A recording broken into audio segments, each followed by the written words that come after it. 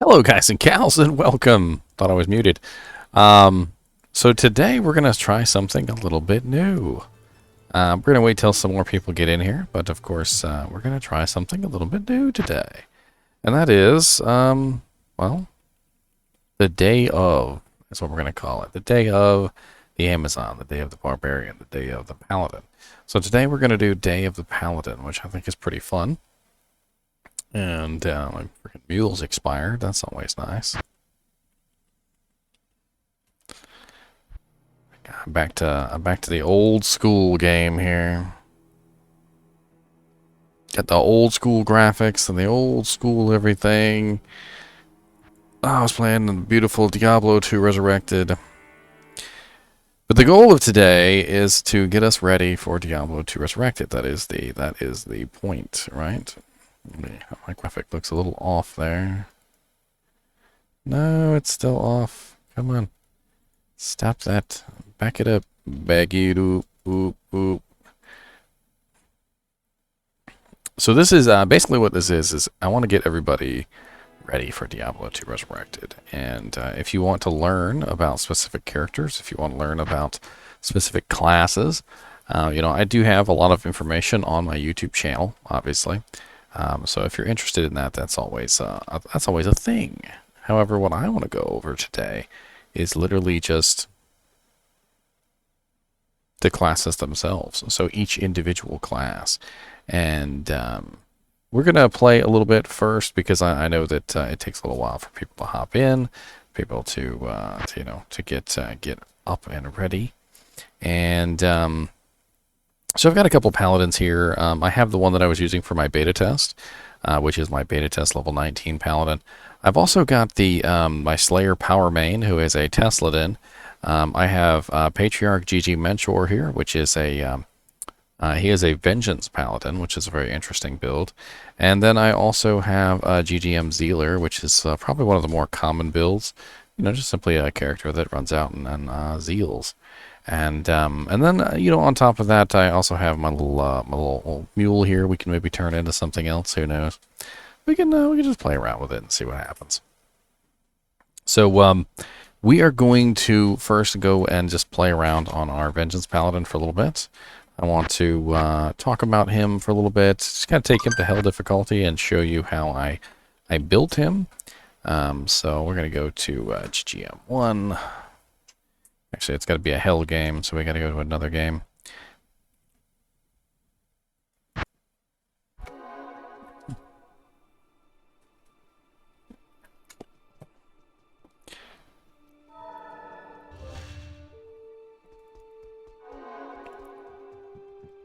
All right.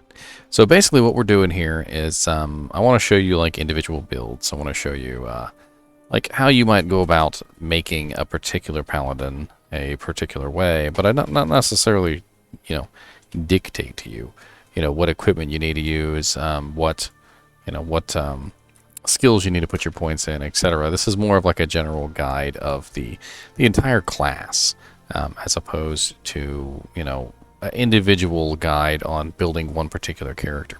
So this particular character is a Vengeance Paladin, and the whole purpose of him is to use two particular skills. Number one is the Vengeance skill, and number two is the skill Conviction. And the two skills very well complement each other, and I'll go over that in detail. Of course, my mercenaries over here just wrecking shop. What's up, Deviant Brute?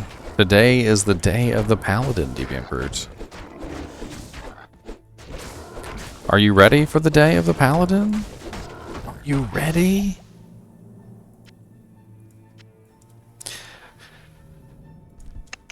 So first off, we're going to cover the ones that I do have. So we're gonna cover the paladins that I have on me, and then after we cover the paladins I actually have built, we'll start covering some of the paladins that I don't have built. And hopefully by the end of today, we'll have gone over just about every paladin in the book. And we'll talk about all the individual skills, and we'll go over all the individual details together. So the first thing I guess I should start out with is the shield. So the Paladin, you will generally not see a Paladin who is not using a shield. And the reason why you will generally not see a Paladin that is not using a shield is because the Paladin just has such a huge benefit to his shield ability. One of the benefits right off the bat that I can talk to you about is the breakpoints. So Paladin has one of the absolute best breakpoints in faster blocking. And that is even without Holy Shield. So before you even apply this amazing ability that he has, which is an amazing defensive ability, Holy Shield, the Paladin has the best blocking out of every class in the game. He can successfully complete a block animation faster than anyone, even with 0 faster blocking, and he can successfully pull his shield away and block again. Whereas everyone else has to take this really slow blocking chance. And what's up, 2016? So the reason why you see a lot of paladins using a shield in general is just because they have such good faster blocking rate that they can actually very easily get their faster blocking down to 1 frame. So if you can imagine, 24 frames is 1 second. So a 1 second animation is 24 frames. A paladin can block in 1 frame, which is the equivalent of 1/24 seconds. So 1/24th of a second is how quickly they can block with their shield. And it's important because when you are blocking with your shield, you can't do anything else until that blocking animation completes. Well, because Paladin can block in 1/24th of a second, they can block again after that 1/24th of a second is up. So they can block 24 times in the same period that someone who has, say, 24 second or 24 frame block can block. And there are some characters who have pretty close to 24 frame block. If you are in an Amazon, for instance, and you're using a non-spear based weapon and you have a shield on, so if you're using like a sword or a mace or something like that on an Amazon, you actually have like 18 frame block on an Amazon. It's absolutely the most god-awful block in the world. So what you say, Deviant Root? If you're losing money if you don't do block on a paladin. Pally Shield is so OP with res on bases for rune words. Yes, and that's some of the other things that you can talk about in terms of shield is that paladins just have these amazing shields that they can use. There are some really godlike shields, and let me show you one of those right off the bat. So I've got, I believe it's on GGM Loot. GGM Loot. What's up, beautiful lady? I see you got your Public Enemy shirt on. So this is one of those godly shields. It's called the Herald of Zakrum shield. And as you can see, it's got +2 combat skills, +2 paladin skills, 30% faster blocking, 30% increased chance of blocking, bonus to attack rating, strength, vitality, all resistance is 50. You know, it's just an amazing shield all around. And there are shields like this all throughout the Diablo 2 universe that are just amazing for paladins. Low-level shields, high-level shields. There's dragon shields that increase your fire damage. There's shields that have tons of elemental damage on them. All sorts of things like that. And even ethereal versions of the shields, which you could socket with a Zod rune if you wanted to. Like, this wouldn't be a bad one to up to the Hell difficulty version. And then once you get it to the Hell difficulty version, socket it, throw a Zod rune in there, and you'd have some amazing defense on a shield. I mean, it would be pretty much godlike. And Holy Shield also enhances the defense as well, so your defense would just go through the roof. So let's go back to my my Conviction Paladin here, who is level 92, by the way.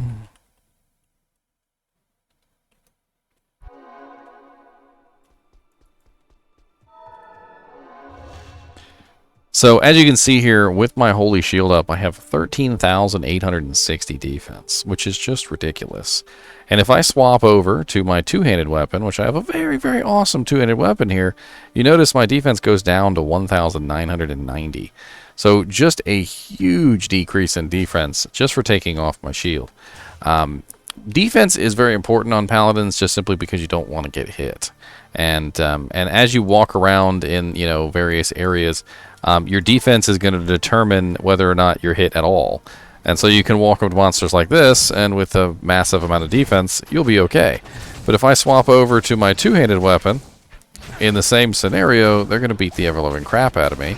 Because with no shield, not only am I not blocking, but I've lost massive, massive amounts of defense, and they can just take me out. Now, my merc over here is more than capable of handling this himself.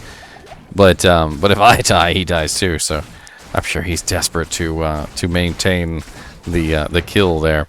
However, if you look at my damage with Vengeance, 3,320 versus 13,000, you can definitely see that the two-handed weapon offers a bit of an advantage there as far as DPS is concerned. So it's almost as if by taking off my shield, I swap from a tank class to a glass cannon. I can just walk up to things and I can just absolutely demolish them with one hit. But can't really take any damage in return, which is not exactly the best thing in the world. So builds on the Paladin. Let's you're probably going to run Holy Shield on just about every build, and I think it would probably be prudent to talk about those first. So let's talk about the builds that you would not use Holy Shield on. So there are a few builds that you could not build Holy Shield on. All right. So one right off the bat that would come to mind is Charge. As a Charge Paladin, you don't necessarily need Holy Shield, and building Holy Shield on a Charge Paladin may actually hold you back. The entire purpose of a Charge Paladin is to have a massive amount of damage that literally goes through the roof in terms of like how much you can output. And if you take a look at my damage with Charge with a two-handed weapon, I'm looking at 6,236, but with a one-handed weapon, it's only 3,220. The whole purpose of Charge Paladin is to hit as hard as humanly possible in one huge physical damage hit, and I believe at level 20, when this thing gets to its max, you're looking at like plus 1,200% extra damage. So as you can see, I only have it at level 9, which is fairly low. And if I swap it over my shield, I've got it at level 11. But when you get it up to its max, Charge can actually hit for some amazing damage. And let me just go charge some monsters real quick, just for laughs. We'll just run into them and laugh as we do so.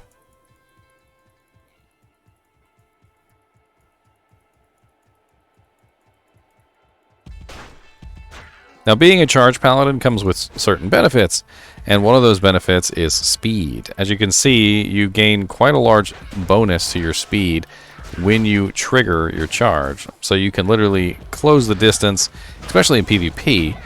Charge Paladins are fairly effective. Now, you usually have to combine it with some other skills to make it extremely effective. Like, for instance, you wouldn't want to combine it with Conviction. Instead, you would want to combine it with something like Concentration, because Concentration is going to offer you that 20% chance to be uninterruptible, and that's going to be crucial for when you're trying to get through to targets. So you really want to get in there, and you really want to not be interrupted while you're making your charge. Now, you could go with Might. I've seen some Charge Paladins who go with Might instead. And some Charge Paladins go with Fanaticism, but in my experience, you're very vulnerable during the time when you're charging, and I've noticed that you can be very easily interrupted during the charge. And that 20% chance uninterruptible is actually very nice. I'm going to go to a Paladin that actually has Concentration.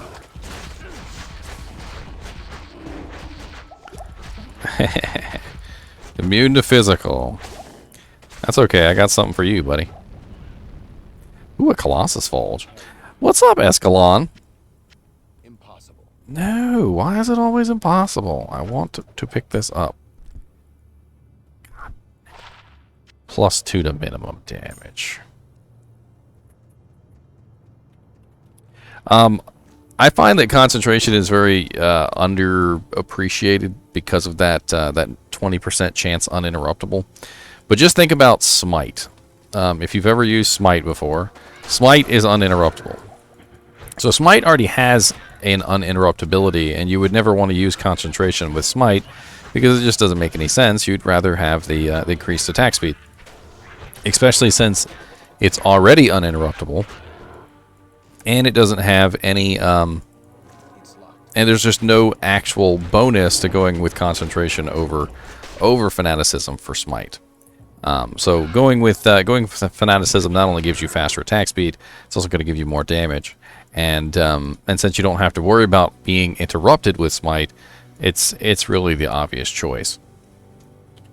So Smite in particular, because it does not require any attack rating, tends to be one of the most I'm going to say broken abilities in Diablo 2. It's definitely not I don't really know how to put it. It's certainly not ever going to do poorly, I guess would be the term. Unlike Zeal, which has an attack rating requirement, or Vengeance, which has an attack rating requirement, or Sacrifice, or Charge, all of these things actually have to roll to hit the monster. So when you go to your abilities and you click on Zeal, Zeal tells you have a 79% chance to hit a Carver. So there is a pretty huge percentage chance there that you will just outright miss the target, and it's not the greatest thing, especially if your attack rating isn't high enough. You'll whiff a lot of attacks. And in Diablo 2 Resurrected, they actually added a miss indicator, so you can actually see when you miss the target, which is pretty cool. I actually did find it was quite useful, especially in the situations where I was missing, but I wasn't actually missing. So those are situations where you've been desynced, you're not near the target's not near you.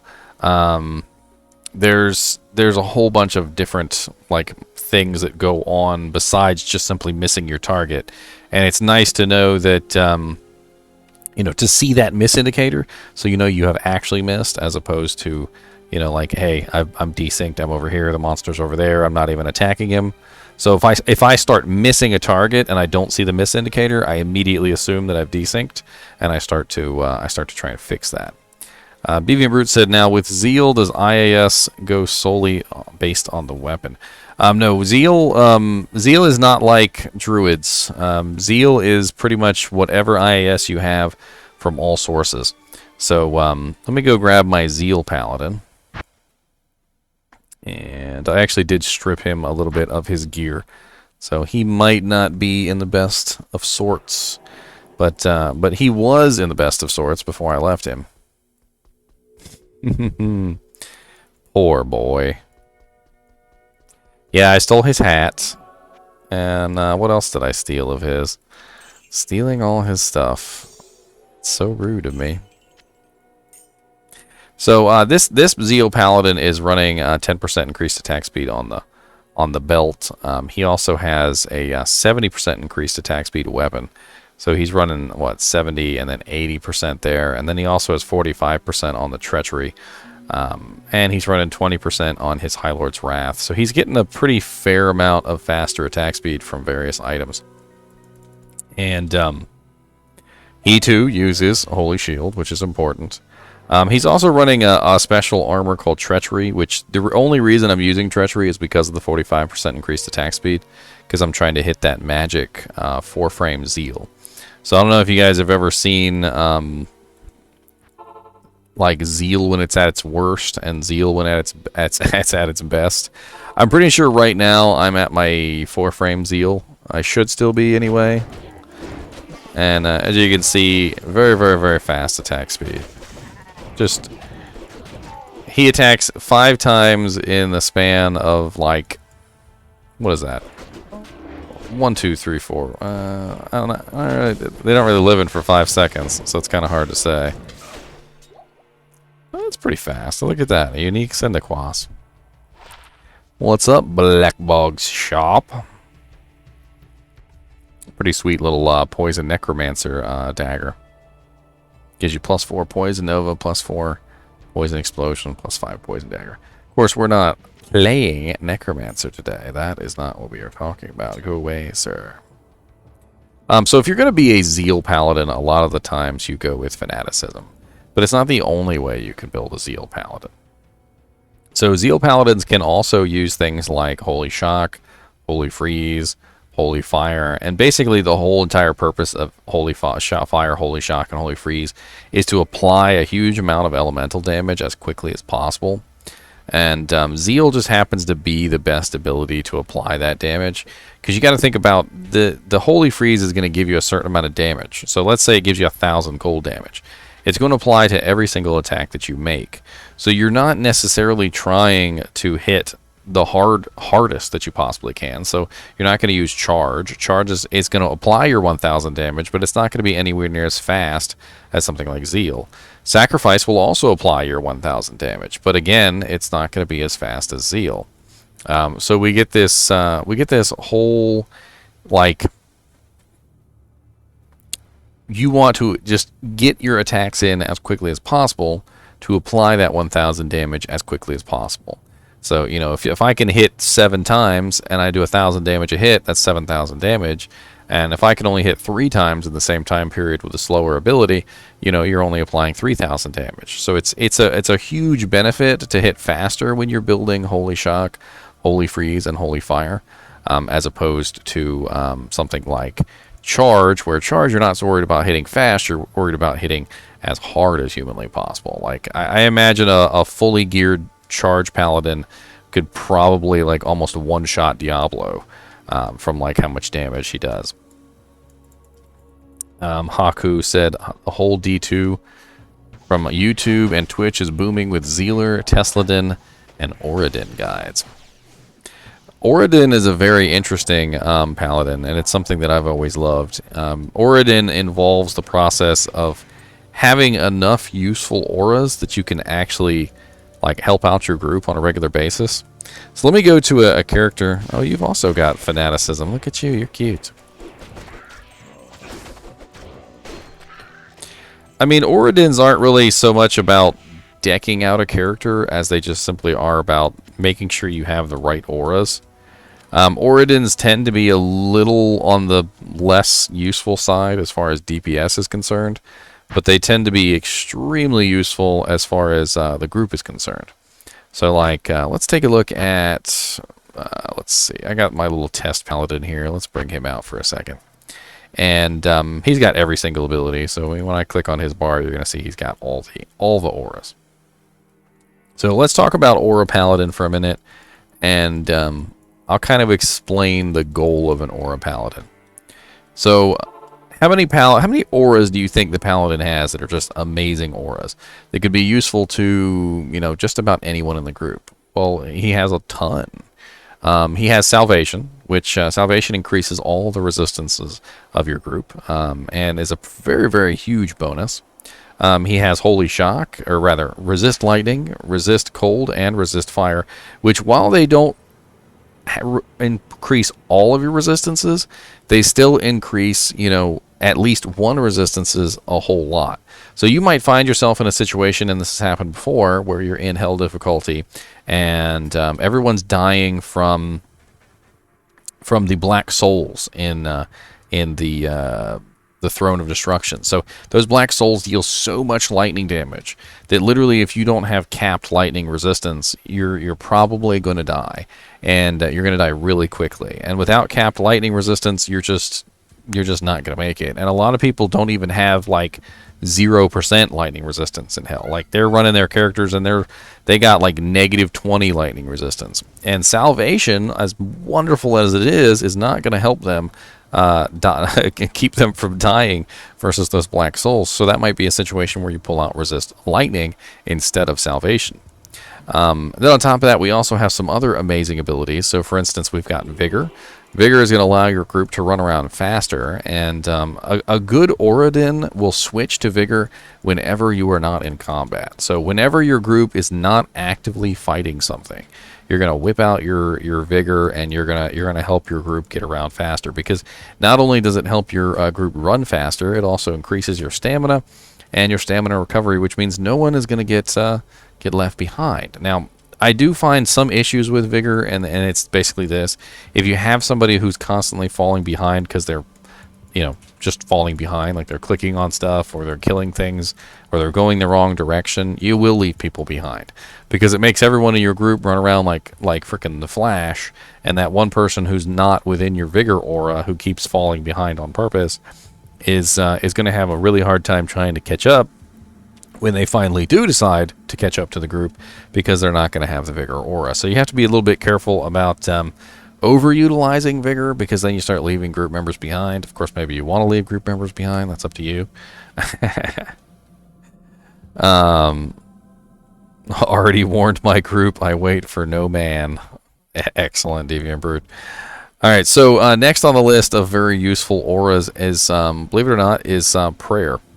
So it might not seem like prayer is a very useful aura, especially when you look at it and it only heals 25, per second? Or, I don't think it's per second, but it actually drains your mana as it heals too. You notice how my mana is just steadily draining away? It's just awful, right? Well, the reason why I'm going to say that prayer is a good aura is because prayer synergizes with cleansing and meditation. All right. So what you do is as like an aura paladin, you build up your prayer a little bit so that the synergy transfers to meditation or transfers to cleansing. And then what you do is you whip out your meditation aura, and your meditation aura will also have the 25 life healed every 2 seconds from prayer. Notice how it says prayer, 25 life healed every 2 seconds. So meditation has now gotten the effect of prayer. So you can put 20 points into prayer, and then when you pop on meditation, even if your meditation is only level 1, meditation will now have a very nice healing effect attached to it. Same thing with cleansing. Cleansing also gets the healing effect attached to it. So if you go over to cleansing, and cleansing can be very clutch in certain situations, and I swear I can't find it. Cleansing can be very, very clutch in certain situations, and I totally just pressed the F key to zoom in, and it didn't happen, and I hope you guys are happy now, because now I'm having Diablo 2 Resurrected withdrawals. The reason why it can be very effective is because you can use it in situations like Radamant, Coldworm the Burrower, inside of the throne room, which is something that we're going to be a lot. There is a huge amount of poison damage that comes from the Act 2 group of monsters in the throne room, and you just pop this on at the right time. Okay, it doesn't need to be on all the time. You just keep it on your bar, and as soon as you're in a vicinity of poison monsters, like Act 2 is a very good poison area.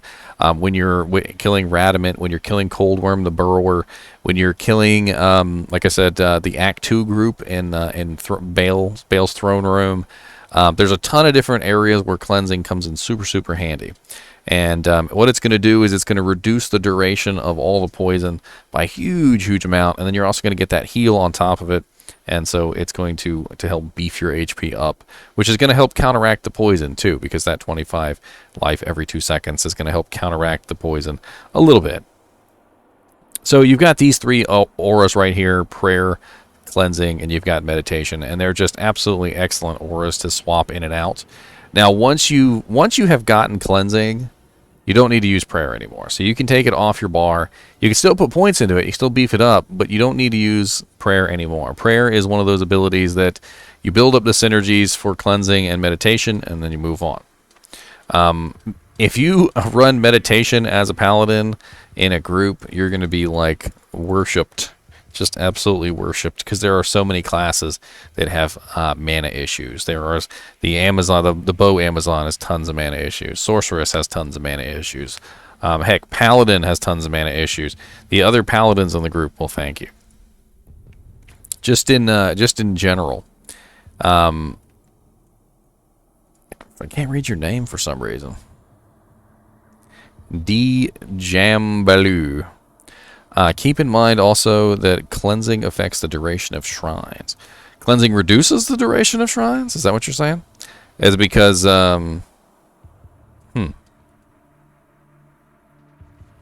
So Deviant Brute said, so I know MF is shared with your Merc. Now, if you give your Merc the meditation aura and the Paladin does your Merc's aura get your prayer benefits?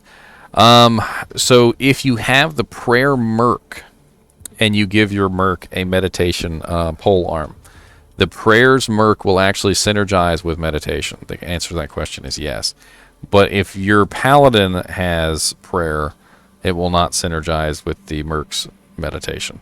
So your best goal there is, if you want to get that synergy, just buy the prayer Merc, and that way when you put the insight polearm on the prayer Merc, he will get double prayer bonus. Okay, so you will get the prayer aura, and you will also get the prayer synergy to meditation. So when he has meditation and prayer up at the same time, you will actually be getting double healed. It's actually a technique that a lot of people use. So for instance, let's say, I know that Mercs don't have level 25 prayer, but let's say, for instance, he did have level 25 prayer with 25 heal. 25 heal would give you that 25 heal that he has, and then when he runs meditation, you would get a second 25 heal, so you'd be getting plus 50 every 2 seconds. I believe I actually have that set up on a character. I think I have it set up on my Necromancer. I'm pretty sure.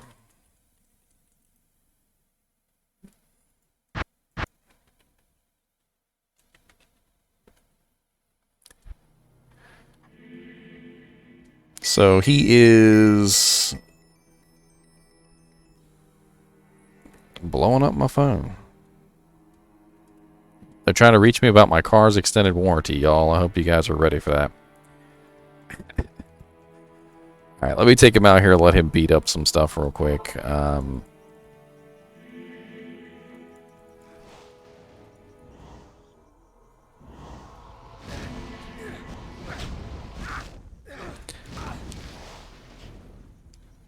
So right now I have his meditation aura on me, which does give me the regen already.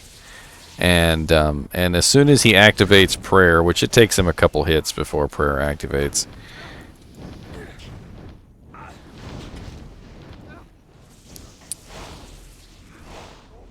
And let me see if I can...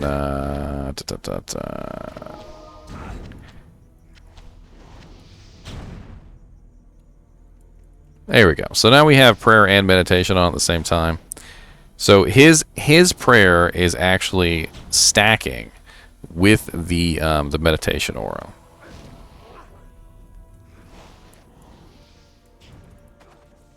I mean, I streamed Diablo 2 Resurrected so much I don't even pay attention to it. I probably did forget to change the tag. So anyway, that's an interesting way you can use that aura combination. And let me go back to my little newbie paladin here.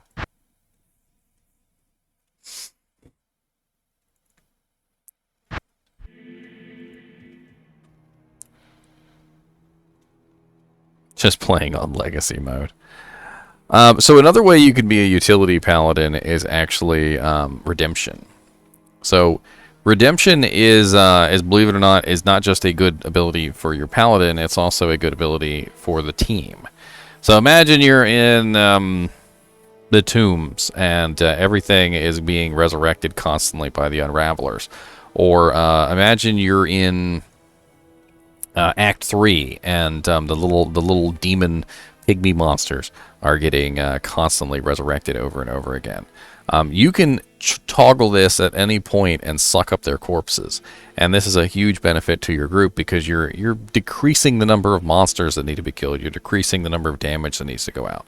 Now, granted, keep in mind that redemption is probably not something you want to use when there's a Necromancer in the group, because the Necromancer is going to need those corpses to to summon his undead army, to corpse explode, things like that. That's how he does his damage. But if there's no Necromancer in the group and you don't have anybody who's using corpses, redemption is actually amazing to get rid of those corpses so that you can essentially move on, quicker. 2016 said, I just bought Diablo 2 from the Blizz shop, $10 to play till September 23rd. I think you got to get the expansion to 2016. You might want to check that out.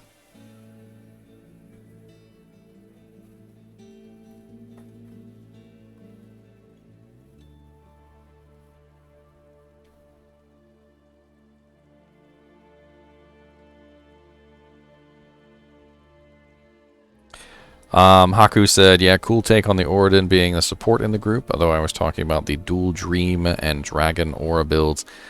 So yeah, those revolve around the Holy Shock and the Holy Fire builds, and I know what you're talking about. The Holy Fire build is using all the dragon equipment. That's why they call it the dragon build. There's a dragon shield. There's a really nice, what is it? The dragon. God, I can't even remember all the little items. They all start with dragon though, and they're all fire enhancements. And then of course the Dream rune word increases the Holy Shock and actually stacks on top of Holy Shock, which gives you massive amounts of lightning damage, which is really awesome. Then we also have Conviction, which is another way that a Oradin can be helpful to his or her group.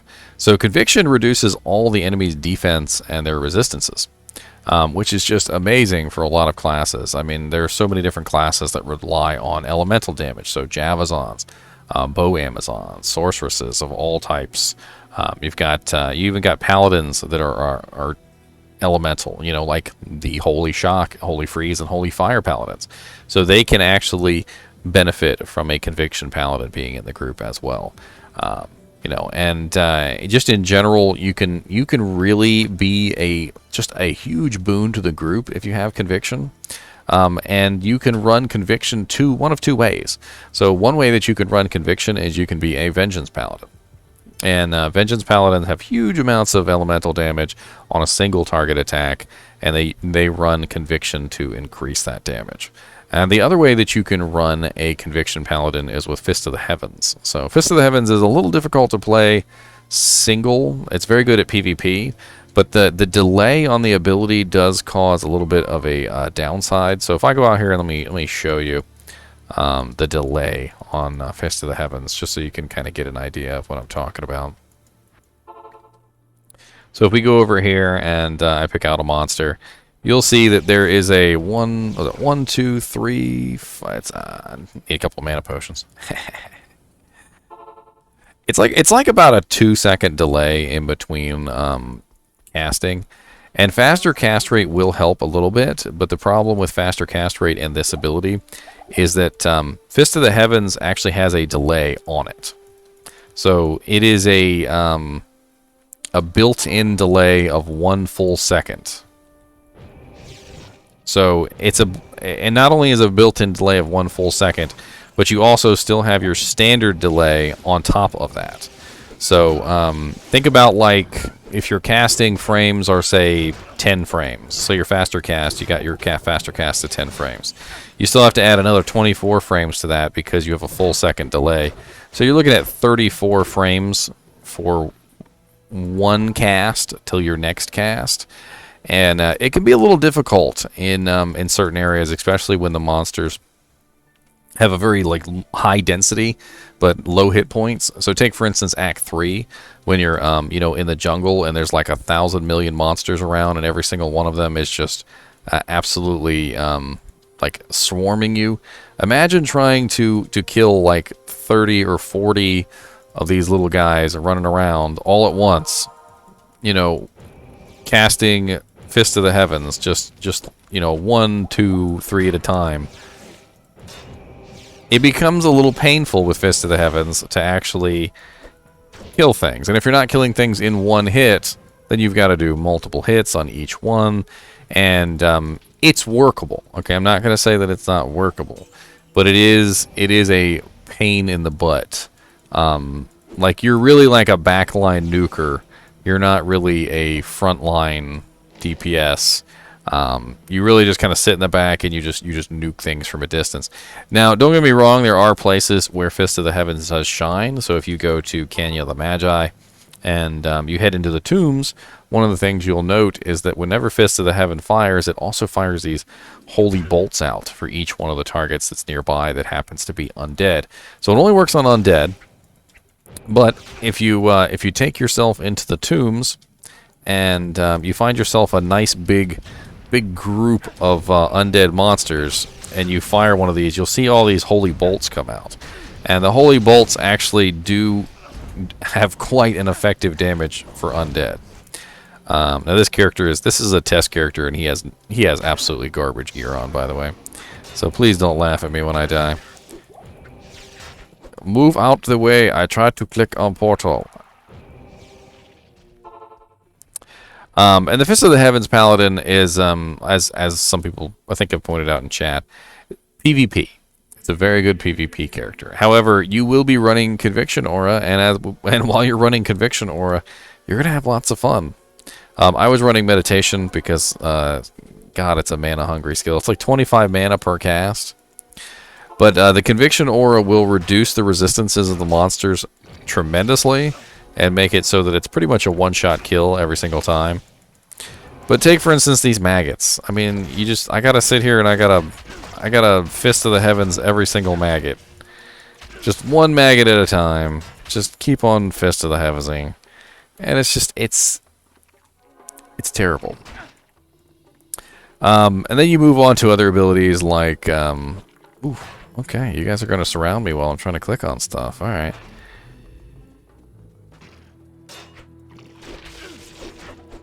Back off, suckers. I don't have the attack rating to be here. Fist of the Heavens is $300. Dung beetles are annoying. That's right, they are annoying. Hammerdin with Thorns. Well, Thorns tends to be rather lackluster later on Let's Thrive. It used to be really good a long time ago. I'll say that much. Like, it used to be pretty sweet. I think, like, pre 1.09, I remember, like, being so overpowered broken that a lot of the times I would, I'd go into PvP duels with like, paladins and stuff like that, and they would just... I mean, yeah, paladins, barbarians, all sorts of stuff. And all I had to do was put up my my thorns, and they would just instant die. But ever since 1.10, especially in PvP, they made thorns really, really ineffective. So if you go out into places and you let monsters just beat on you, they really just don't kill themselves anymore. I mean, like, take for instance these two guys right here. I can just let them sort of beat on me for a little bit. And this is with level 20 thorns, by the way. And level 20 thorns is a pretty large amount of damage return. It's 1,010%. And he finally did kill himself. The problem with this is that, number one, the paladin blocks a lot. All right, so for thorns to activate, they actually have to hit you. It's not, they can't miss, they can't hit your be blocked by your shield. It has to be an actual hit that contacts. The second problem is regeneration. So monsters have a regeneration built into them, and they just simply will automatically regenerate most of their health before they manage to hit again, especially if you build your paladin right. So if you're building your paladin correctly and you've got a nice amount of block, you've got decent defense, they're not going to be hitting you very often, and they're going to not kill themselves. To build a Thorns paladin, you would almost have to be like a naked paladin that just simply allows himself to be beaten, like raw HP and like no armor. So you'd have to have like 0 armor and walk into a battle and just absorb every attack that can be thrown at you, which is going to be pretty hard. Honestly, I think I'd probably recommend concentration. So concentration gives you a 20% chance to be uninterruptible. And that 20% chance to be uninterruptible will prevent most monsters from stopping your charge. You can also go with Might, as Deviant Brute is saying, but it's basically a matter of just preventing the monsters from stopping your attack. Ooh, Holy Freeze and Fire Spam. You guys are rude.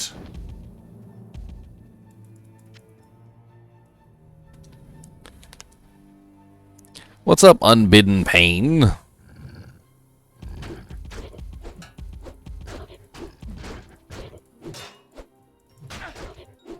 So Thorns is entirely physical damage, Angry Birds. And if you really want to make Thorns work, you're going to need amp damage. I've played around with Thorns a lot, especially on my Necromancer, because Necromancers tend to be very, you know, spread out. So you got all these minions, you've got all these skeletons, mages, and everything, and they are getting beat down. They don't have shields, they're not blocking.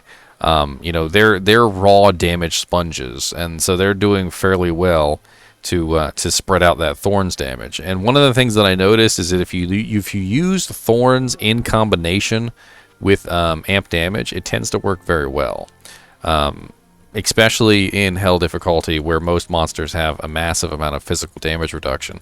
The only real issue with Thorns that is it makes it still not like entirely viable is that monsters just have these huge hit point pools in Hell difficulty, and Thorns is only returning their meager damage back to them. So even if you have like 1,000% Thorns and the monster does say 500 damage, and you send that back to them with amp damage, which increases that by 100%, it's still not enough to really be like a massive amount of damage to that target. And then the other problem is the regeneration. So most of the time when you're attacking a target, you're attacking that target until it's dead. Well, if you attack a target for like 2,000 damage and then you just leave it alone, it just regenerates all that health back.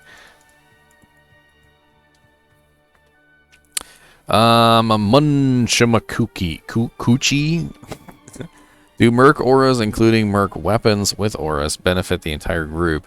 If so, is there a cap on how many auras you can be benefiting from? The answer is no, there is no cap, and the answer to the other question is some. So some auras will benefit the entire group, and some auras will not. So for instance, Holy Fire and Holy Shock only benefit the Mercenary, whereas Holy Freeze, even though it doesn't give any benefit to your group, will also slow everything down, which in turn also does sort of benefit your group. So some auras are inward auras, and they only really help you, and other auras are outward auras, and they help everyone. So, like, for instance, Holy Shock, wrong one, Holy Shock only affects you. So, as a paladin that runs Holy Shock, or if you have, like, a merc and you put Dream on him or something like that, it's not going to help everyone in the group. It's only going to help you. Whereas if you run an aura like Concentration helps everyone. You've got Sanctuary, only really helps yourself, although it's a wide area. So I guess you could say anyone inside the Sanctuary aura would get a little bit of a benefit because they're being you know, it's knocking things back away from them. Although it could also knock them towards them too. You know, it just depends. Some auras like Fanaticism give less effect to the party. So if you actually look at them, they say party damage plus 186%, but then it says your damage plus 373%. So as an aura, Fanaticism tends to be more of like a selfish one, whereas things like Concentration and Might tend to be more outwardly helpful. So like if you're a group paladin and you want to beef up your group's damage, Concentration gives more damage, raw damage, and the chance to be uninterruptible. But Fanaticism gives that extra attack speed, which is very nice too, the 35% increased attack speed. So it kind of depends on what your group needs. Do they need raw damage, or do they need increased attack speed? Now, I've always, like, as a paladin, I've always really loved Concentration's chance uninterruptible. Like, I've always felt like it was just an amazing ability. But as you can see, the difference in speed between Concentration and Fanaticism is just huge.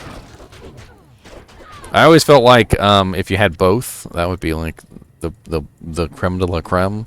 Like maybe Concentration on yourself for the damage, and then, or Fanaticism on yourself for the damage, and Concentration on a merc. But I don't think you can get Concentration on a merc, so it would have to be the other way around.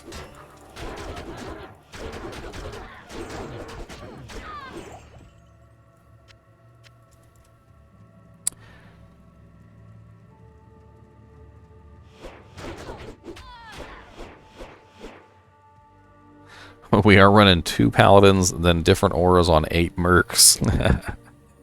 Nice. No mercs can wield a shield because they can't block. Even the Act 3 merc that actually can use a shield, he can't block.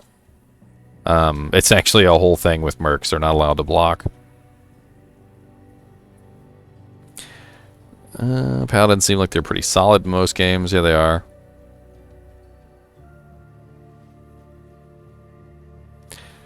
So we also have the Hammerdin, of course. So Hammerdin is a very interesting character because it's probably one of the main two like caster class paladins. So you've got Fist of the Heavens, which also involves Holy Bolt, and then you also have Blessed Hammer.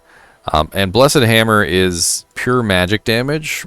It also has a 50% damage bonus to undead because it is a hammer. All hammers get 50% damage bonus to undead. The only aura that increases the damage of Blessed Hammer is Concentration. And Concentration only beefs up the damage of Blessed Hammer by 50% of its written value. So as you can see here, I'm at 345%. That means that it's only beefing up Blessed Hammer by 100 and what, 50, 60, 70, 173%. But as you can see, with 3,590 damage, with a very nice spread, by the way, 3,516 to 3,590, it's just a huge amount of damage. Now, the main issue with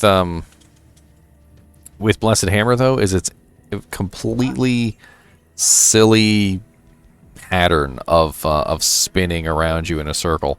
Something that you will have to get used to. If you've never played a Blessed Hammer Paladin, it's one of the silliest things about Blessed Hammer. You basically have to place yourself sort of in the correct locations to make sure your hammers are actually hitting the targets. And it just kind of spins around in a circle. Just spinny, spinny, spin. And you can't really like direct them at anything. You kind of have to put yourself in the thick of it. And they can completely miss targets too. So, you know, if the target is in just the right spot, like they will just completely avoid your attack entirely. In fact, one of the main ways that you attack things is you pretty much just walk straight up to them. Because the only real hammer that is absolutely 100% where you want it to be is the hammer that is directly in front of you. And, meditation, where are you? God, I have too many skills. Can't exist.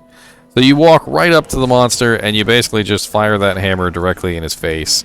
And that hammer will always hit him. Now, of course, I took my concentration aura off. So I've lost a huge percentage of my damage.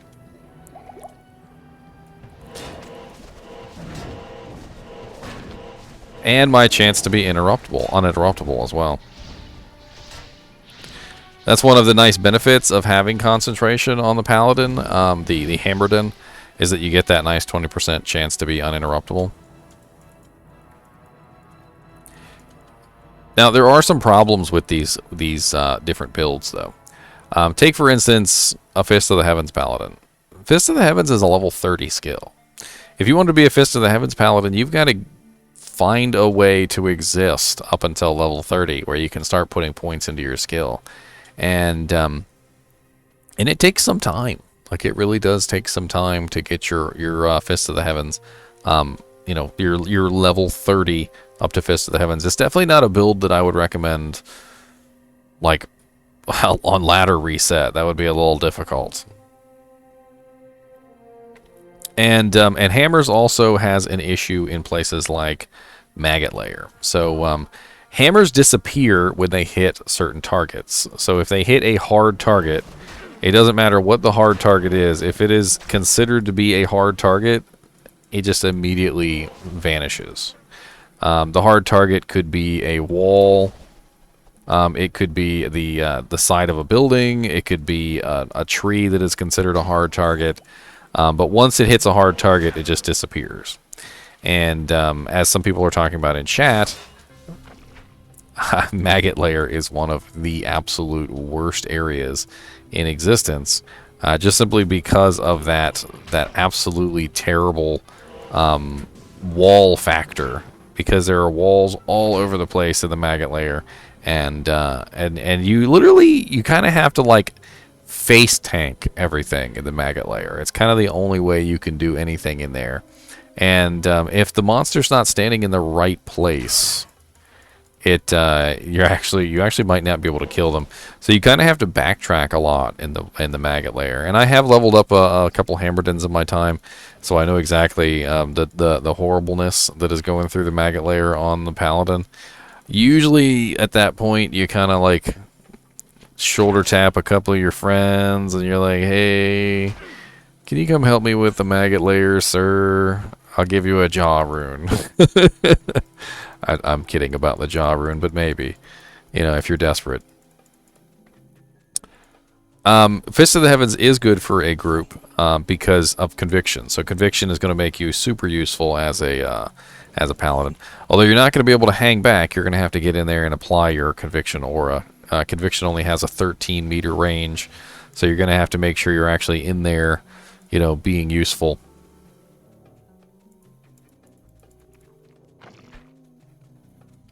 I mean, at a certain point, if you were struggling in the maggot layer, depending on what difficulty you're in, of course, you might just switch to a melee sword or something like that for a little while, and just deal with it.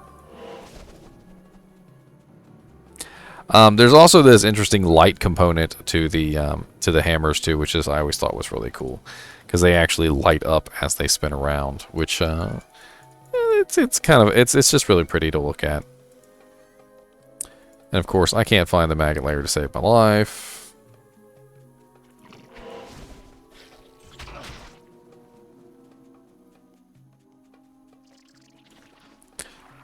What's up, maggot layer? You gotta be up here. It's like the only place left. So, the reason why it's just so awful in here as a paladin is because the walls are so close together that your hammer immediately hits the wall and stops.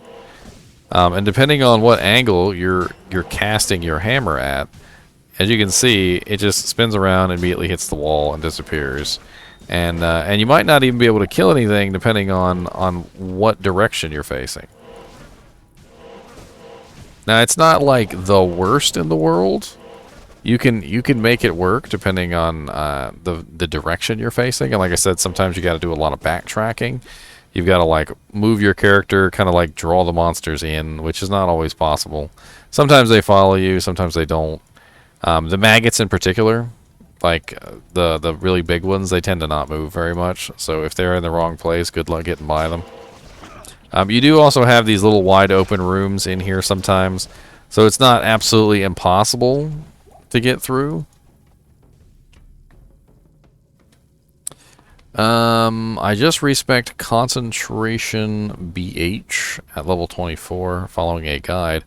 I have normal Act 3 and I hate it. I miss almost everything and chugging health pots like a madman. Concentration BH. What is BH? I'm like, oh, Blessed Hammer. BH. I'm stupid. I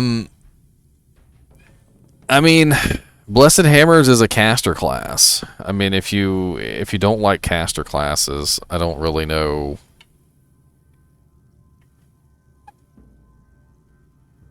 I don't really know what to tell you. Did you know it was a caster class before you respect into it, Thornerism?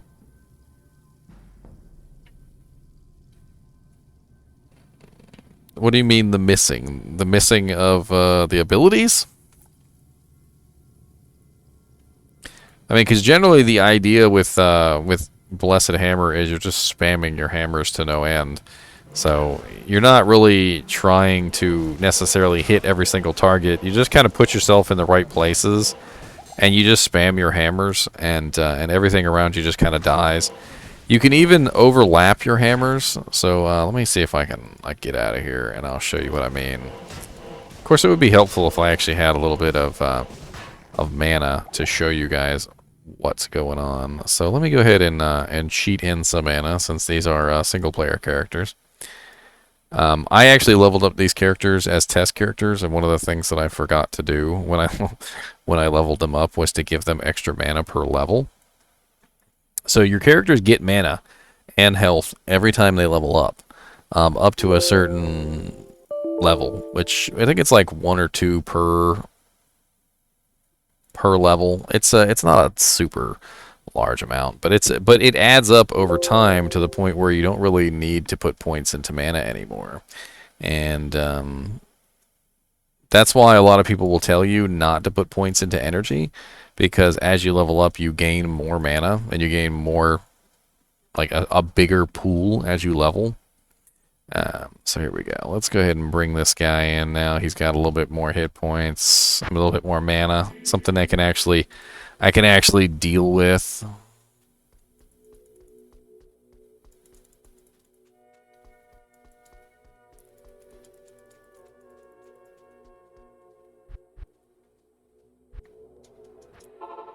Alright, so let me whip out my concentration aura here, and we're going to pretend we're a real live Auradin. I mean, Blessed Hammerdin. So your goal is to cast as many as you can, and then you kind of move a little bit, and then you cast it at another location, and you move a little bit, and you cast it at another location. And the goal of that is to get the monsters to move with you, and walk into, essentially, the stream of hammers. Now, granted, Hammerdins do have some issues with monsters that stand still. So if the monsters never move, you really can't do much about it. Like, for instance, these quill rats, you kind of just have to go up to them and hit them. Usually what you do is you get kind of like in the center of them and you start spamming your hammers. The faster you can spam your hammers, the better, because what you want to do is you want to get like a kind of like a full rotation. So let me see if I can do this real quick. So this Hammerdin, he doesn't have a lot of faster cast, but this would be a full rotation. So we've got a full set of hammers flying. And once you have a full set of hammers flying, you kind of move your position a little bit, and then you start another full set of hammers flying. And by overlapping them, you can usually hit just about everything. It's usually not that big of a deal. Especially with big groups of monsters, so you just kind of fire off your hammers, and you move a little bit, and then you fire off some more hammers, and you just kind of keep doing that until you've got everything, or most of it, dead. And then once you get most of it dead, then you can focus on the 1 or 2 monsters that are still left alive.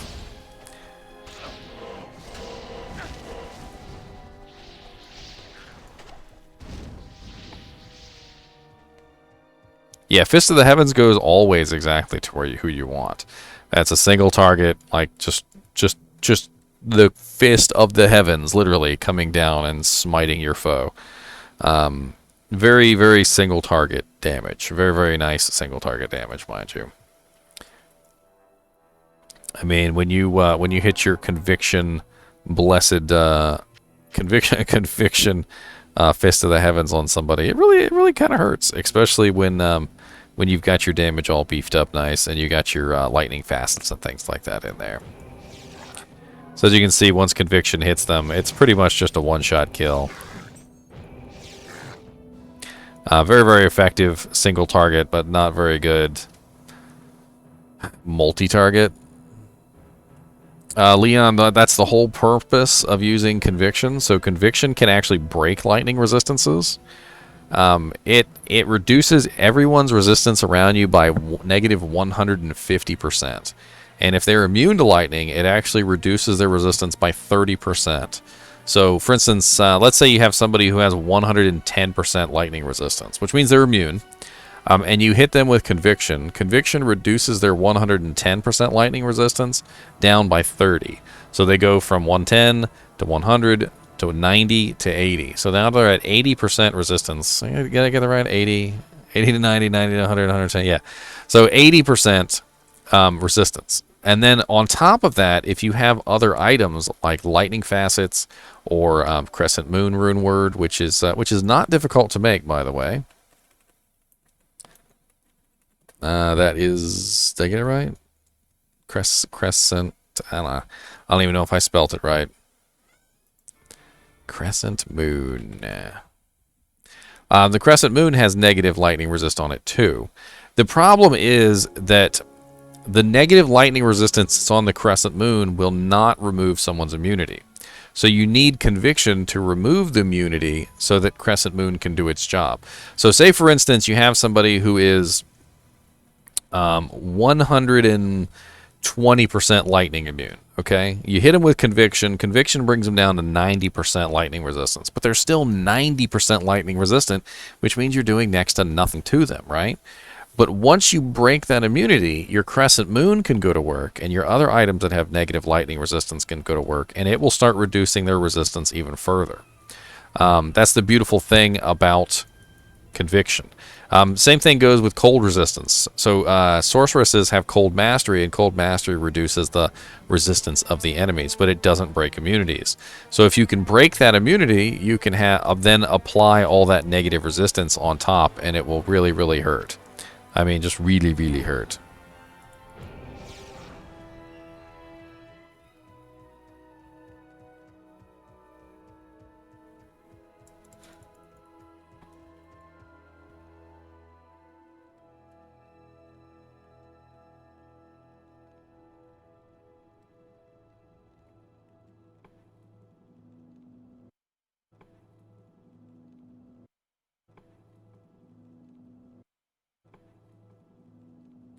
What's up, Dark Enil? We are. What's up, Dark Enil? We are. What's up, Dark Enil? We are. What's up, Dark Enil? We are. What's up, Dark Enil? I have no idea how that happened. That was a lot, though. That was a whole lot.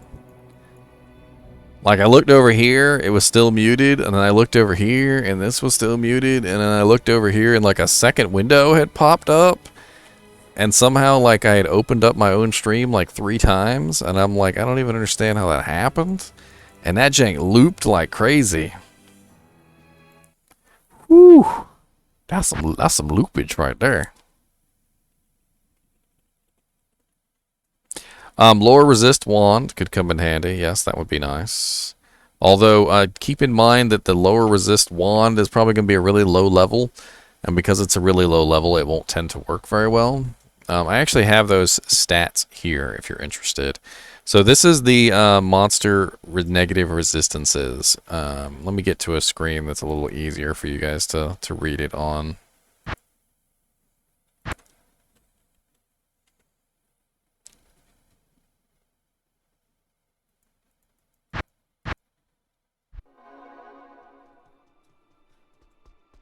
So this is Conviction up at the top. And as you can see, at max, it reduces the lightning resistance by 150%. But it's 30% of, or sorry, 20% effectiveness versus immunes, all right? So if you have a rather lower resist ability, like a level 5 lower resist on a wand, it's not going to be anywhere near as effective as, for instance, a max lower resist ability, which even at maximum, lower resist will only break immunes by 14%.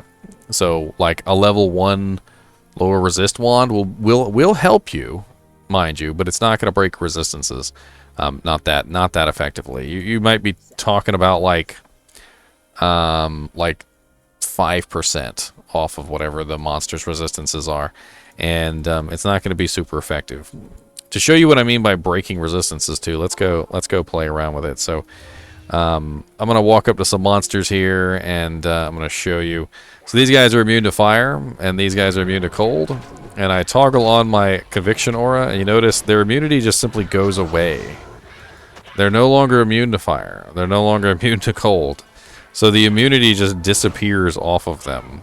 And then when I take my Conviction aura back off, the immunity comes back. The immunity also works with amplify damage too. So when you come across a monster who's physically immune and you cast amplify damage on them, it will remove the amplify damage as well, or the physical immunity as well. And let me take that up off the screen. Beep.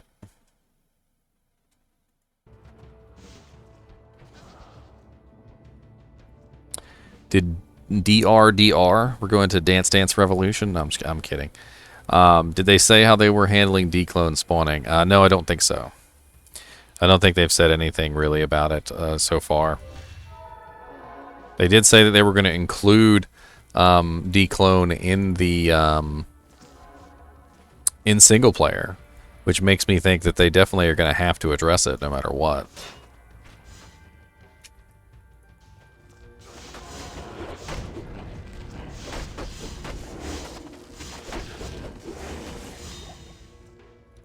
We need anti-charms for everyone in our group, and we have quickly grown to 17 players ready to push ladder hard. 17 players, Deviant Brew.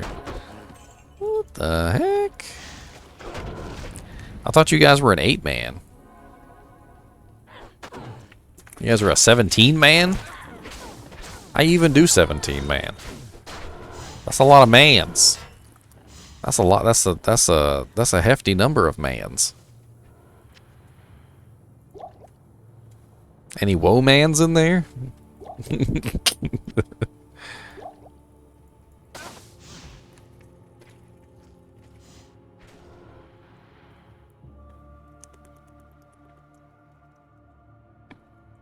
What's up, lie that you adore? I see you with your little hydrate command. Don't think I ain't noticed. Spending them 500 chinchilla turds. 100 chinchilla turds. Yeah, boy.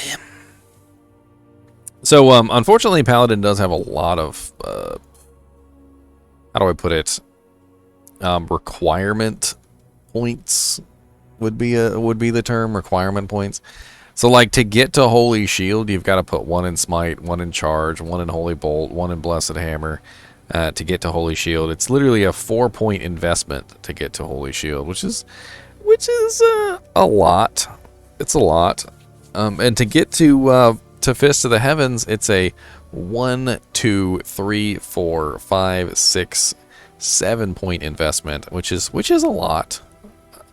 I was actually theory crafting a couple Fist of the Heavens builds, and every single time I did it, like I was like, man, the point cost on Fist of the Heavens is just so high. Like just trying to get there, you know, on your various trees. So like for instance, Holy Bolt and Holy Shock are the two auras that are the two abilities that synergize with Fist of the Heavens, right? So you need 7 points to get to Fist of the Heavens. You need 1, 2, 3, 4 points to get to Holy Shock, and then you get another points into Resist Lightning, and so you're looking at 4, 5. 6, 7, 8, 9, 10, 11, 12. Basically 12 points just to even like get set up in Fist of the Heavens. And it's a lot of points just to get set up into Fist of the Heavens. And then you know, if you want to, you grab Holy Shield too, so that's 13, 14, that's 15 points just to get set up. It's pretty difficult. Nemo said, I play single player and got enough runes to make Enigma for my pally. However, I hesitant to cube 2 burrs into a jaw, as burrs are actually slightly rarer. I will be happy to hear your thoughts here. Now I do trav runs hoping for a jaw. As Haku said, one of the best ways to get yourself a jaw rune, I think, is Hell difficulty, Arcane Sanctuary, the Ghosts. If you're feeling feisty, you can also do Maggot Layer. The Swarms in Maggot Layer have a pretty good chance to drop runes. Also, the number of players in the game has a huge effect on the number of drops of runes, because runes are... There's really not a lot of things that affect the drops of runes, and the only 2 of them is the number of players in the game and monsters that have limited loot tables. So certain monsters have very limited loot tables. Ghosts and Swarms are 2 of those monsters that have very limited loot tables. So Arcane Sanctuary is great because Arcane Sanctuary is full of ghosts, and Maggot Layer is great for runes because it is full of swarms. But of course, if you go into the Maggot Layer and there's no swarms, then there's no reason to go in there. And if you go into Arcane Sanctuary and it seems rather light on ghosts, then also probably not the best place. Arcane Sanctuary is probably a little bit better, though, because you can farm keys, which in Diablo 2 Resurrected, even in single player, you will be able to do Ubers, so that'll be interesting.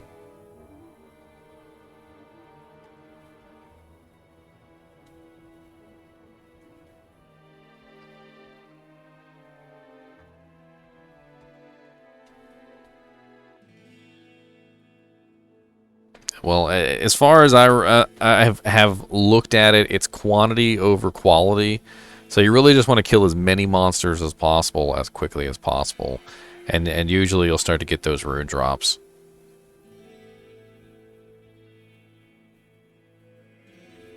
Did you notice the wormhole Act 2 Far Oasis? Can't recall the name. You talking about Maggot Layer? It didn't feel bigger, Onyx. It felt pretty much the same.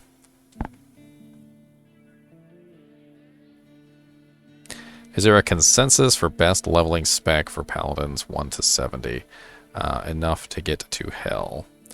I mean, Holy Fire tends to be very strong early on.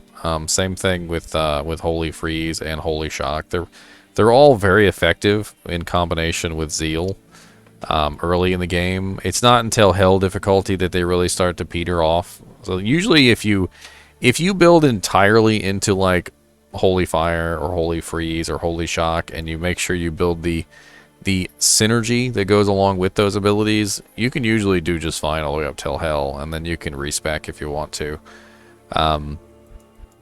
It's really just a massive amount of damage, and you don't necessarily have to do Holy Freeze. You can grab the Holy Freeze Merc, or you can do Holy Freeze and then you could grab the Might Merc or something like that, whatever it is you need. Probably Blessed Aim to make sure your attacks are actually hitting.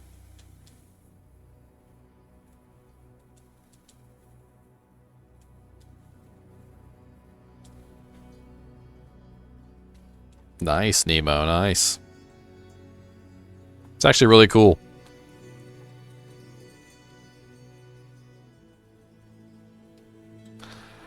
I mean, do I think that Durance of Hate level 2 is still going to be big? Yeah, I mean, Mephisto is a great farming spot. He's an easy farming spot, and I think one of the biggest things with Mephisto is that people like to kill him in the cheesiest way possible, which is to moat him. Hell difficulty, though, you got these stupid Stygian Dolls, and best thing to do with the Stygian Dolls is just let your merc deal with them. I think that's honestly the easiest way. So when you run across the Stygian Dolls, just let your merc deal with the little Stygian Dolls. He doesn't take any damage from them whatsoever, which is nice. So kind of just back off. Of course, if you don't have a merc that can handle the Stygian Dolls, I mean that's a different story. But I don't know what to tell you. They're extremely deadly because of the fact that they can have double damage on their attacks. Some of you guys have been following me for a while, may have already heard me say this, so I do apologize. But basically, the Stygian Dolls, when they die, do 10% of their HP and damage, depending on their current HP. So in normal difficulty, in nightmare difficulty, and in hell difficulty, their HP changes. So that's why they're extremely deadly in hell difficulty, because their HP is so high in hell difficulty. And then on top of that, they also have the ability to proc Deadly Strike. And this is what makes them extremely deadly, is that not only does their damage have 10% of their hit points, but they also have the ability to proc a double on that explosion. So you can kill one or two of these guys, and you might be okay. And then later on, you might kill one or two of these guys, and they might proc Deadly Strike on their effect, and they're going to murder you. Not only that, but their attack is physical damage, so it is a physical damage explosion, much the same way that Corpse Explosion is. Corpse Explosion is 50% physical, 50% fire. So if you have amp damage on you, the explosion will get doubled again, and you'll be looking at quad damage.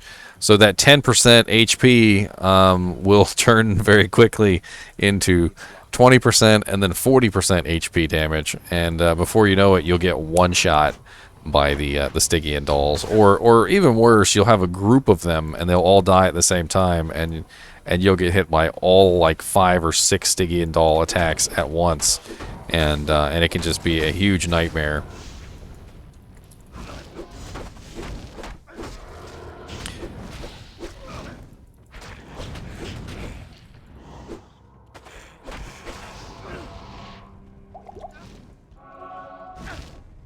Yeah, so if you're farming runes and you want those extra drops, the drops, as Deviant Root had pointed out, is on odd numbers. So the increase in drops is 1, 3, 5, and 7. So there's no increase in drops on 8.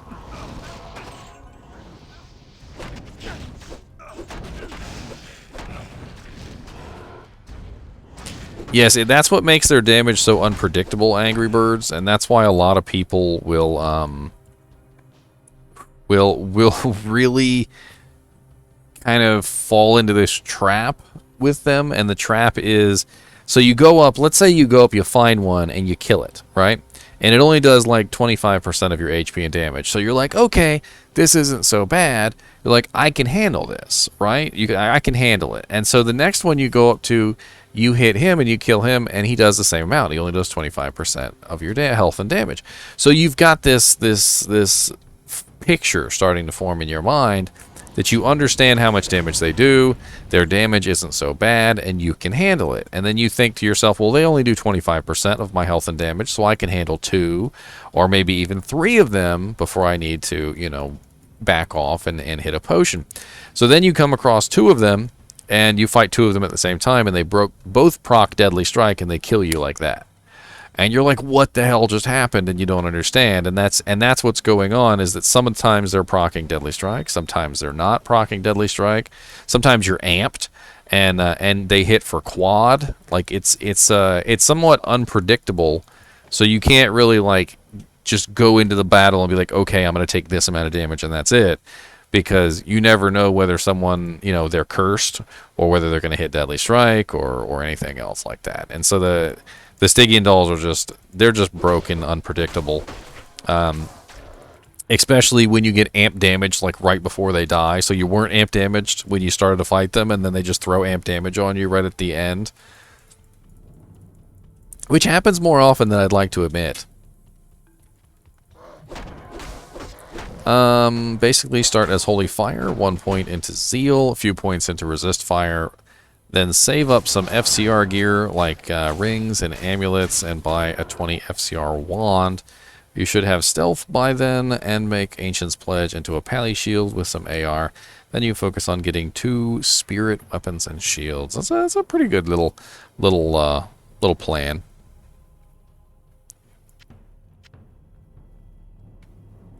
Potions.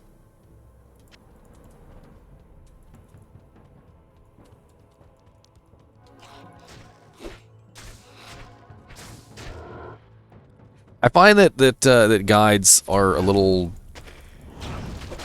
how do I put it? For beginners, if you just go on a website and you find a guide and you follow the guide, you might not have the best time. There's a reason why I'm doing it this, like I'm doing the Paladin this way, is because I really want to answer questions, to help you guys understand how the Paladin works, not just say, hey, put this number of points in this skill, hey, put this number of points in this skill, you'll be fine. I want you guys to actually know how to play the characters, to know why you're choosing those abilities, to know, like, how to actually function as a Blessed Hammer Paladin. Instead of just saying, Blessed Hammer Paladin's number 1, put your points in this way, you'll be fine, and then you actually go and play it, and you get your butt kicked, and you don't know why. And if you play any character wrong, you're going to get your butt kicked, and that's just the way it is. There are pros and cons to every character, every type of build that you can do on the Paladin. You know, like the Conviction Paladin that I'm playing right now, he may be a single target damage god that can kill anything. I mean, he literally has no trouble killing any monster, no matter what his immunities are.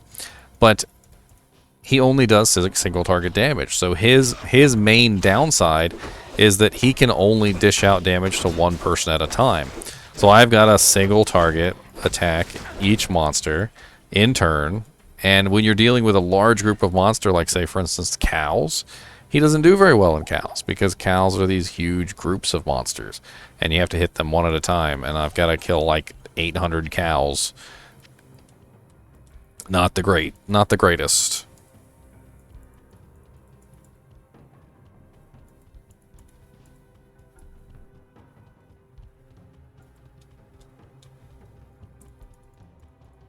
So, what characters are good for single target? What characters are good for AoE? What characters are good for the various? Maybe you got somebody who's good at both, right?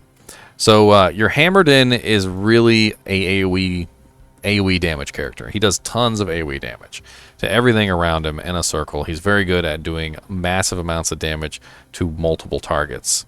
Not as good doing damage to single targets, but you can literally stand directly in front of a monster and you can just spam your hammers in his face, basically face tanking him.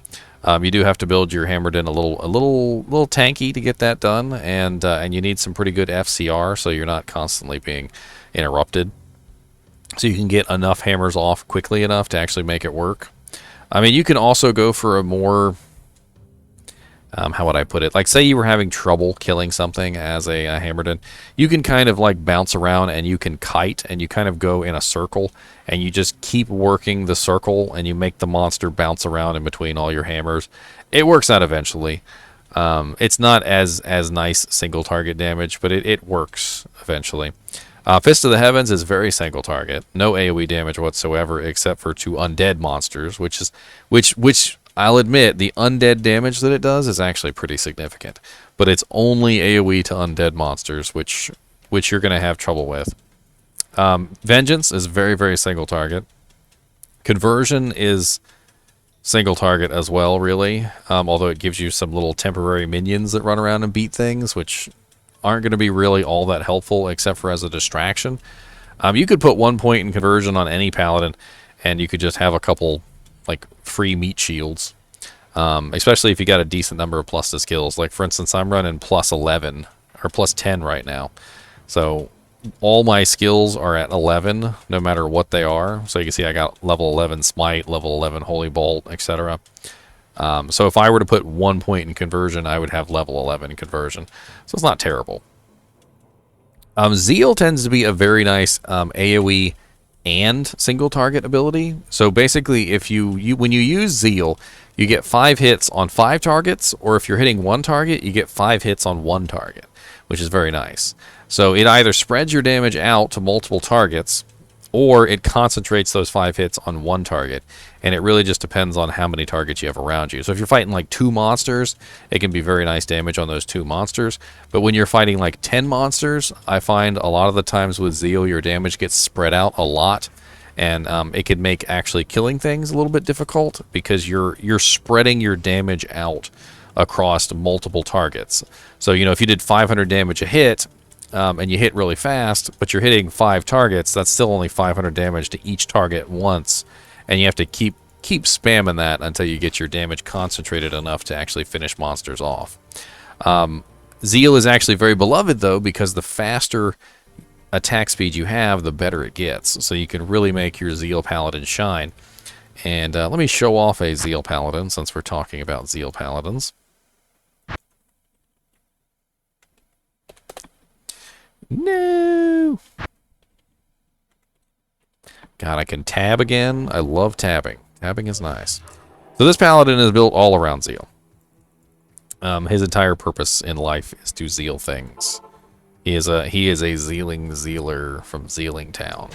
And you put yourself in the middle of a group like this, and he just starts wailing away. And as you can see, with multiple targets, he has a little bit of trouble killing quickly. But as the targets sort of dwindle down, the damage starts to focus, and he can kill 1 target quite fast. It's a gore shovel. That was my weapon I was using on my my rabies druid on beta. Man, they put a nice purple sheen on that thing, man. That thing looks freaking sweet. That's terrible.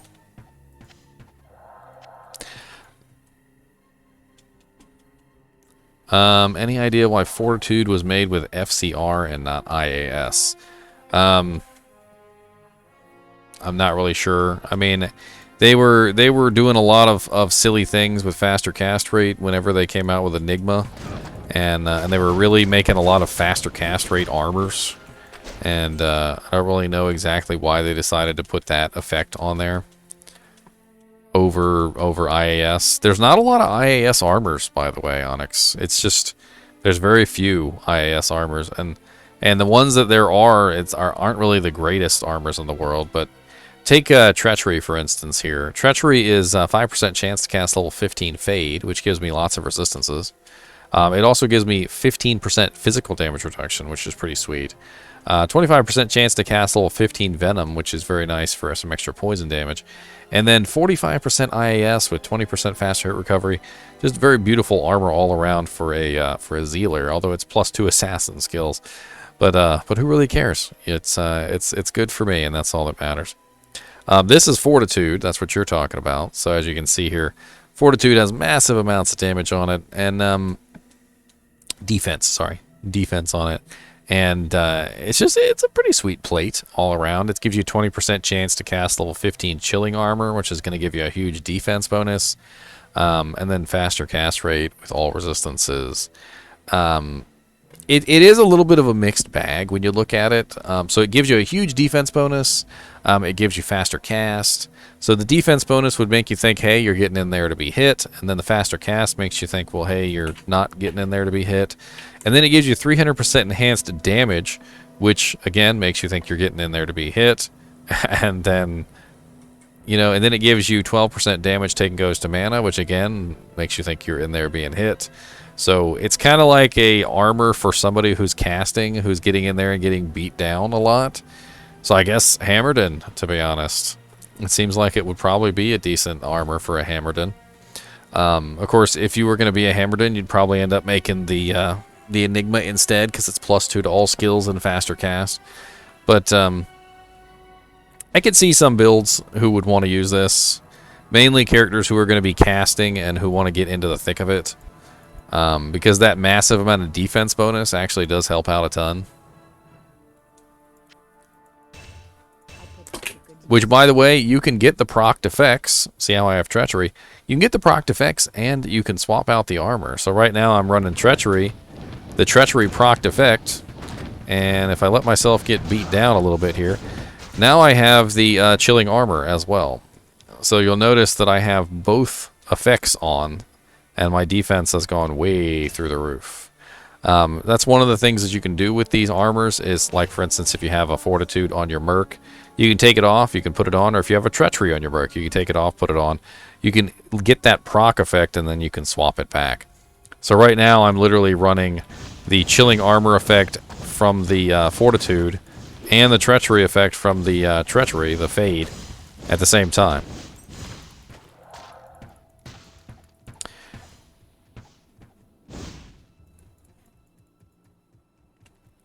%300 damage boost is kind of nice, though, isn't it? Boop. Put that to good use. Get you 3,265. I mean, that's a huge damage boost. You look at my my damage goes from 2,788 to 3,265. So just a really sweet boost in damage there. Of course, she's using it for the armor mainly. The Chilling Armor effect really helps her keep her alive. Mercs can't block, and they also cannot. They usually have pretty terrible faster hit recovery as well. So the main way that you keep them alive is to make sure that they're not getting hit at all, and that's where defense comes in handy. God, where's my stash? My stash is gone. My beautiful shared stash. Beautiful, beautiful shared stash. Why? It's terrible. When is it September 23rd already? Can we play Diablo 2 Resurrected? Is it September 23rd already? Hakuruyu, have you ever played a Paladin to dump some currency into? I've vaguely seen it, but don't remember a lot of the stuff they used. So basically, a Paladin is much the same way as a bow sorceress. The general idea is that you're applying damage based on an ability as opposed to your actual, fighting prowess with a bow. So let me go to a character that I can actually show you that on. So one of the ways that you could do a Paladin is you could go with Holy Freeze, Holy Fire, or Holy Shock.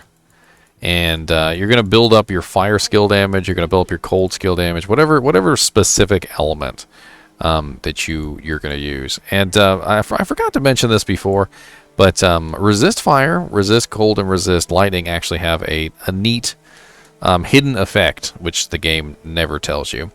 And that is for every 2 points that you put into each one of these abilities, you gain 1% to your maximum resistance in that category. So notice how here my cold resistance is 80. The reason why my cold resistance is 80 is because I have 20 points into resist cold. So 20 points into resist cold increases my cap by 10%. So as a Holy Shock, Holy Freeze, or Holy Fire Paladin, you're also going to build the corresponding aura that goes with it for the synergy. And when you do that, you're going to gain those really nice plus to max resistances.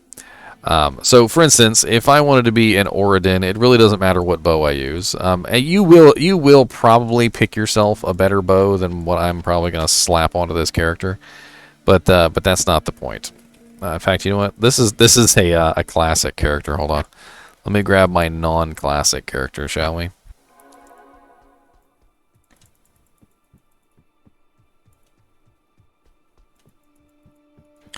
Yes, so you can't actually put any points into Holy Fire until level 6.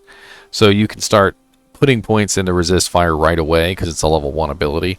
So you can start stacking in 6 points into there before you hit Holy Fire, or 5 points. You can really get a couple points in there, but keep in mind that your points in the actual skill are going to be more effective than the synergies. So always make sure you're beefing up your main skill as high as you can. Not just your synergies. Like I could put 20 points into Resist Fire, but every point that I put into Holy Fire is going to be more effective than the Resist Fire points. It's just the way that it works out. But you basically you just keep doing that though. Whenever you can't put points into Holy Fire because Holy Fire is capped, and it will cap out. So like when you put 1 point into it at level 6, you can't put another point into it because it doesn't rise above the number of points to that degree. So in other words, to get to level 20 Holy Fire, you have to be level 26. 26 is where you hit level 20 Holy Fire. So when you get things like Iswol's +2 or Sewers +1 or Den of Evil +1, things like that, those can go into Holy the Resist Fire instead, and they can help beef up the damage further. So let's grab a bow here. Doesn't matter what bow, really doesn't. Let's just grab something, slap it on. And you'll notice that my damage with this bow is absolutely awful, 19 to 112. And it is quite bad. But when we pull out something like Holy Fire, our Holy Fire damage is now added to the bow. So as you can see, 662 to 825. Now, that's pretty awful for hell difficulty, especially considering this is a level 20 aura with level 20 synergy. But you're going to get plus the skills. You're going to get other things which are going to affect the damage of this. It's a whole process to build a bow paladin, and I think a lot of people will probably go with Holy Shock instead because it tends to have more damage. As you can see, 4,000 is my top end with Holy Shock. And the Holy Shock is still being applied to every single shot I fire. And you can make some very interesting paladins with this build. And one of the ways that you would do this is by using special bows. So if you're gonna build a ranger paladin, you're gonna build a ranger paladin with some nice bows. So let me pull out my unique bows here. And where are you, unique bows? Unique bows 2. Let's look at this one. So we've got quite a few unique bows. There's Wind Force, of course. But things that we're looking for are actually stuff like Witch Wild String. So Witch Wild String fires magic arrows, and the magic arrows that it fires are level 20 magic arrows. It increases the attack rating of your attack to make sure that you're actually hitting your targets. It applies amplified damage. It has Deadly Strike on it. It has all resistances. These are the kind of interesting bows that you're going to use. You can also use bows that apply explosive arrows. Let me see if I can find those. I think that's on the other bow Unique bows number 1 is what we need. There it is.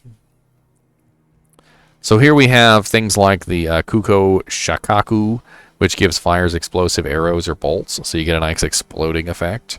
You get Pierce's attack on there, which is something you're definitely going to want as a ranger paladin.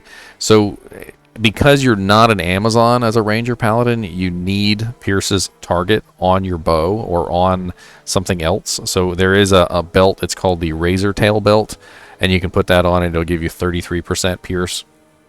Each one of these bows gives a different level, by the way, so you have to actually look up the bow itself and find out what amount of pierce or explosive arrow it's going to give you. For instance, we have the Wizendraw bow, fires magic arrows, and has negative 35% to cold resistance, so this would be a very good choice, for instance, if you wanted to be a Holy Freeze Strider, ranged paladin. And then we also have the Ravenclaw gives fires explosive bolts. And there's some decent crossbows too, which would work. Let me see here. Where are you, crossbows? There we go. There is the Buriza do Canyon, which most people just call it Buriza for obvious reasons. It has 100% pierce on it, which is absolutely amazing. And it also comes with freezes target +3, which will help you kind of crowd control things into place. So 100% pierce is absolutely amazing for a class that does not have pierce at all. What's up, thick and tired? How's it going, man? You can also do other things like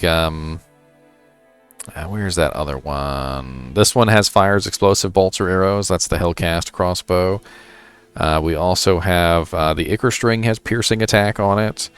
The Demon Machine Shunoku has piercing attack and fires explosive bolts. And while I really like the 100% on the Buriza, the Demon Machine has explosive bolts and 66% pierce. So it can actually work very well on like an enchant sorceress or a ranged paladin. Just in general, you're going to find that these special bows that have these special effects will come in really handy if you're trying to make a ranged paladin. Just amazing little fun things that you can do. You can, like, a Buriza or a Demon Machine actually work extremely well on characters that are not Amazons, and it's all about elemental damage. So if we go back over to my Paladin here, so he's got his little holy shock aura, and he can just walk into Frigid Highlands and he can just start shooting his bow and just murdering stuff.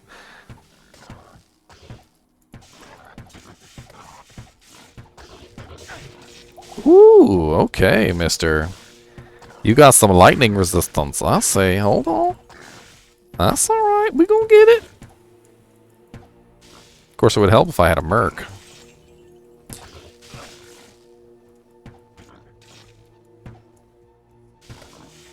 Come on, Eldritch.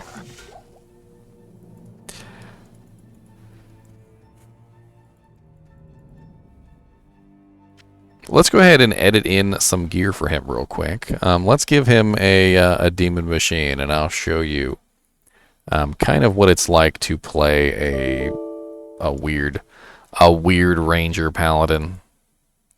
Now, of course, I'm not saying that any of these builds, by the way, are like the end-all, be-all, top-of-the-line builds. In fact, a lot of these builds, like the Ranger Paladin, are very silly builds. You know, they're things that you do for fun, and Diablo is a lot about fun.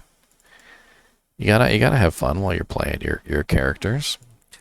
Inventory, insert item, import from file. Stop telling me you can't locate things. I can't locate this thing. You've shown me where it is 1,000 times. There you are, Demon Machine. And what's the dex? Required strength 90, required dex 95. Let's make sure he's got the stats, shall we? Let's not be a noob. Let's not be a noob. Old school guided arrow was absolutely awesome, Justin Kiley. Absolutely. Absolutely correct. So, so let's go ahead and put this demon machine on him. So this is the demon machine Chukonu. And let's get him some bolts. So we're going to go with Holy Freeze. Or, you know, let's go with Holy Shock. Actually, I kind of like that one a little bit better. Damage-wise, it makes more sense right now because I don't have a specific build. So we grab our little arrows. And we run around and we start shooting stuff. And what you're going to notice is my regular attack, because of the Demon Machine's effect, which turns my regular attack into an explosive bolt, will spread my damage. So it's going to pierce through targets, it's going to do tons of damage, and I got to hit them though. That's kind of like one of the cruxes here, is you've got to find some way to get your attack rating up. And as you can see, he doesn't exactly do poorly. Like, it's not terrible. Obviously, it's going to take some specialized equipment to make it work in hell. But in normal and nightmare difficulty, it actually works extremely well. But it's specialized equipment, and that's part of the issue with these builds, is that because they require specialized equipment, you actually have to get your hands on like a demon machine or a Kuko Kashaku or like a Buriza. It's not going to be something that you can just go, okay, I want to make a ranged paladin. You can't really do that because you got to find the items. Thick and Tired said, off topic, do you use a 4K monitor? Were you able to play Diablo 2 Resurrected on full screen without being super choppy? Yes, I was. I was able to play Diablo 2 Resurrected the entire time. It didn't feel choppy to me, although some people did say it looked a little choppy on stream. I'm not really sure what that's about. But it could have just been some sort of translation problem between my stream program and the game. I don't know.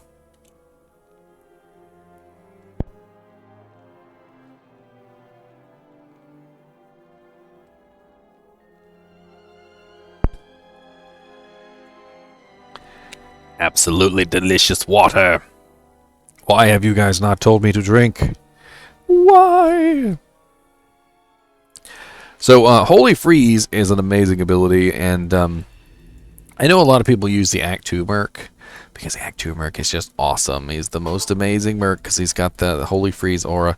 But hear me out, man. The Holy Freeze aura on Paladin is pretty ridiculous, too. And it gets a lot higher than the Holy Freeze aura does on the Merc. And it hits a lot further because the radius increases per level.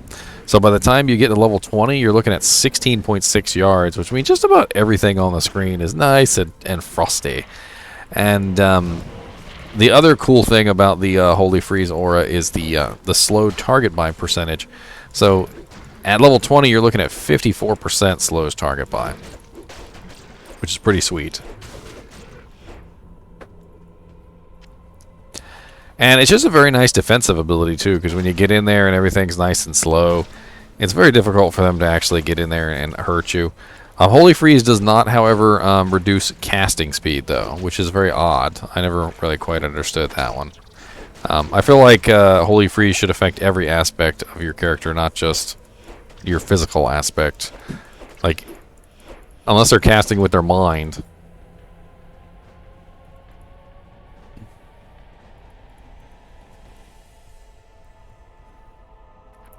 I did have some people complaining about the ultra-wide support on Diablo 2 Resurrected, and it was mainly because of they're like put these little black bars on the left and right, is what people were saying.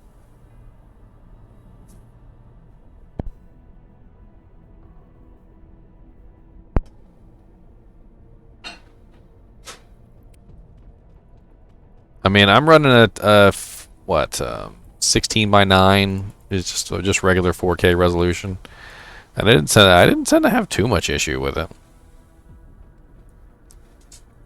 Look at you using a Venom Ward and a Razor Tine Fushina. What level is this guy? 65.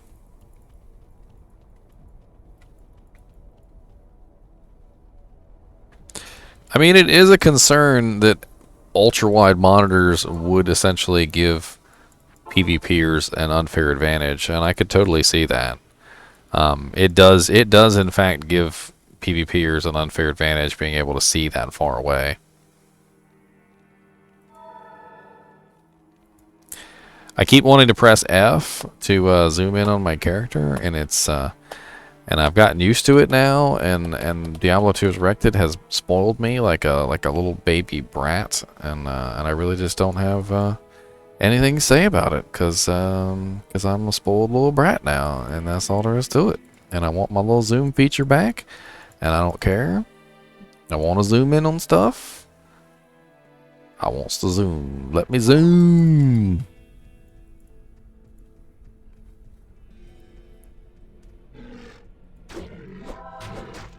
Go, my minions. I'm converting them. Convert! Convert to the dark side of the moon. You guys got me stuck in here. This is great. I converted you, and you got me stuck. You guys are the worst. You guys are the worst. Go fight for me. Yes, I planned on fresh leveling a Paladin Deviant Brute. I wanted to talk about Paladin first. What kind of Paladin would you guys like me to level up? How about that? Let's do a poll. How about that? So, because I'm not gonna be able to level up all the Paladins here. So which one would you guys like me to level? So let's see. What Paladin build would you like to see? Alright, so let's do Hammerdin, Vengeance, Adin, Ranged Paladin. I believe ranged Paladins are called Striders. Charge Paladin. Fist of the Heavens Paladin. That'll be a difficult one.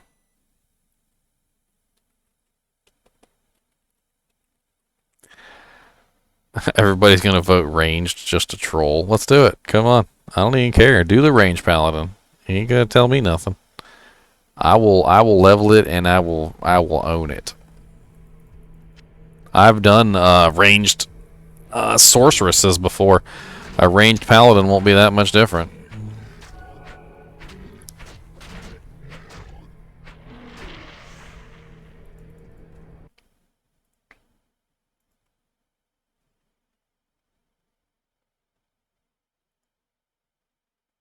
Oh lord, everybody's voting Strider. Let's go Strider, let's go, let's go Strider, let's go,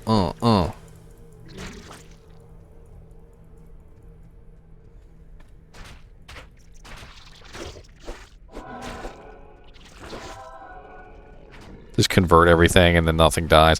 That's one of the silliest things about the conversion paladin is, like, say you're leveling up and people just want to kill stuff, and you're just running around converting everything and they can't kill anything because it's all being converted, and they just look at you and they're like you are the worst team member ever, because they literally can't even kill anything to get EXP, because when you convert it they can't be attacked. Thankfully, it does only last for, 16-second duration at level 20. So it's not, like, super awful, I guess. It's not, like, the worst.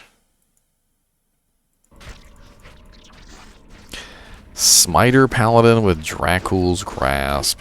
That's actually what my my other Paladin is kind of is, I guess you could say. So if I go to my my Zealer here, my Zealer is actually supposed to sub-smite. That's his whole goal.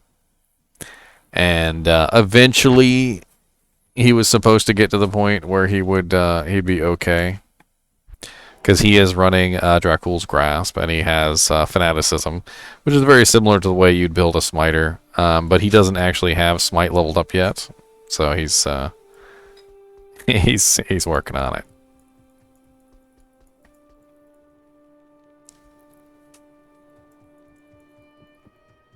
Strider. I've heard that Striders can be very effective in PvP. I've actually seen a couple builds online for Striders that didn't look so bad, and a couple videos where people were actually running around being a Strider Paladin. The main problem with Strider Paladins is gear. You need some really nice gear to make it work.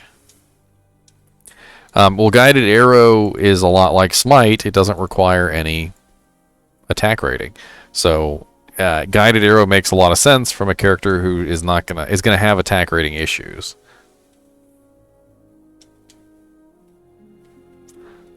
Did you just give me a snowman? I got a little melty snowman from my little tip jar. Go, melty snowman! Oh, you knocked out all my little janks. Dang. Just a freaking bomb in there, like a freaking cannonball. Alright, it's knocking out my little janks out my jar. I like doing this sometimes. I refresh my little tip jar and I watch all the stuff pour in. I think it's hilarious. I'll do this. See, like it pops back up and then all the stuff starts to fall in, and I think it's hilarious. Oh no! Oh no! Somebody shot out. Let's do that. Let's do that one more time with feeling.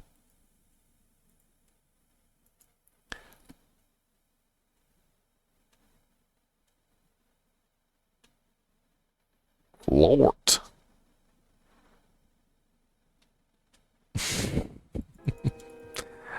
There are some really nice bows. Widowmaker is one of them. Meteor Storms. But when I level up a Paladin, I usually level up a Paladin from the beginning. I don't, I'm not one of those people who likes to skip over everything. I like to actually have fun playing my Paladins. So when they say level up a Strider, that's pretty much from level 1. Who's winning this poll? Has the Strider won? Oh, Fist of the Heavens Paladin has got 8. Charge Paladin has got 3. Strider Paladin has 14. Pretty much Onyx, yes. No gear. I mean, I could give him some gear. We'll do that. I don't see anything wrong with giving him a little bit of equipment. And it looks like Strider... Oh, wait, no. Fist of the Heavens Paladin is at 14. It might just win. Oh, no. Strider Paladin might lose. Oh, God. 24 in Strider Paladin now. They were neck and neck. They're not neck and neck anymore. How much you want to bet somebody just used some channel points? I mean, channel points are there to be used, Onyx. That's what they're... if somebody watches my channel more than somebody else, then they get a little bit more of a vote. That's kind of how it works. Because you guys are supporting the channel, so I gotta support you guys in some way. So that's what channel points are for. Guess who's upping FOH? Oh, Lord Jesus. Well, when that vote is finished, we will determine what Paladin we're going to make. I'm going to go ahead and hop on this Paladin, though, and we'll start a game, and I'll start getting him some points. Because no matter what build you do on your Paladin, you always still got to run out into the Bloodmoor and start beating some stuff up. And that's really all there is to it. Just start bashing stuff with your sword.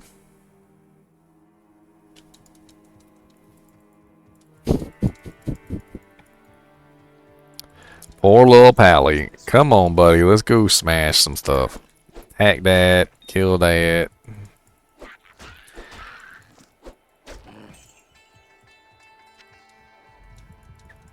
That's right. Die. You die too. I kind of want to just like make a fresh Paladin instead of actually using a mule though. Even though he does have some cool stuff on him. He's got some like goblin toes and a wire fleece armor, and he's got some rainbow facets and some little rings and giant some little rings.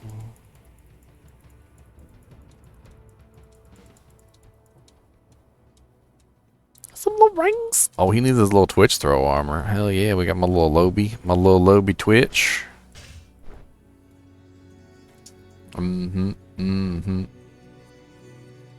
Got me a little death sash. Got me a little death touch.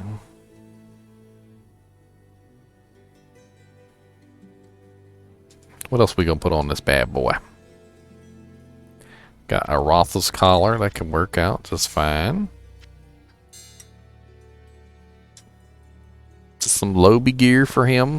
Oh, he got a Nosekin relic. Let's do the Nosekin relic. That sounds good. Yeah, that would work pretty well. I wonder if I have Angelic sitting around on somebody.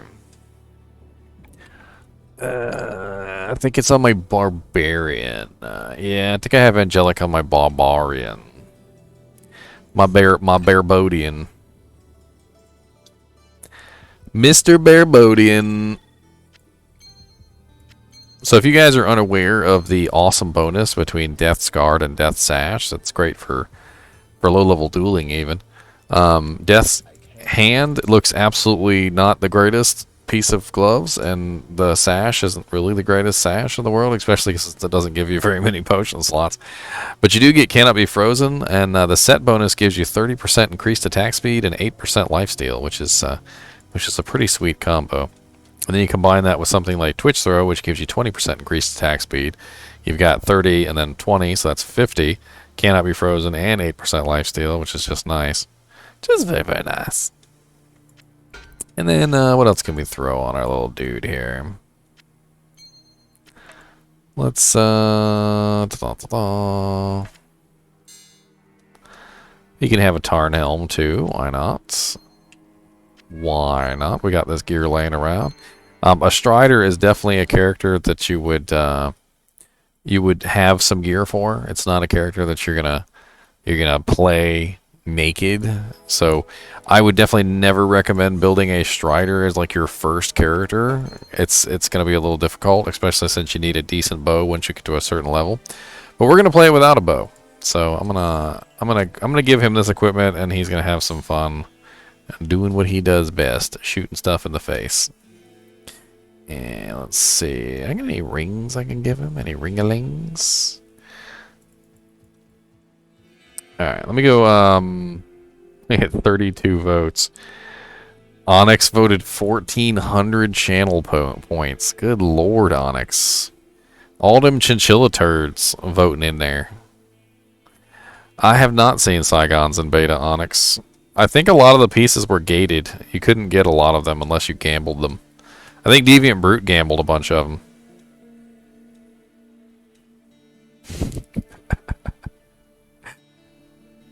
Alright.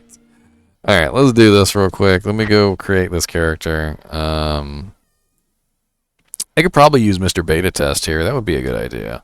We'll use Beta Test. Okay, hold on. Let me go drop this equipment. Mr. Beta Test is level 19, and that way we can cheat a little bit. Just a tad bit.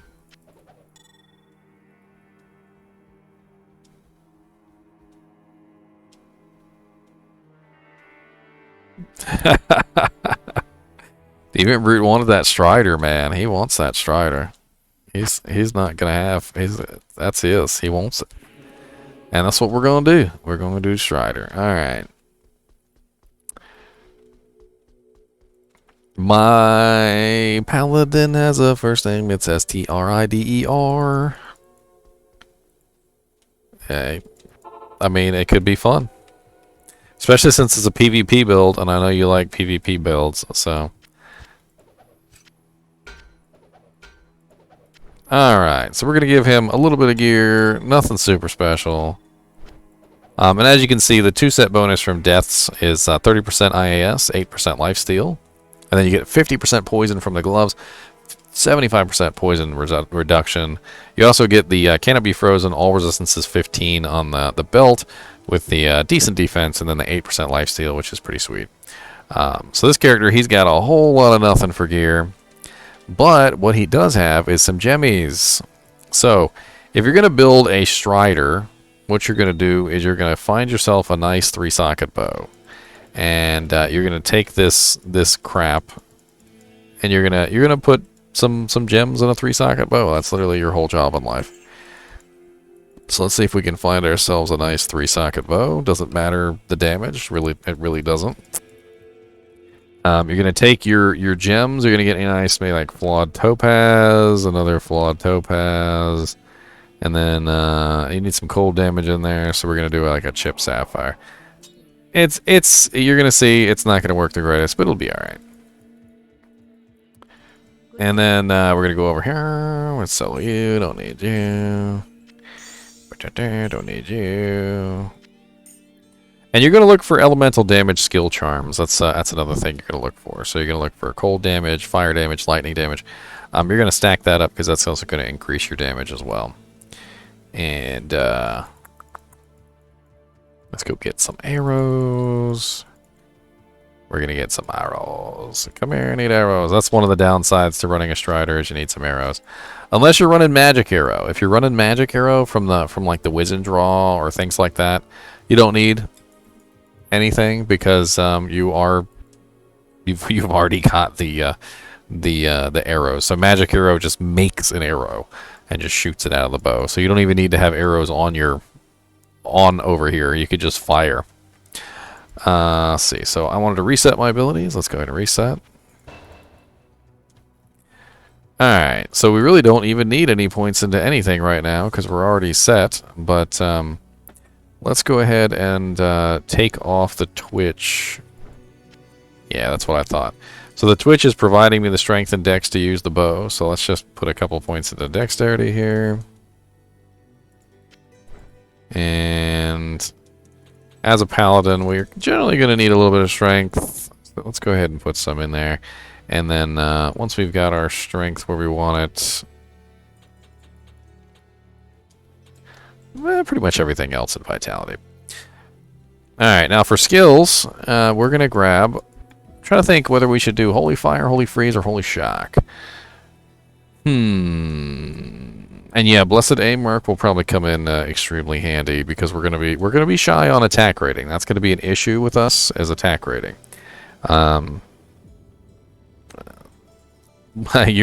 We don't have any bonuses to attack rating because we're not using any skills. We're not using any actual abilities.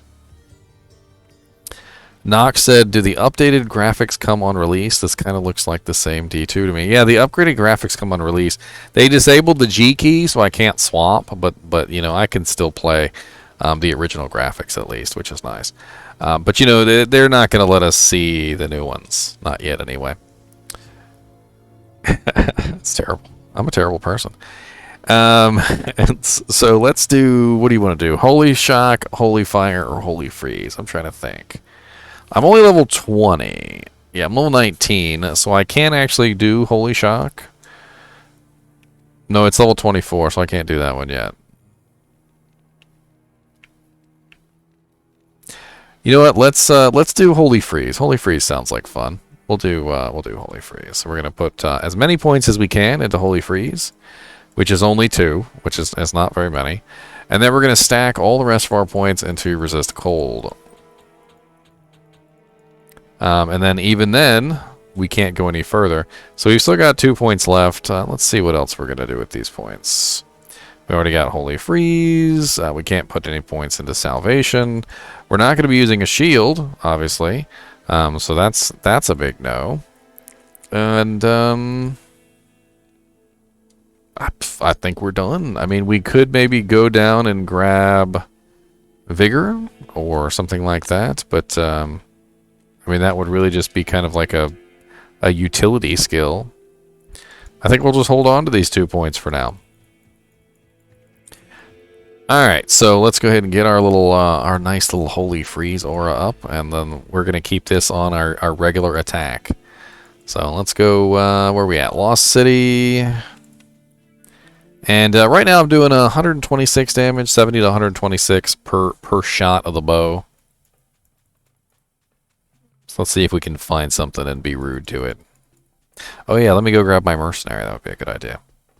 A Blessed Aim mercenary is probably going to be your best bet for this because you're not really worried about damaging the target because your damage is mainly coming from elements. You're worried more about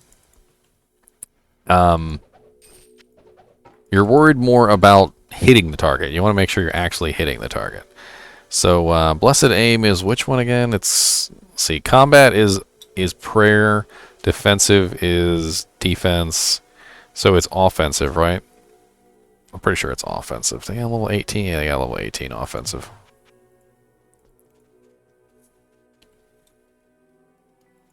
Alright, so he's just got some junk gear. Doesn't really matter. Let's just get him rolling. He's got a little gemmied up, little jank too. So some little gemmies in there.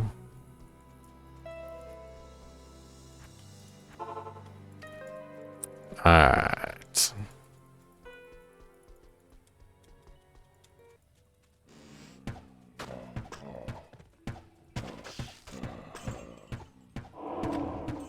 Oh Lord, there goes the sun. Do I got the staff yet? I got the whole staff. Well, what am I in here for? I need to go to the palace.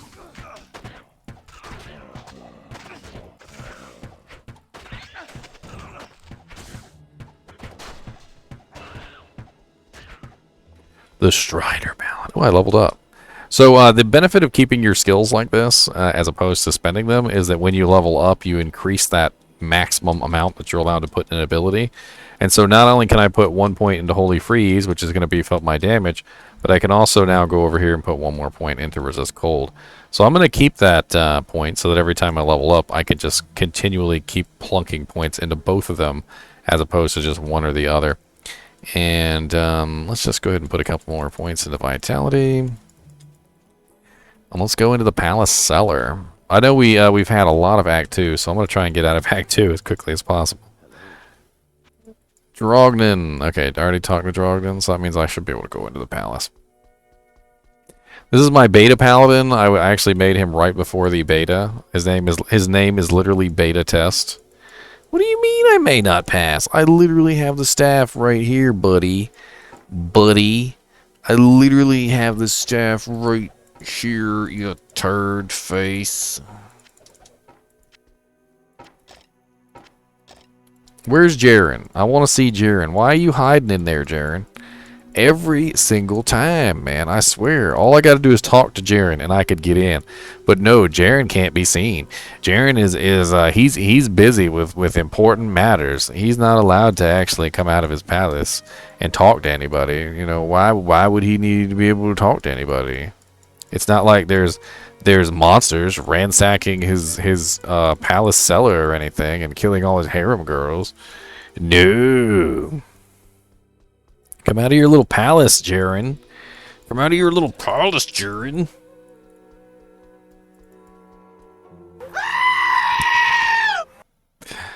I want to make another game. I am not waiting for you, Jaren. I am not waiting for you. Jaren, are you outside of your palace now? Good. Now talk to me. Thank you, sir. Please state your business. I want to rescue your harem girls. That's my business, alright? So you can have more Talladega nights.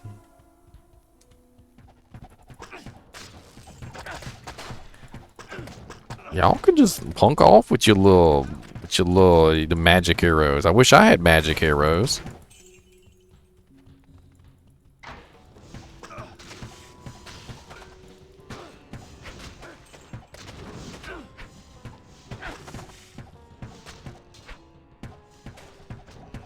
That's right, die. Every single one of you die. No. No, just fall down. Thank you. The Strider. Got freaking Aragorn from Lord of the Rings over here.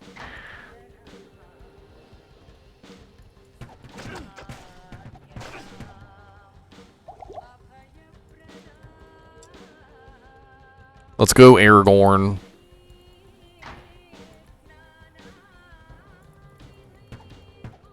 You came for pally lessons. You got a paladin with a bow. I hope you guys are happy. Exactly what you always wanted. Because no, you didn't want to know about Hammerdin, or you didn't want to know about Holy Shock Paladins, or Fist of the Heavens Paladins, or Smiters. No, no, no, no. What you came here for was to learn all about Bow Paladins. The best and most amazing class that ever existed. Watch as I murder everything in sight.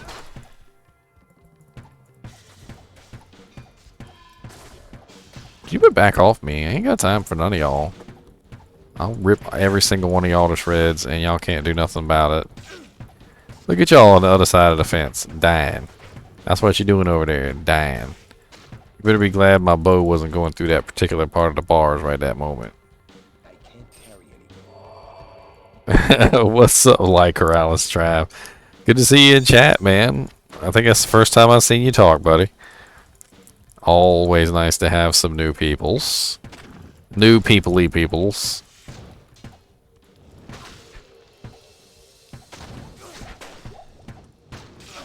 Yeah, come a little closer, you little skeletons. Come a little closer, skeletons. I feel like shooting you with my bow.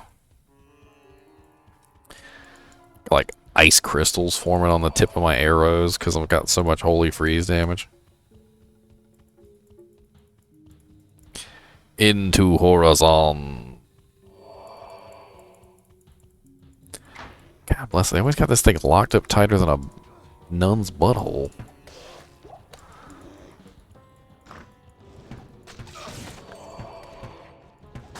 If you're a sorceress, you could just teleport right in, but everybody else, you gotta like jump through like 18 hoops to get there.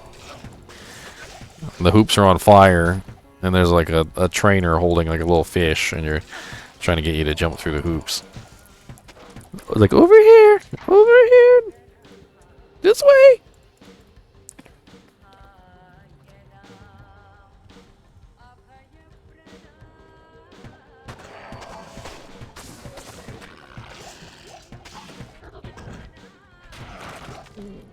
So I was laughing earlier. Corey Kenshin, one of the YouTubers that my girlfriend really likes, he unretired.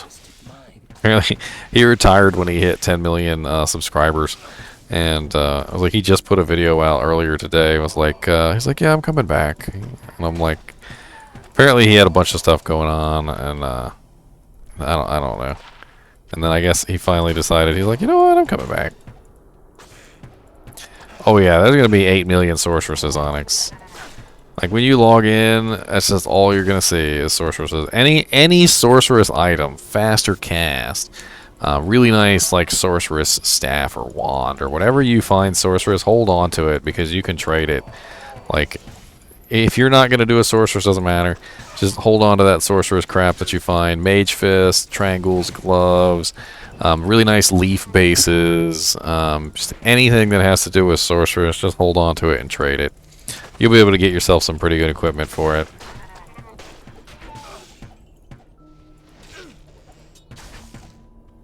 I mean, they've got teleport. You can't play the game without teleport. Did you know that, Onyx? If you don't have teleport, I mean, I don't know how you play the game. Walking around is so hard. Clicking the mouse and your character manually, like, moving his feet to get there. It's just so troll. I mean, I don't know who actually walks anymore these days. Obviously, you've got to teleport everywhere.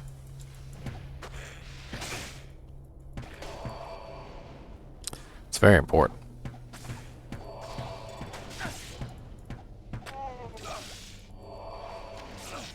Ah, with your little lightning janks.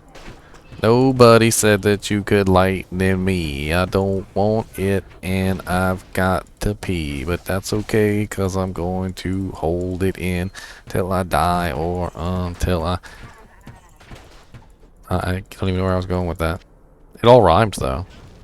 It was nice up until that point. No, summoner. You have chosen unwisely.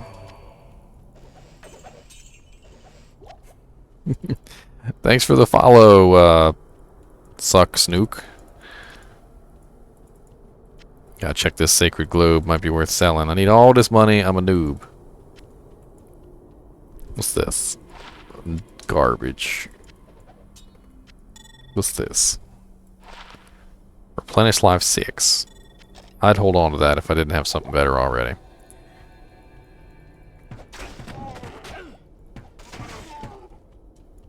Ah, I forgot. I'm a bow paladin. I need arrows. Who doesn't need arrows? I need a Kuko Kashaku. That's what I need. Kuko Kashaku would be perfect for this build.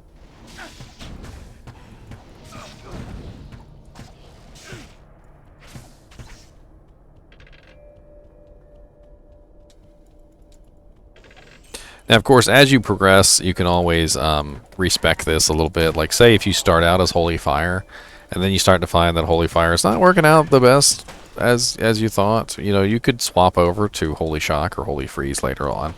You know, you do get 3 resets, so I mean it's kind of a whole thing, and most of your stuff is going to carry over since you're going to be a bow paladin anyway. You know what? I bet you frickin' my little Murky could probably use this. Murky, you want this little helm? Yeah, it's way better than that piece of crap you had on, sir. It's way better than your piece of crap. But they really did. You notice in Diablo 2 Resurrected they really did like a huge shininess on the floor in here. Everything is so shiny. What's up, girl of gore? I'd like to introduce everybody to my raid leader. So I did Final Fantasy XIV for a long time, and my raid leader is in here today. Her name is Girl of Gore. She does live streams on Twitch too, and we did a lot of raids back in the day in Final Fantasy XIV, and I haven't played 14 in a while, but I hear it's still going strong. A smiter first. I mean, you could do a smiter first. It would be an interesting character. You'd definitely be able to fend off those PKs if you built it properly.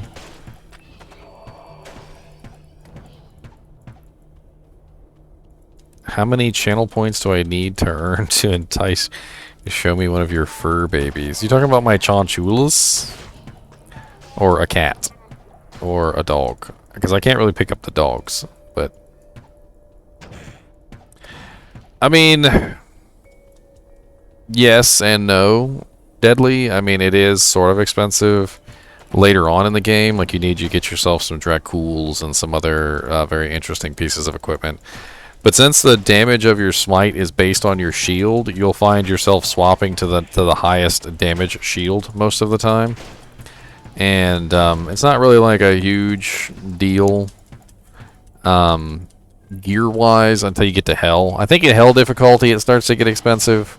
You'll need to find yourself some pretty good equipment by the time you get to Hell. But usually your defense is high enough that you can handle whatever comes at you. And well, I only have one at the moment. It's been a little while since I had more than one, unfortunately. In this one, he's cantankerous. Otherwise, I would have gotten him a playmate. Mr. Cantankerous Boy, he doesn't play along well with others. That's one of the reasons why he's by himself. But you know, that's his choice. He chose to be cantankerous, and so that's how it is. He can just be cantankerous. I'll bring my little Chinchilla out here. Hold on.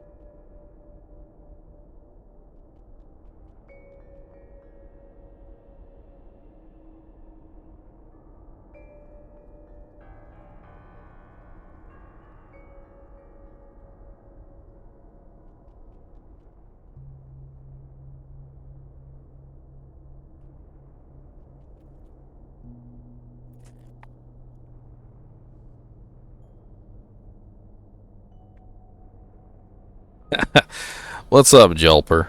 I'm playing a paladin with a bow because that's what they voted on. I had everything up there. I had paladins, charge paladins, zeal paladins, smiters, fist of the heavens. Nope, nope, nope. They chose strider, bow paladin.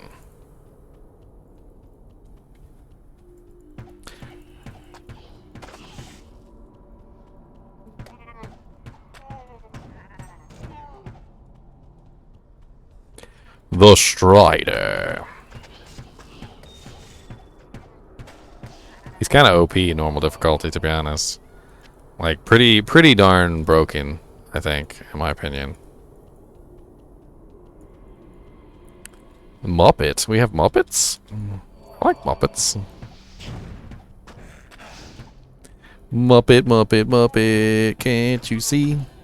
You're just so fuzzy and I got to pee. I always have to pee. Probably because they spam hydrate like 18 million times. Where you going, Nimoy? Don't be running away. Stay here. If you run too far, the cats will get you. That's right. You heard me? I said the cats are going to get you. Uh-huh. Look, he came right back. Came right back. That's right. The meow meows. The meow meows are going to eat your face. He's an ornery little cuss, too. Like, the cats come up to his cage and he bites them. He don't take no guff. Not really, Leon. Gaming PCs don't really cost that much money. If that from that perspective. Oh, he asserts his dominance by biting the back of my neck. In a very loving and kind manner, but still. He's like, pay attention to me, and like grabs onto my neck hairs and like rips them out. Nibbly, nibbly. That's right. Nibbly.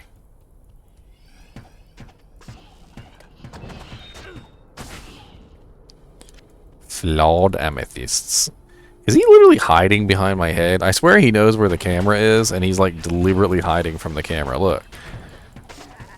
Look. He's deliberately hiding from the camera. Why are you hiding from the camera? What is this? The camera's up there. Say hi to everybody and stop being a poopy head. And no, you can't jump over there with all the Coca-Cola bottles. You're going to break them. 450 watts is how much the computer can put out at its maximum potential, Leon. It doesn't always put out 450 watts. So when your computer is at rest, when your computer is not being played, you know, gaming, when your hard drive isn't on, and even then, most computers have higher wattage power supplies than they actually consume. They also have rest states where they go to sleep and they consume less power. It's not really a steady drain, as it were. It's a variable drain that is controlled by the computer to try and make sure that you're consuming the least amount of power that you need to consume at any given time. And the only time you're really consuming the maximum amount that your computer can consume is when you're doing something like gaming.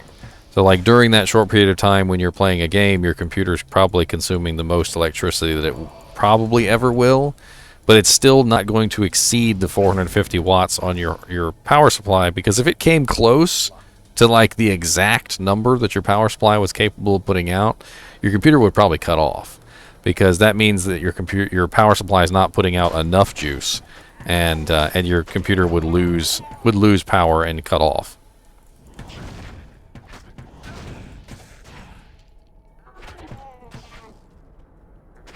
Why are you nibbling on me? Just because I'm not paying attention to you? Nibbler. Oh, we finally found him. Third time's the charm. At least we didn't four-way it. Look here, summoner. I got roundabout ice blast, so don't mess with me. You could tell he didn't like striders. What's the matter, buddy? You want to hide? Here, come here. Come here. Come here. Go in there. I know you don't want anybody to see you. You hate the world. Go on. Go on. There. Now I have a Chinchilla in my shirt.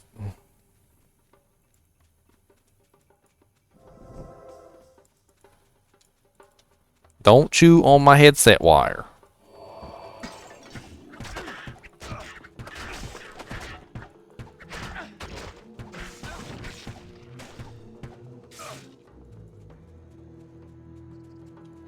Oh, yes. Well, no, I probably won't do a sword and shield, but a spear. A spear, Onyx. I'll do a spear. Yes, we're going to do a day of each class, by the way. So for those of you who are just joining, tomorrow we're going to do another class.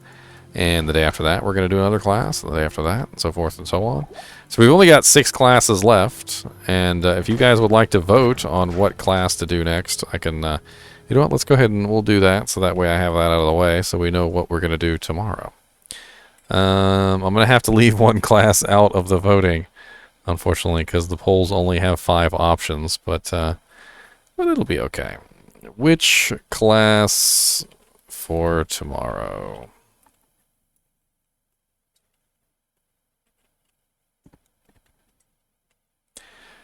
Yes, unmodded CBS Finasty, unmodded. No mods.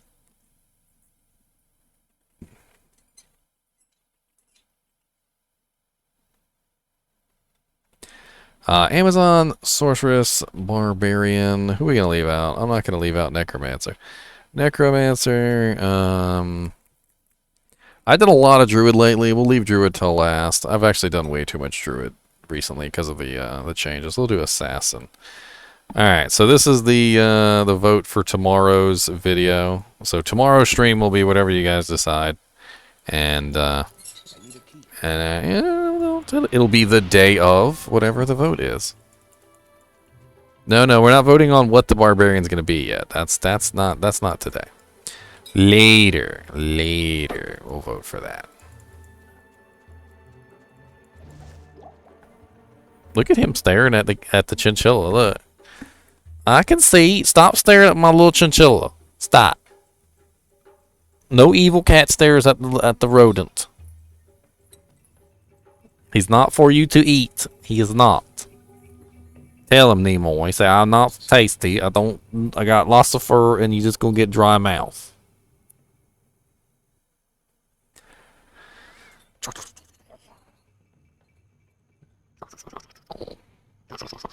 I gotta put him back. He's the cats are trying to eat him, and he's not having a good time.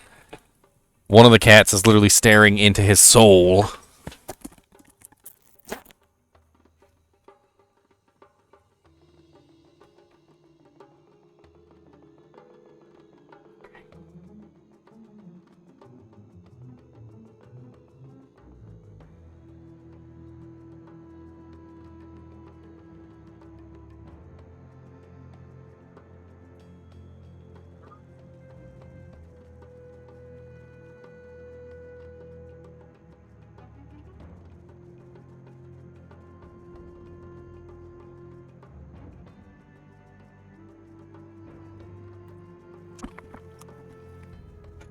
I mean, he's definitely not a snack. He's too big to be a snack. He is too big to be a snack. He's like a dinner or a lunch. It's like a little lunch with an add-on. Got a little extra fry. A little mozzarella stick on the side.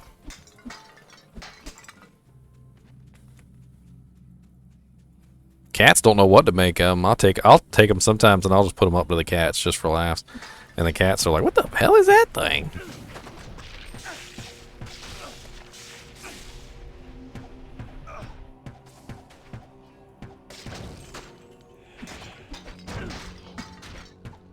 The beautiful thing about the bow paladin is he doesn't have any mana cost. The only cost he really has is arrows.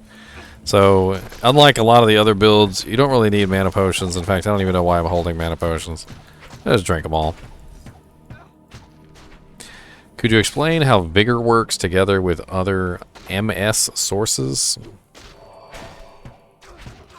MS. You're talking about increased run speed? I would assume you're talking about increased run speed.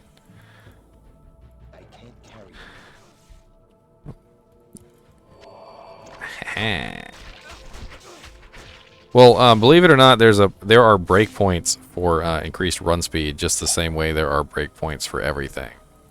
So you when you run things like vigor or increased movement speed or frenzy, things like that that increase your movement speed, you're still underneath of the breakpoints for those abilities.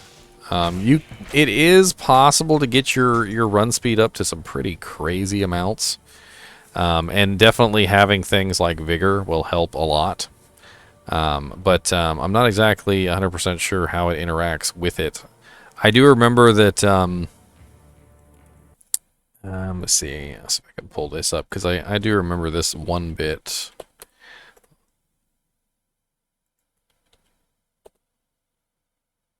It is an actual thing, press bar keep. It is an actual thing.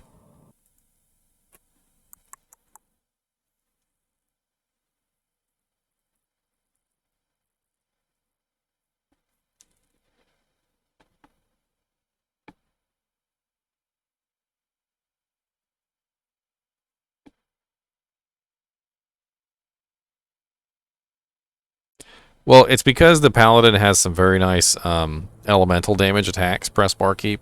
So take, for instance, a Dream Paladin, which uses the Holy Shock, helmet, and then has Holy Shock himself, and then goes with negative elemental resistances, like negative lightning resistance. You can then put a very nice bow on him. You fire your bow, and the bow contains all of that lightning damage which you have built up with your Tesladin. So you can actually build a Tesladin. You can have a really nice weapon set, and then you can also have a bow set, and you could actually do some pretty significant damage with your bow. As far as I've seen, yes, they're all the same swanky pants. Swanky pants, and them swanky, the swankiest of pants.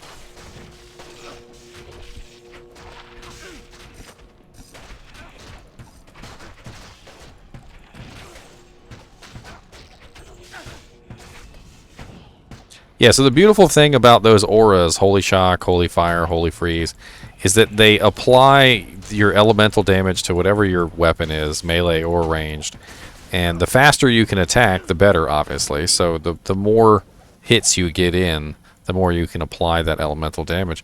But with a bow, you can apply that elemental damage from afar, which is fairly effective. So Mr. Unraveler here doesn't even know what hits him. Got this like arrow coming at him, and it's got like ice crystals formed on it, and like literally there's like the cold steam coming off and everything, and like smacks him in the chest, and like he just turns into an icicle and falls on the ground. Yes, Dream is kind of expensive, but mainly what I'm doing here is I'm kind of showing how it is possible. Press bar keep. Obviously, I can't build every single Paladin build.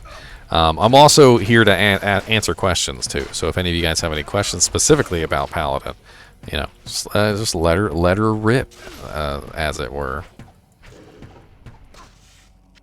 I did a pretty large kind of talk in the beginning, though. Kind of went over everything. So I mean, I might have to go over a little bit more, redundantly, but that's fine. That's kind of what this is about.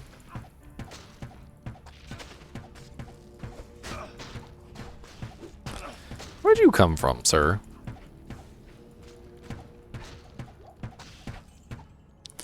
Oh, wolf head and a large charm.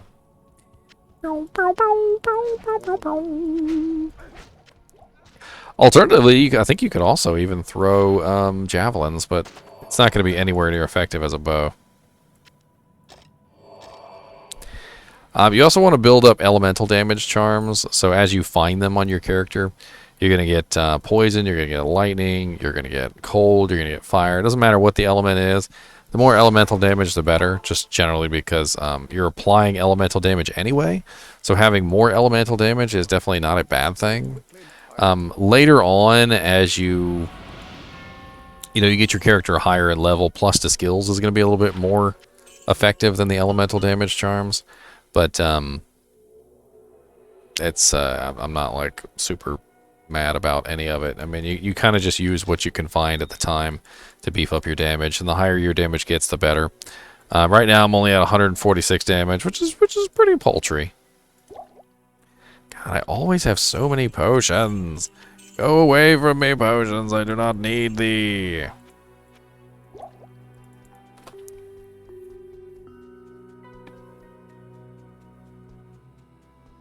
He couldn't get past Maggot Lair. Maggot Lair is a little tough area for the Hammerdin, I'll admit. But once you get past Maggot Lair, there's not a lot of areas that are super evil for the Hammerdin. I think that's like just the main one that the Hammerdin has a lot of trouble with.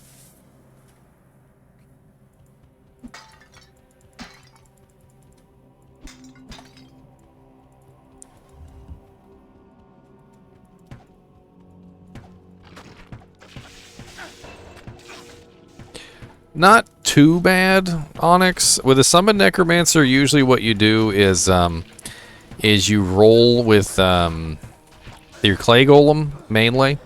And what you do is you use your Clay Golem as a sort of a wedge. And when I do my Necromancer video, I'll talk about that in detail. But basically what you're doing is you actually summon your Clay Golem in the middle of the group of monsters. And then what you do is you use your Corpse Explosion to clear paths.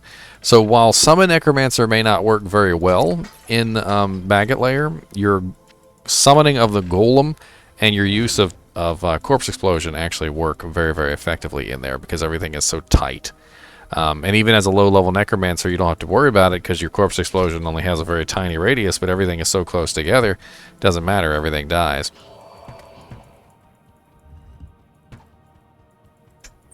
Ooh, we got a tie. A tie. Necromancer and Amazon. Ooh. Does that mean dealer's choice, or does that mean we gotta roll it again? Dealer's choice or roll it again? Well, if it's dealer's choice, I think I'm gonna go with, you know what? That's a tough one. I'll think about it. I actually really like the Amazon and the Necromancer both. Those are two of my favorite classes. Two of my favorite classes, multiple, because I like many classes. It would be easier for me to tell you which classes I don't particularly care for than it would be to tell you which ones are my favorites, because I like all of them a lot. And there's only a couple of them that I like a little bit less than the others. I think probably my least played class has got to be the Barbarian. Barbarian tends to be left out, I think. I think it's mainly because the Paladin is a very melee class, and I really like the Paladin. And the Barbarian is a very melee class. And while I like the Barbarian too, I like the Paladin more. And Need some help? I don't know, I kind of feel like the Paladin does just fine. Like, if you were to compare the Paladin and the Barbarian, I guess is what I'm saying. They're very similar. They're both melee classes. They both get in there in the thick of it. They both have buffs that they can use. And I kind of just I like the Paladin's buffs and melee abilities a little bit better.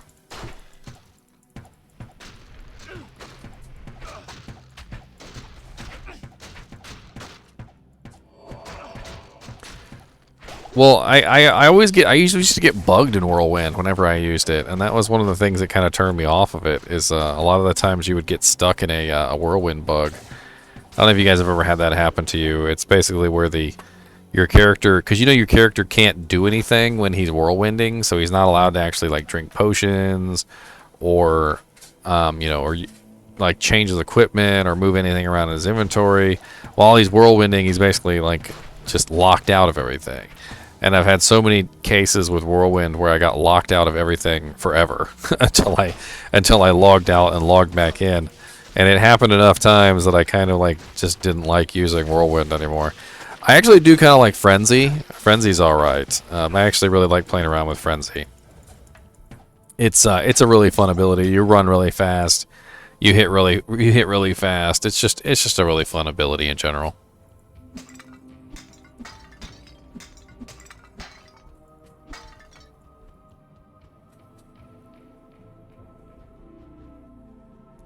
Onyx, you think that's bad. In the original Diablo, before they changed it to 5 hit, it used to be 20 hit.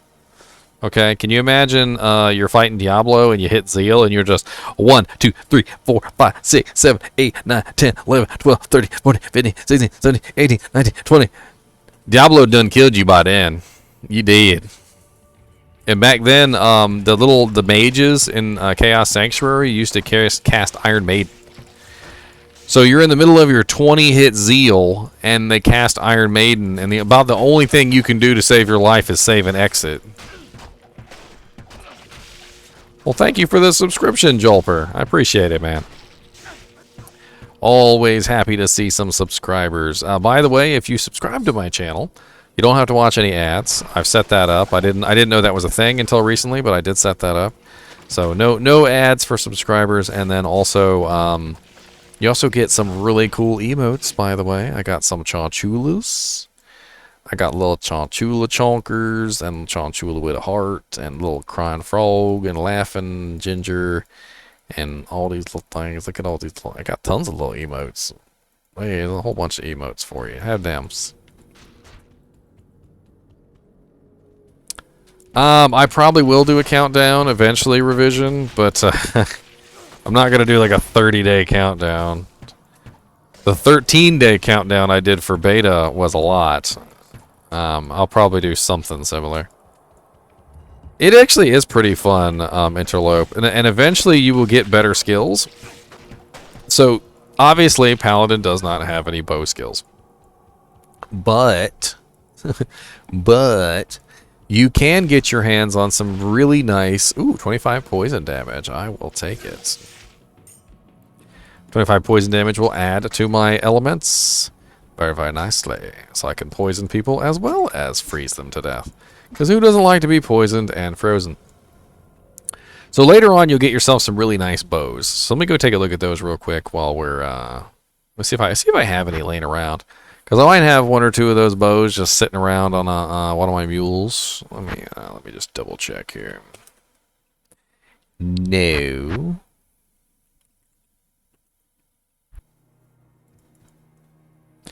I do have a demon machine sitting around on one of my characters, and I also have a pus spitter, but that's not going to help me out. And let's see, I've got a Buriza. That's one that would definitely work. So these two bows are probably one of your like two best bows regarding a ranger paladin. So this one has 66% pierce on it, along with fires explosive bolts or arrows, which means that you're going to have a nice explosion effect on your shot. The explosive arrow is also going to give you more attack rating. So it's actually going to fire the arrow as if it's a real explosive bolt coming out of an Amazon, and that attack rating is going to help you out. Buriza, on the other hand, has 100% pierce, which is going to help you out immensely, and then it has freezes target +3, which is also going to be pretty sweet. Both of these bows are actually really, really nice. Insta-kill, yes, you can remove the runes from an item once you've placed them in, but you will lose the runes. So what you do is you take a Hell rune, and you take a single scroll of Town Portal, not a tome. You take a scroll of Town Portal, and you put it in the Herodic Cube with the item that you want to remove the runes from, and with the single scroll, the Hell rune, and the item you want to remove the runes from, you hit transmute. It'll remove all the runes from the item, and it will delete them. The item will be unaffected though. It'll just have empty sockets again. Revision said, do you think there's going to be an option to play Diablo 2 Resurrected without being required to download further patches, which can make balance changes?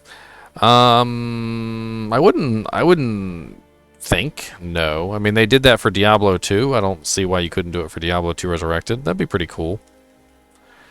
It would definitely be something that I would at least go on the forums and talk about. They do actually read the forums, by the way, and maybe make a post about that specifically. You know, we don't actually know if they're going to make any balances or changes yet, so I guess it's a little premature.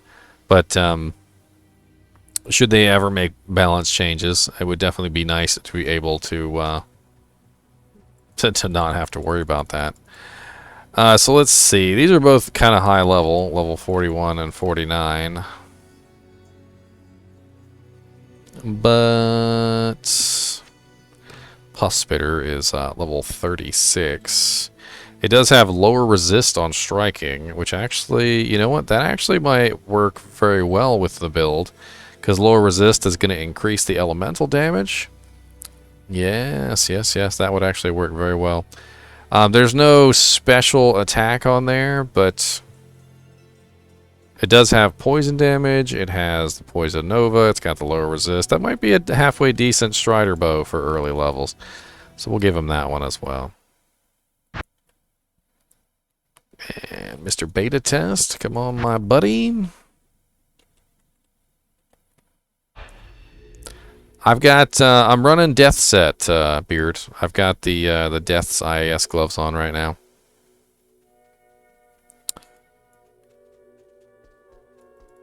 And I'm also running Twitch as well, so I got the 20% IAS there, 30% IAS there. I could use a Kuko Kashako. You have a Kuko, Beard? Because I'm playing around with this little bow paladin. And if I was going to make a bow paladin, I would definitely have a Kuko, like, laying around. Or a Wizendraw. Do you have a Wizendraw? Wizendraw or Kuko, either one of those would be absolutely great. In fact, Wizendraw would probably work better. Don't I have a Wizendraw sitting around somewhere?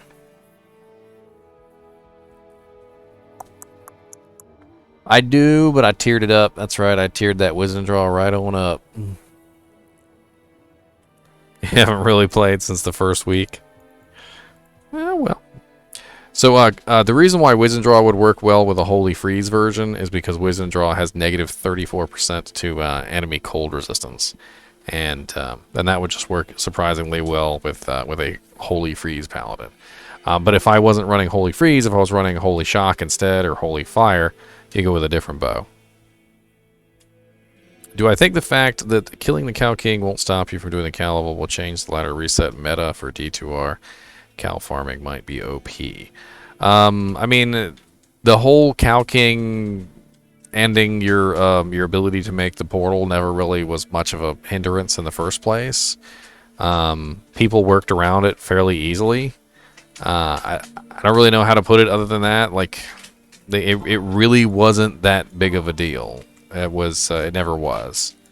What I would do is I would have one character dedicated to making the portals, and then all my other characters would be the designated Cow King killers.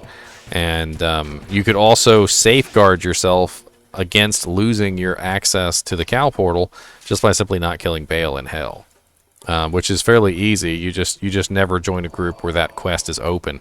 You can still kill Baal as many times as you want to, but as long as the quest is incompletable, you will never gain access to the Cow portals in the first place, and then therefore you can never actually lose access to the Cow portals. Alright, let's get a couple more points into Vitality, and then we're going to start working on Strength and Dex so that we can actually use those fancy bows. What do you think about some monsters have unique appearances, like Cow King with the crown on his head? I think that's freaking awesome they have unique appearances. There were so many things in Diablo 2, like so many items that you would have wanted to have unique appearances that never did, and I absolutely love the unique appearances. He likes the prefix for beating Nightmare. What do you think of console players asking for lobbies and not getting it? I think it's really detrimental and will lead to a dead game on console. I actually did read that post by Rod Ferguson, and I thought it was a little odd. He didn't say that they weren't getting lobbies, but what he said is that we're not adding anything new right now. We've got too much stuff to focus on. Like as if it was something that was like so difficult to do that it was next to impossible, and they were focusing on trying to get the game out and launch it, as opposed to actually work on additional features for Diablo 2 Resurrected, and that was just really weird.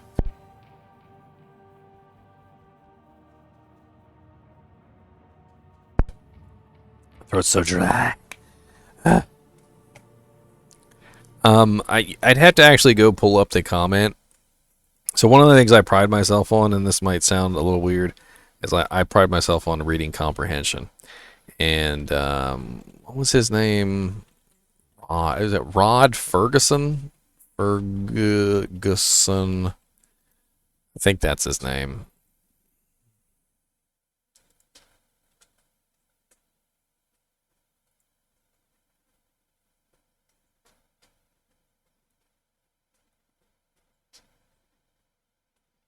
I'm not trying to defend the man. I'm just trying to accurately represent what he said, because I've had stuff that I've said not get accurately represented either, and so I understand. I understand what it's like not to have your words accurately represented. So what he said was, and you have to keep it in context too. So Chris, apparently this guy named Chris at CKRAYE44 on Twitter posted, if you care about D2R and are playing on console, make your voice heard and vote on this major issue. And he posted a link, and he tagged Rod Ferguson in it, and he tagged Pez Radar, and it basically says console lobby / creating named games thoughts. How bad is the situation with console not having lobbies to name created games? And then Rod Ferguson replied, "Hey Chris, love the passion, but it's not about getting enough votes. We've heard the community feedback, but with 4 weeks till launch, we're focused on stability and optimizations. No new features till after launch." And then he wrote, "Don't shake the jello," and I've never heard "don't shake the jello" in my life. But it's like it's not like he's saying that it's not gonna happen, and it's not like he's saying that it's an impossible thing. But what he's saying is that with 4 weeks to launch, it's not coming at launch. Like, he's saying it's not gonna be in there at launch. And he says new feature, and new feature is a very odd way to term it, as if it was never planned to be put in there at all. And that's a little disconcerting. Like, the fact that they didn't even, like, they weren't even planning on it, I guess, or... And it's not really like it's a new feature, because if you think about it, it's in the PC version. So it's not like it's not an existent feature. It is a feature. It's not a new feature. It is a feature that has already existed for quite some time. I don't know. It's a little odd. But, I mean, I think a lot of people are taking it as doom and gloom that it will never happen. And I don't really think that's the way he intended it. I think he just kind of meant it as it's not in the game right now, and adding it to the game is going to take much longer than the 4 weeks we have, I guess. I mean, he's right. There's really no time left. Like, 4 weeks is really not a lot of time for what there is left to do with Diablo 2.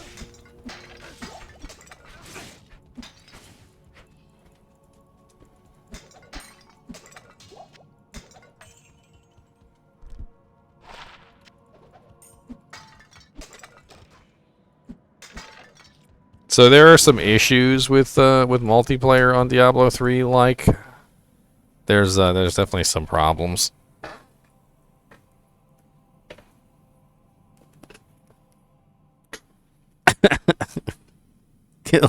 Get a leg up there, bear. Come on. Come on. Come on. I'm helping you as much as I can, bear. Get your little booty up there. Or heckin' bite your nose.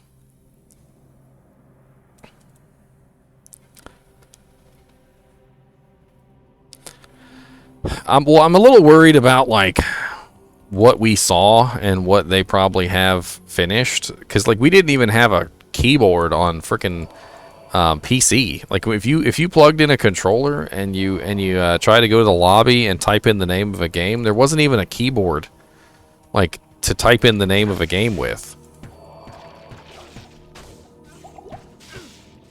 Like, normally there's an on-screen keyboard that you can, you can type with. There wasn't even an on-screen keyboard.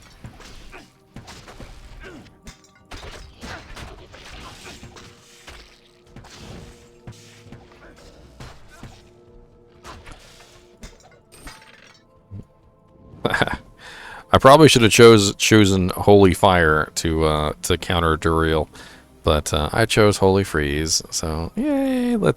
Let's all go fight the extra cold resistant monster with our cold attacks. Whee!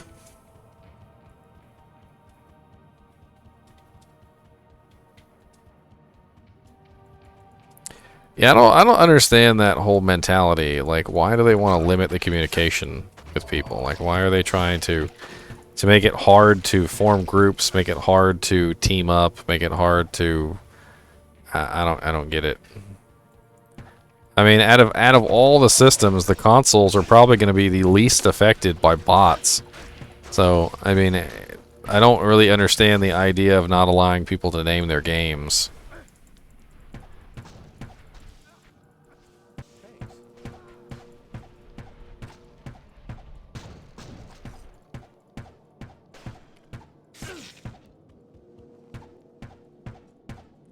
Just take out the whole group from afar. Nobody cares. Back off me, suckers. Back off me, suckers.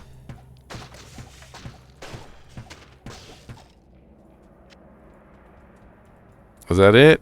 Is that all you got?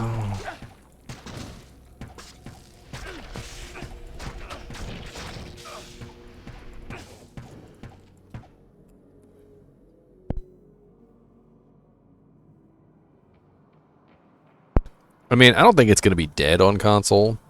I just think it would be a lot more lively if they didn't restrict people so ridiculously.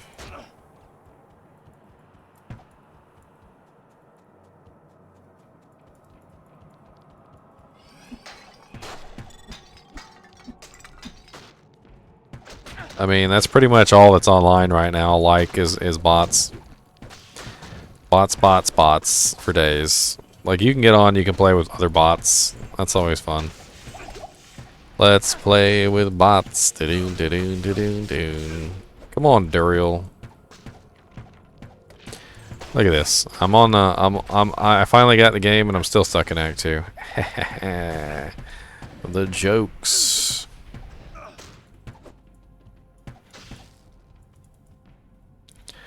The jokes. Don't put the cube in there, please, sir.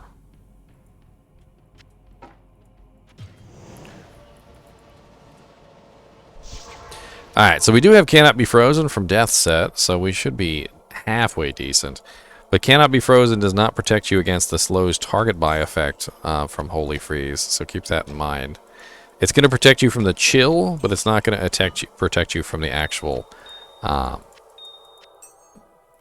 devilishness of the Holy Freeze. But Duriel will also be affected by my Holy Freeze, so there's that.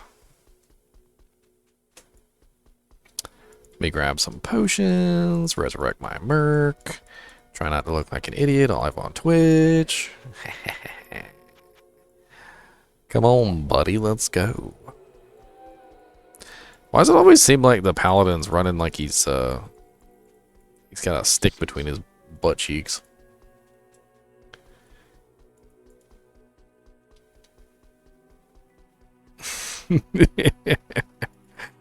That's terrible, isn't it? That's terrible. Come on, Vikayat. Let's go, buddy. Come on. I need to keep some distance so I can get my damage off. Yes, I am looking for Bale, actually. Oh, look at you being all OP with your Holy Freeze. Alright, I got Holy Freeze too. I got Holy Freeze too, sir. Just because you got lots of cold damage doesn't mean I don't got lots of cold damage too. I got poison damage too. Look at y'all. Y'all green. Green with your little poison damage jank self. So melt away. Melt away.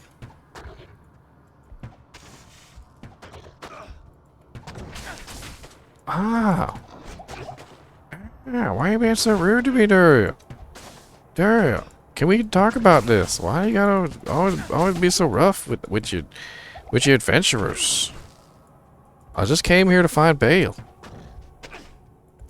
Looking for Bale. No. I know you're cold resistant.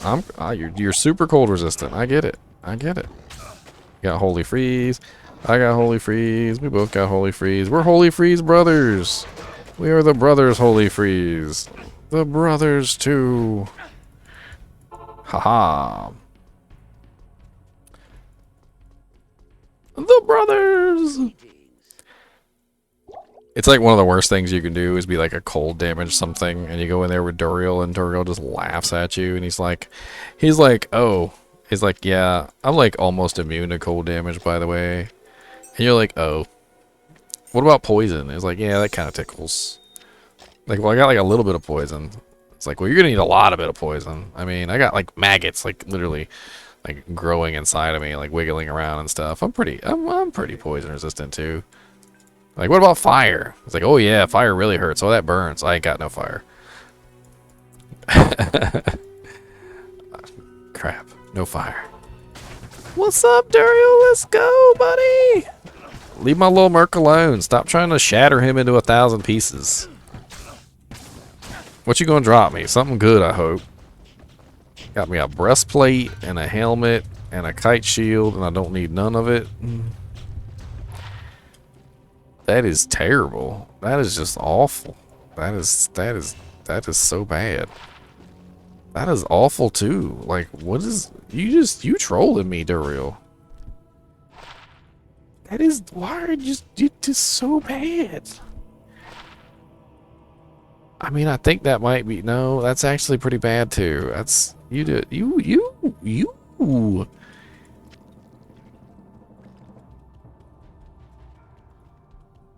Will the multiple effects hit each? What are you talking about, like? The different elements? Is that what you're talking about? Like when I have multiple elements of damage? They all stack. Give me that breastplate.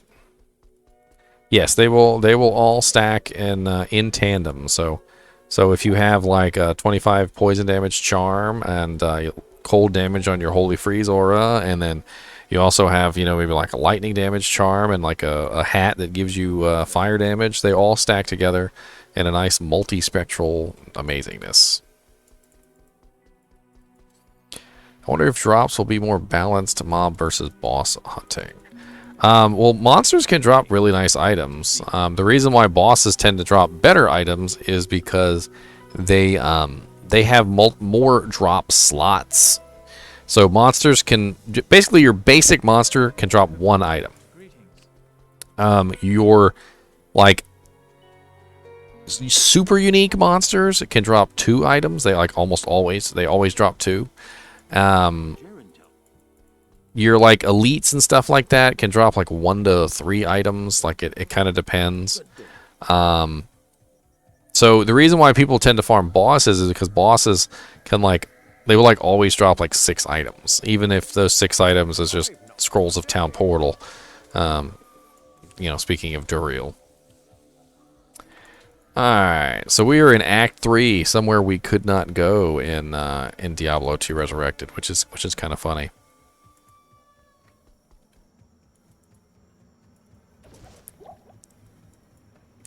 Might as well just get to it and start pew-pewing everything.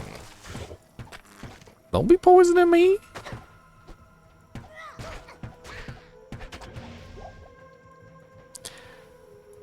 Lone Star. So, farming bosses involves usually killing the boss, leaving the game, remaking it, because then the boss comes back to life. So every set of games, every new game has its own set of bosses.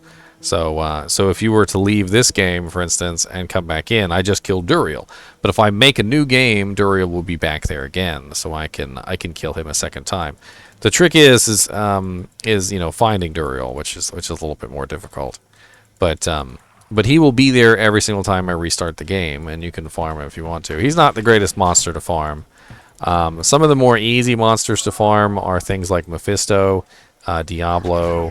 Baal is not like the greatest to farm for items, but he's pretty good to farm for EXP, and he does have pretty good drops for items. It's just he's not really like a monster that you usually MF find, you know, magic find farm. He's usually more of a monster that you farm just simply for EXP, and then whatever he drops is a nice bonus.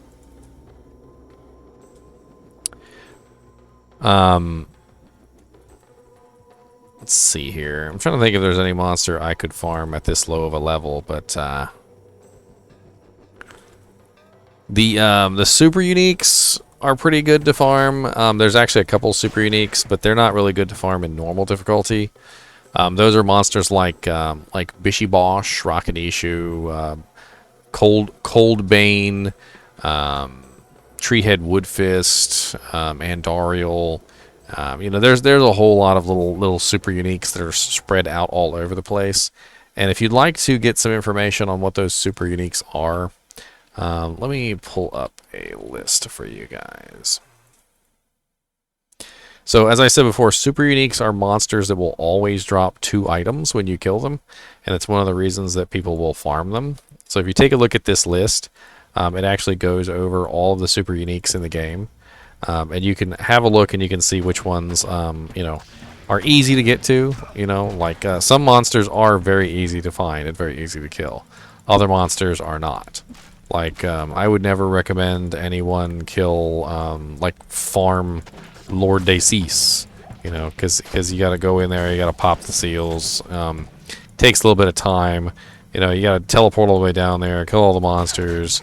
It's a lot easier to farm someone like Rakanishu, who's usually eminently available and easy to kill, as opposed to a monster like Diablo that requires you to clear the entire Chaos Sanctuary to kill. You know, it becomes apparent once you've actually started to find these monsters and you realize that they're either A, easy to find, or they're B, like super difficult to find. Like Ancient Ka the Soulless actually has really good drops, but Ancient Ka the Soulless is in a random tomb in the Canyon of Magi. And so knowing exactly which tomb he's in is kind of difficult. He's always in a fake tomb, so at least you know that much, so you can narrow it down by 1 tomb.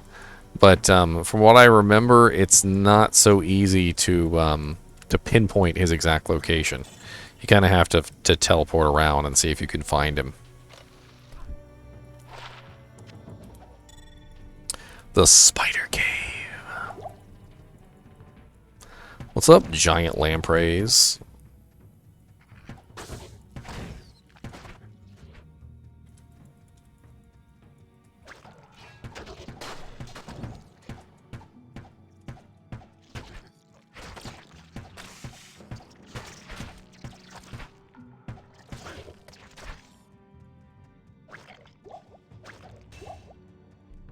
Magic fighting also has a lot to do with the level of the monster that you're fighting as well.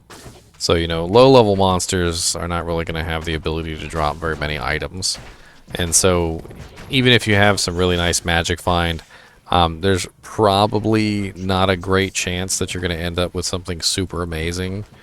But you can do what's called targeted magic finding, which is where you kill specific monsters that have a better chance of dropping the item that you want. Like, for instance, Deviant Brute during the beta was killing Treehead Woodfist and Treehead Woodfist and Bloodraven over and over again because they had a pretty good chance to drop Gull Daggers.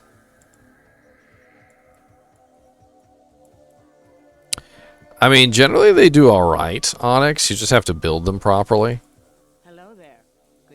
At that point, by the time you get to Hell, you're going to need a lot of plus to skills equipment. You're definitely going to want to make sure you're working your corpse explosion. Your amp damage needs to be up constantly. And by then, you should have a pretty decent number of revives as well. So your revives are going to be in there working their magic. So, you know, you keep your skeletons up, you keep your revives up, and by Hell Chaos, I mean, you at that point, you probably have some skeleton mages too if you're really like full summon Necromancer. And the corpse explosion is really where your magic comes in. Decrepify is great for a bone necromancer. Like if you're a poison, sorry, not a poison, a bone necromancer just in general. So like if you're bone spear, it's pretty great for a bone spear necromancer. And lower resist is really good if you are a poison necromancer. So if you are a poison nova necromancer, lower resist is the only ability that can actually reduce the resistance of poison.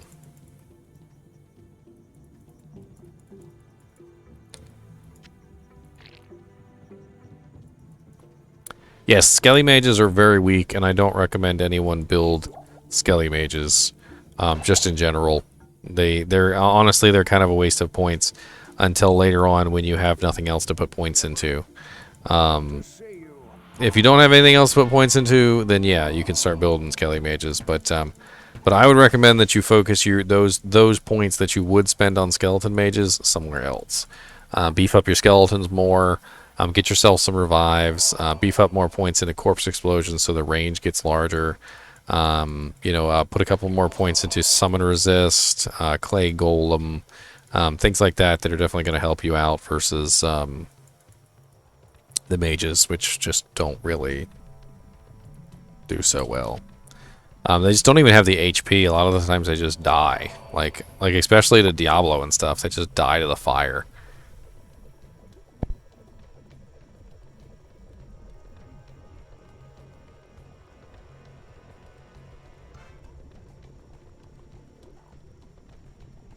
Yeah, revives are worth are worth a lot better than Skelly Mages. They don't last as long. You gotta keep casting them, so that's a whole thing.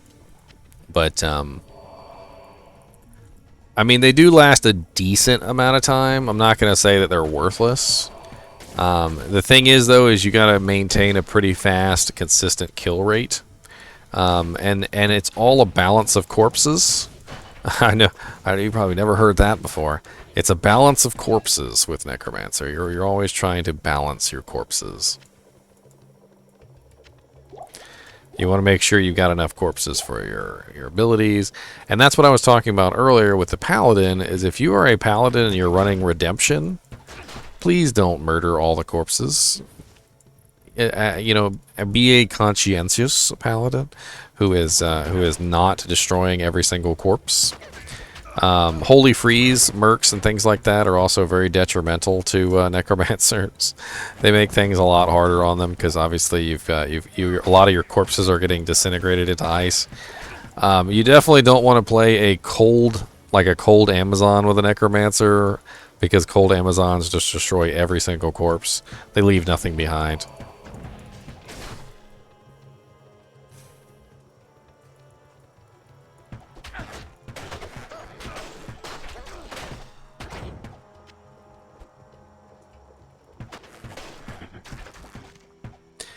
Alright, so we are going to, for the sake of expediency, and I know you guys don't want to watch me walk through the entire Act 3, I'm going to do my best to skip this. And then there is actually some ways I can skip this, so we'll see if we can work it out.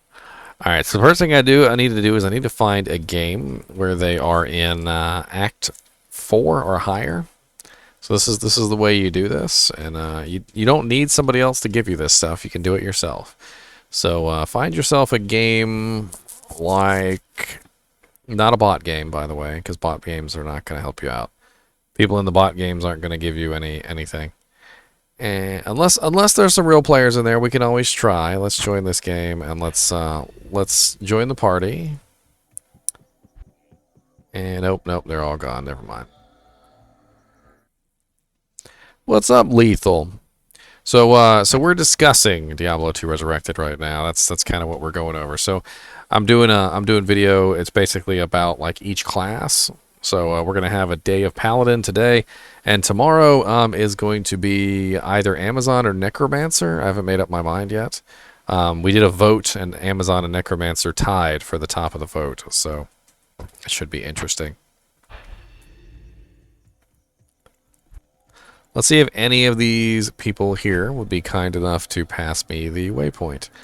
So you just simply ask, can anyone give me Travancore waypoint, please? And if there's any real people here, usually it's just a TP scroll for them, so it's not a big deal. You just ordered a gaming PC, Deviant Brute. Nice. What kind of rig did you get? Did you go with Nvidia, or did you go with AMD, or did you go with Intel? I'm always curious. AMD? What kind of processor did you get? Did you get one of the new ones?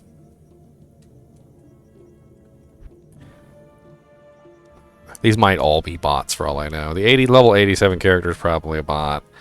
This level 63 character is probably a bot. The level 24 character might be a real character, but he's probably not paying attention.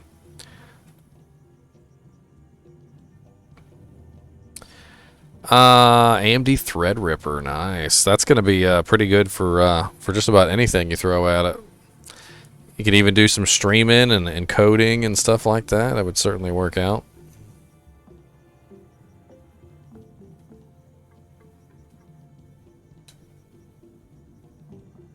All this junk in my trunk.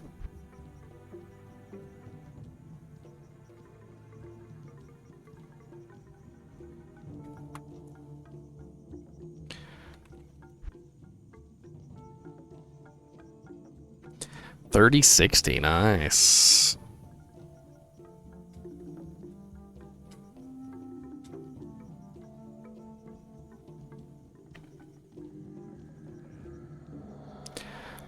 I grabbed the Asus one just because it was fairly inexpensive. I'll pull it up on my phone and I'll link it to you. I wasn't trying to go like super duper ridiculously high on it.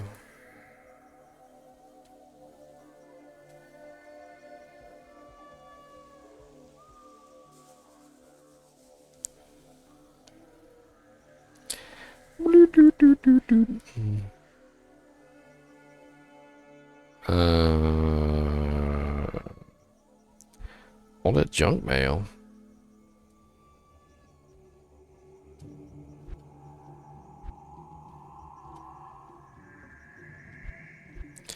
There it is. Asus. God bless it. VP28UQG. That's the one I got.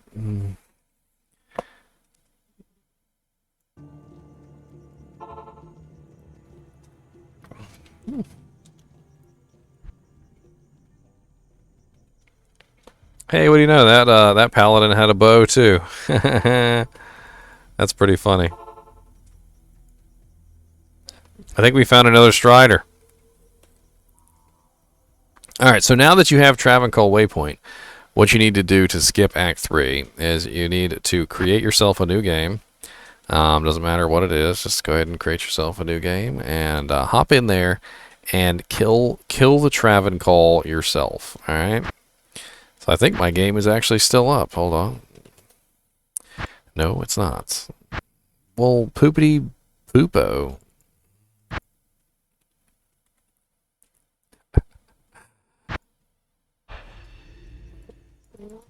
It's funny because the games are so similar, and Diablo 2 Resurrected also had this mode in it that literally I could be playing Diablo 2 Resurrected right now, and you guys would never know. So you go to Travancore, and once you go to Travancore in the new game, you want to go ahead and you want to kill the Travancore peoples. Alright, so just go ahead and get in here, dish out your damage, murder everything, you know, whatever you gotta do.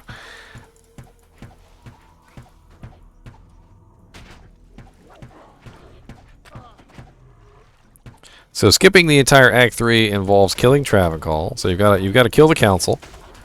Once you kill the council, then what you do is you go to another game and you get yourself the next waypoint. And come on, buddies, you and your little hydras, stop moving around. I can't shoot you.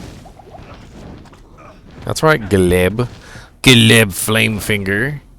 I don't know what you did to get a flaming finger, but I'm a little worried about it. I don't know exactly what that flame means.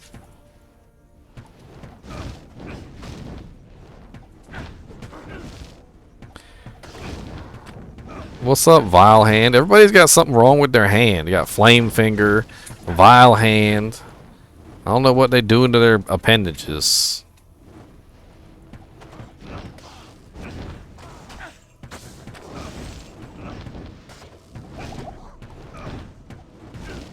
I ain't scared of your flames, sir. That's right. Back off. Suckers. An ice fist. See what I mean? Everybody's got something going on with their hand. Ice fist, flame finger, vile hand, poop knuckles. This guy's cold enchanted, so he has 75% cold resistance. And the majority of my damage is cold, so of course I'm going to have a little bit of trouble with this guy.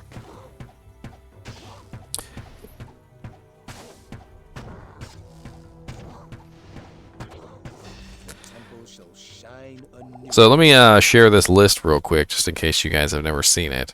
So this is the list of resistances for monsters and why they have certain resistances. This is it right here. So as you can see, Stone Skin applies 50% physical resistance. Fire Enchanted, Cold Enchanted, Lightning Enchanted is 75 to the respective resistance. Magic Magic Resistant is 40% to Fire, Cold, and Lightning. Spectral Hit is 20% to Fire, Cold, and Lightning. So you can imagine if you found a monster that was, say, Fire Enchanted, Magic Resistant, that would be pretty deadly because he would be 100 and some odd % fire enchanted, resistant, so he'd be immune to fire. He would also have 40% to all elements resistances, so he'd be pretty hard to kill.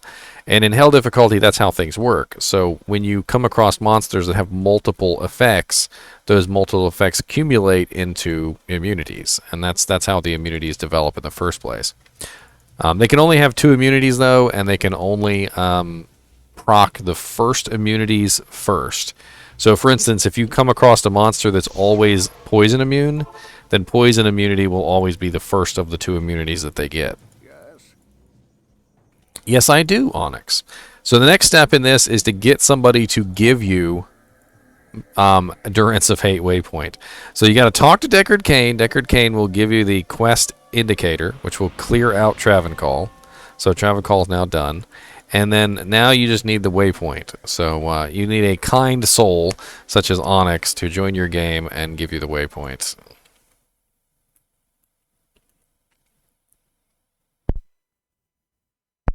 A poor, unfortunate soul. Of course, you can always go beg for it. I mean, you don't necessarily need a friend. You can always go into another game and be like, please, sir, may I have Endurance of Hate waypoint?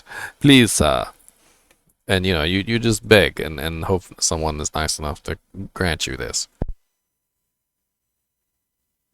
But you don't actually need them to help you. Like, that's not... You don't need, like a whole bunch of, support and people killing things. So hold on, let me make sure I've got all my, my precursors done. Let me talk to Drognan. Let me talk to... Oh, yeah, that's right. Let me accept the invite, which would be nice. It's always important. A lot of the quality of life features for Diablo 2 Resurrected I've gotten so attached to, like the auto party invite, the auto gold pickup, the quick swapping items in between stashes. I'm coming back to Diablo 2 now, and I'm like, this is the same game. It is. But man, I really miss those quality of life features. I really wish they were still here. Twould be nice if they were still around. What is up, Jedi Master? This is the Master of the Jedi himself. What can I do for you? I was walking around and I had gotten used to the gold pickup, and so I was literally clicking where the gold was, but I wasn't clicking on the gold. And I got back to Diablo 2 and I started clicking where the gold was and it wasn't picking up and I was getting upset.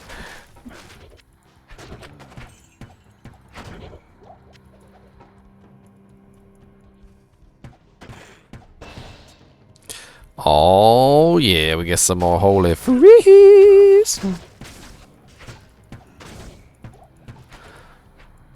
Let's go moat Mephisto, just for laughs.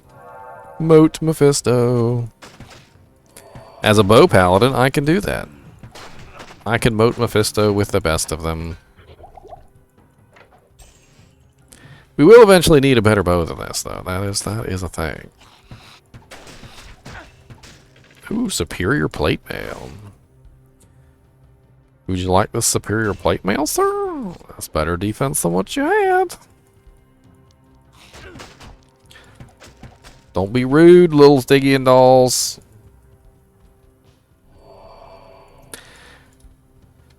I miss the zoom in feature too. I found myself tapping the zoom key like a lot. Like just recently, I would be like talking to you guys and I'd be like, and I want to show you this. And I hit the F key and I got sad. And I was like, oh yeah, that's right. I can't zoom in. I'm gonna hit the G key too. I'm gonna switch back to the new graphics, guys. Oh, wait. Oh, no, wait. Oh, wait. No, there it is. No, wait. That's not working. Look at my frame rate. Oh, yeah. 202 frame. Oh, you can't even see it on stream. What's wrong with my thing's all cut off? Why is it all cut off? I didn't even notice that. Well, that's just rude.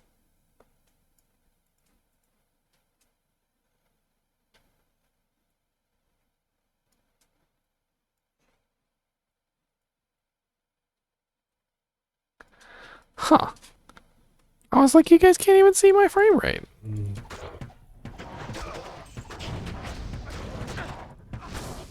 Look here, puke feast. Ooh, a poleaxe.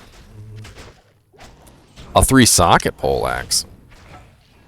Time to make a malice. God, I made so many malices over the beta weekend. Like, how many malices did you guys make? Because I swear I had a malice on like every character, and I had like 6 characters, and then I made more malices on top of that. Ooh, a superior gothic shield. Too bad I'm not a character that uses those. Actually, you know what? I should probably be on the lookout for a Zephyr. That'd be nice. Just look for a really nice 2-socket bow.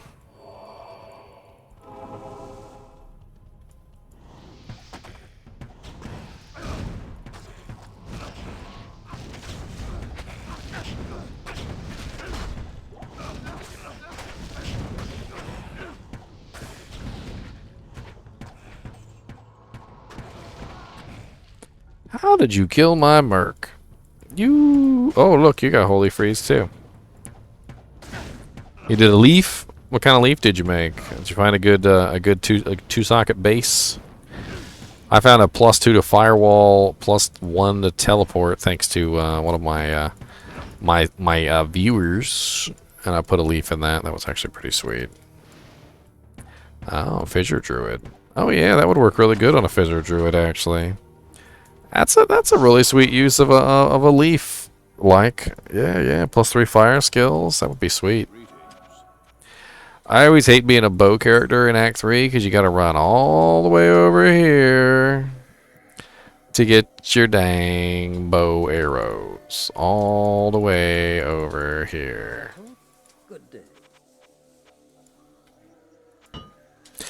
No, it's a good idea. So it's a very good idea. Like, you could also use Mage Fists.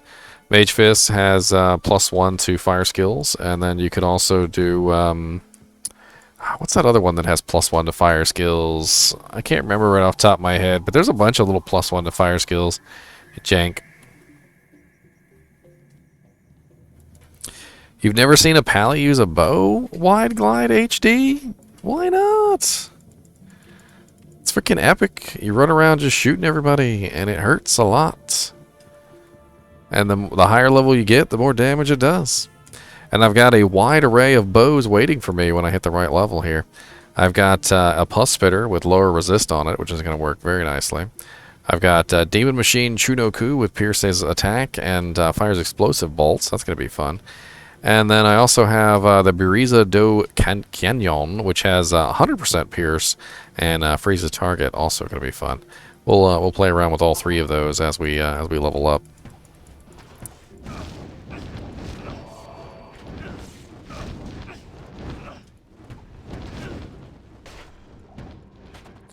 Well, ironically enough, the name for this particular build is called the Strider, which I think kind of falls in line with Dungeons and Dragons. Isn't there a Strider class in Dungeons and Dragons? What's up, Mayfer Dragonhand? Everybody's got hands. Everybody handed.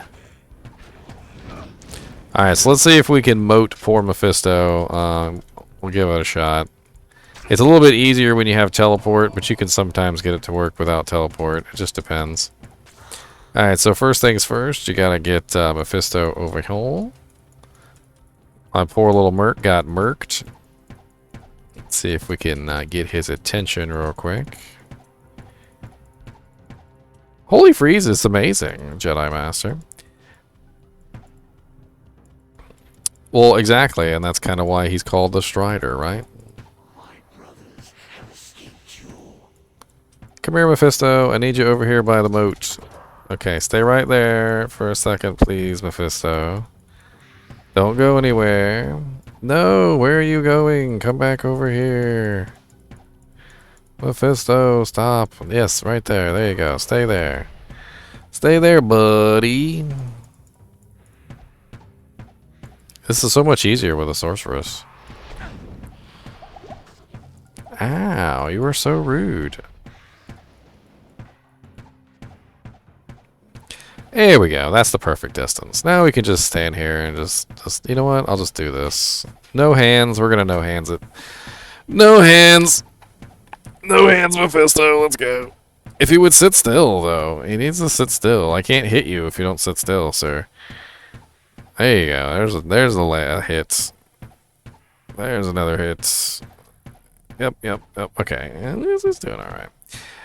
So the trick with Holy Freeze, Holy Fire, and Holy Shock is that it's elemental damage, so you don't necessarily have to have very nice physical damage on your bow. The entire point is to deliver your elemental damage in a ranged form. So it's very similar to like a Tesladin. If you ever built a Tesladin, you can kind of convert a Tesladin into a Strider fairly easily. It's very gear based because you need some decent equipment, and yeah, I kind of feel like they should fix this moat thing, but you know, it is such a classic thing about Diablo. I don't know. Sorceresses do it easier, of course, because they use Blizzard. And Blizzard, they can cast from really far away. In fact, you're going to be able to cast things even further away, you know, with the widescreen on Diablo 2 Resurrected. So that's always a cool thing. And obviously, if I was doing more damage, I would kill him faster, but I'm probably going to run out of arrows. Die, Mephisto. Just give up. Just give up, sir. Just lay down. You don't even have a name badge. Just come on. Thank you. Oh, look. Millibrega's kite shield.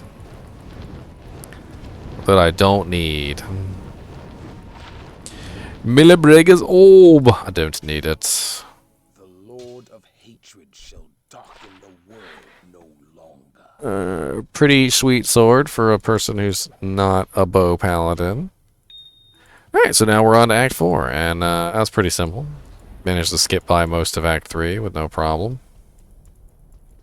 Let's get some more health potions, some more of them janks.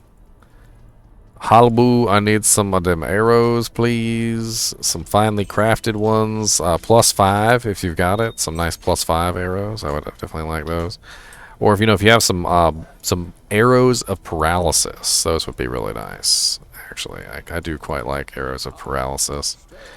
The time has come for you to destroy.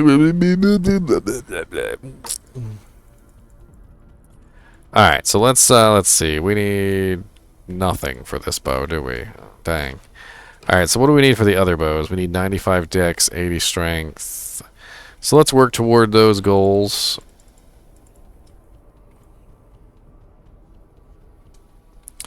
Always hated the fact that there was no arrow/bolt with a rare/unique set on Diablo 2.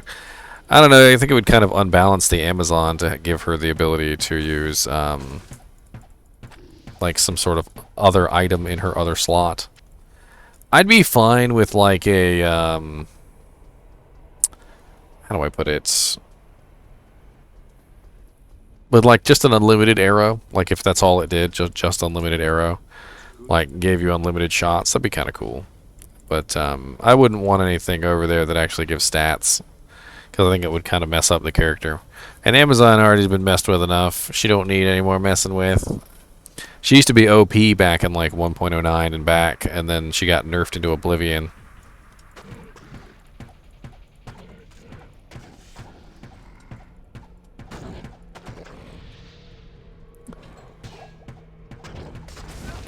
'Cause I don't want none. Da-na-na, da-na-na-na.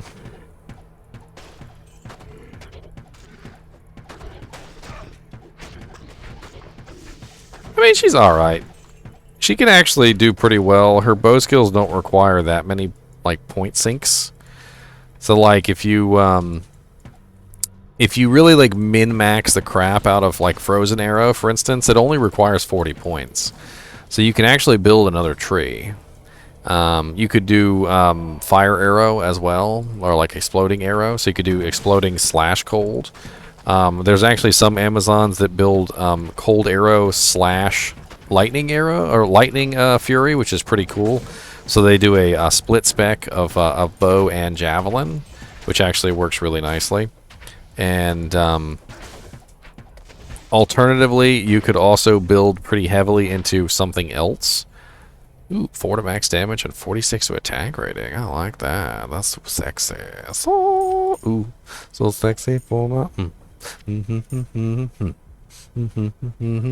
Sorry, where was I? You can build into some other trees like multi-shot. You can build strafe. You can build guided arrow, magic arrow. Magic arrow actually works pretty good in hell because at level 20 you get 20% physical damage converted to magic damage, which actually is pretty effective. So there's usually not a lot that you can't kill, even if the kill speed is not the best.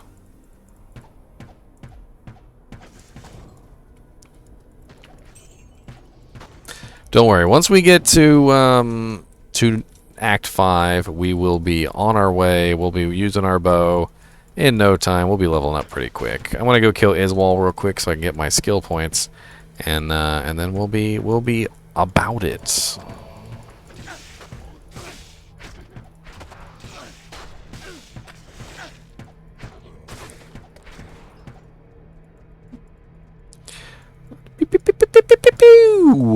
Mother suckers.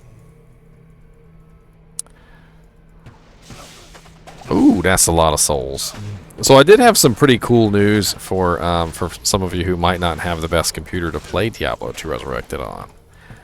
If you're wanting to play on computer and you don't have like the best computer in the world, I was actually able to get Diablo 2 Resurrected to play on a pretty old gaming laptop from about 8 years ago. It's a 2014 gaming laptop, and let me finish off these little jokers real quick.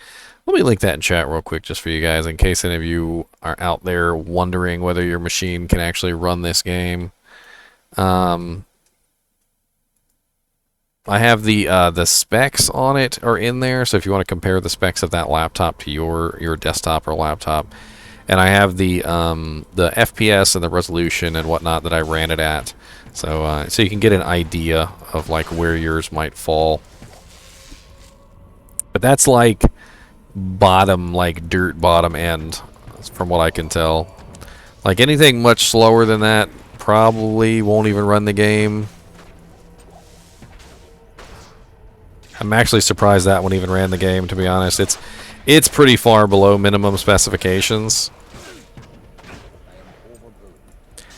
Oh, I want that plated belt, sir. You better don't give me that.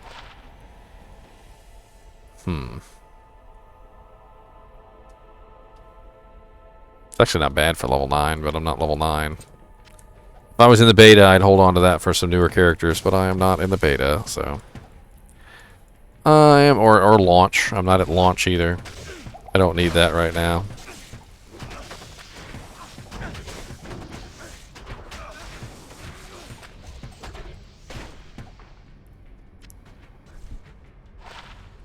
Two to 4 fire damage. That'll help me out.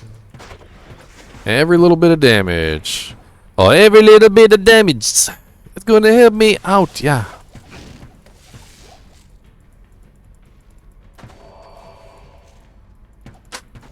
Yeah.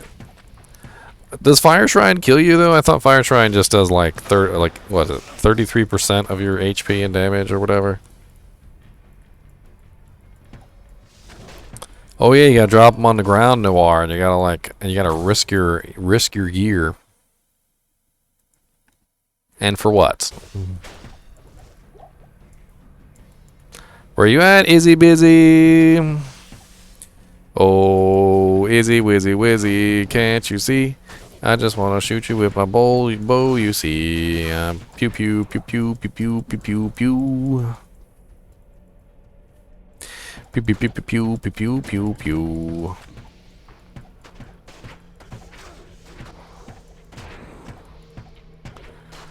Yep, it happens, especially when you get realm downed for no reason. Like, you totally got it just fine, but then you get realm downed because, you know, reasons. And, yeah.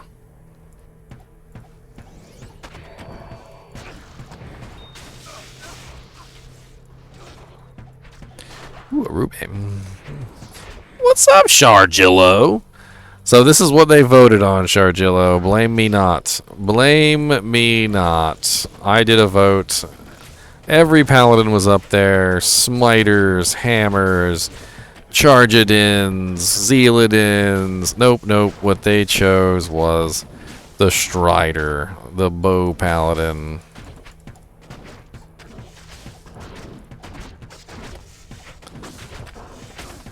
Tomorrow we'll be doing a different class, though, so if you're interested.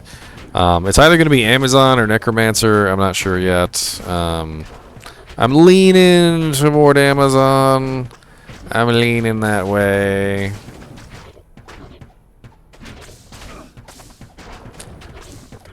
How am I going to use a faith at this level, Shargillo? Come on now.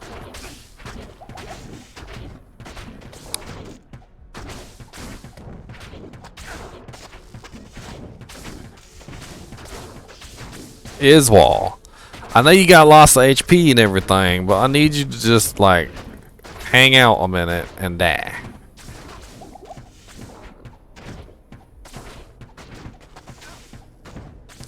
No one chose Paladin, huh? I mean, they technically chose a elemental damage class. I specifically chose Holy Freeze because it was easier to build than Tesla early on. Tesla is a much higher level ability than what I am right now. In fact, I don't even think I'm there yet.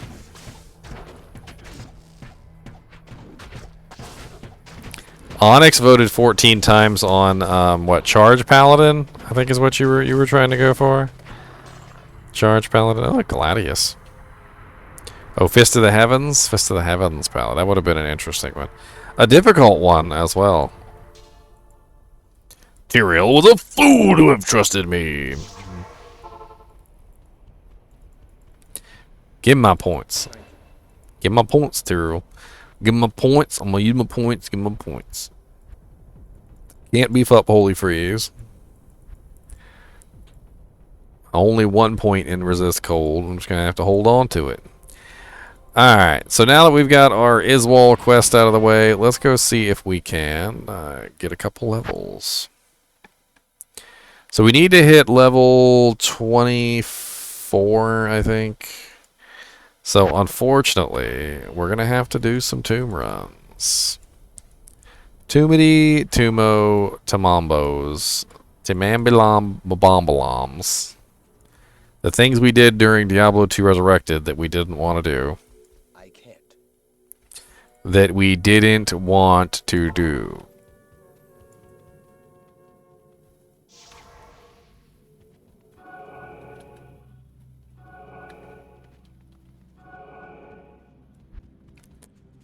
Next, I suppose. Are we going to the next tomb? Next tomb. So the reason why I have to hit level 24 is because that's where the ancients are. Alright, that's actually where like the EXP penalties drop off. So if I try and do bail runs before level 24, I tend to get like next to nothing. Holy crap with the fanaticism. Alright, buddy. Yeah, chaos runs. I can do chaos runs. I was thinking about that too. I just need one level. Come on, let's do these runs. Man, we had much faster runs in beta. What is with these slow runs? Y'all little slowbies. Y'all little slowbies, let's go. Where all the wolvies at? Where's the firewall sorceresses? And why is there a hacked assassin in here? Somebody hacked an assassin in, guys. Report it. Report the hacked assassin. With your little lightning janks.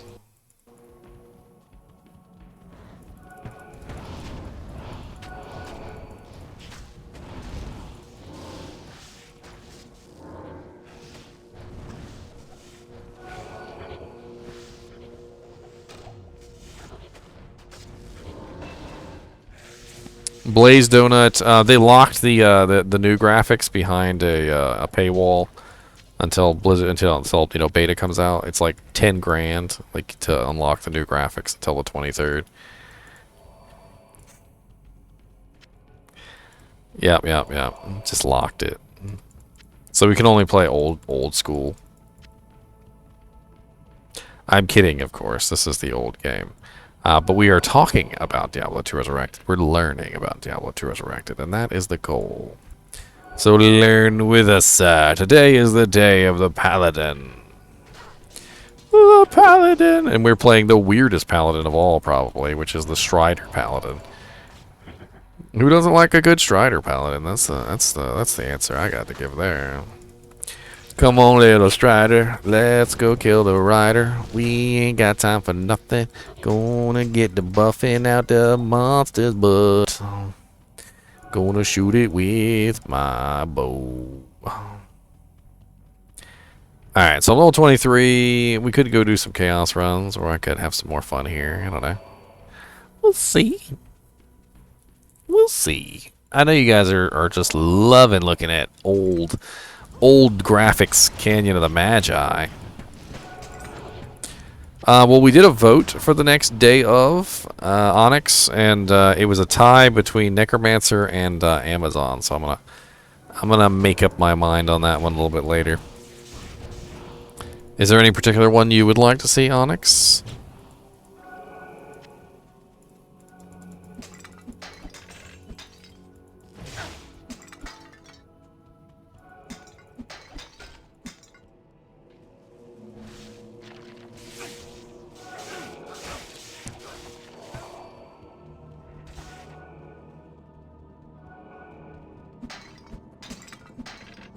The old graphics. The new graphics. Kicking. All the urns I cannot stop. I don't need to kick 'em, but I really want to kick 'em. What's up, Skyhawk69? How goes it, sir? Welcome to the day of the Paladin. Today we play the Paladin and nothing else. Tomorrow will be the day of the... Since we already did a bow character, okay? Since we already did a bow character, tomorrow will be the day of the Necromancer. How about that? That way we can split up the bow characters a little bit from each other, so we're not doing all the bow characters at one time. And I know that the Paladin isn't exactly a bow character, but we're leveling him as a bow character, and so therefore he counts.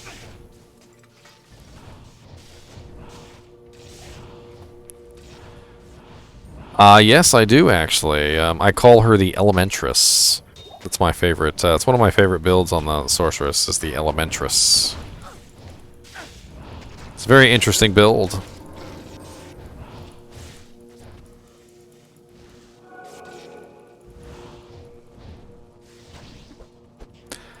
Man, look at that. Eisenhar's breastplate gets sucked up like...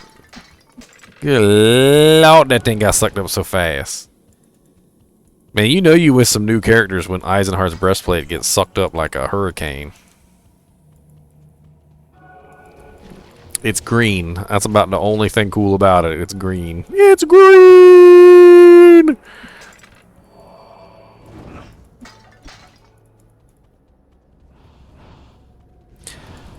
So you can get multi-shot charges, Skyhawk. I don't know if some people actually do that or not.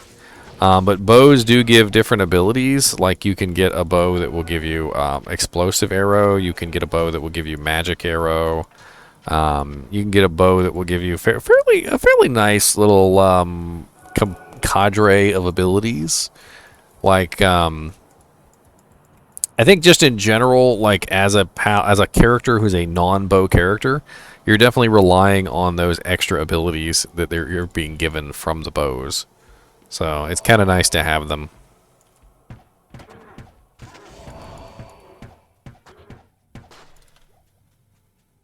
That's right.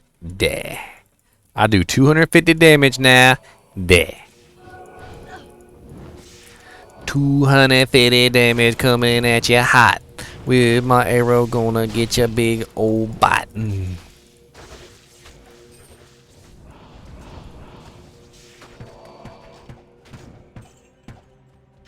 And I got that holy freeze aura.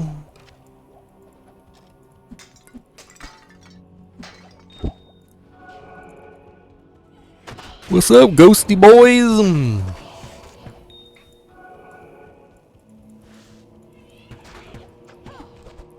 Gonna be the beastie boys.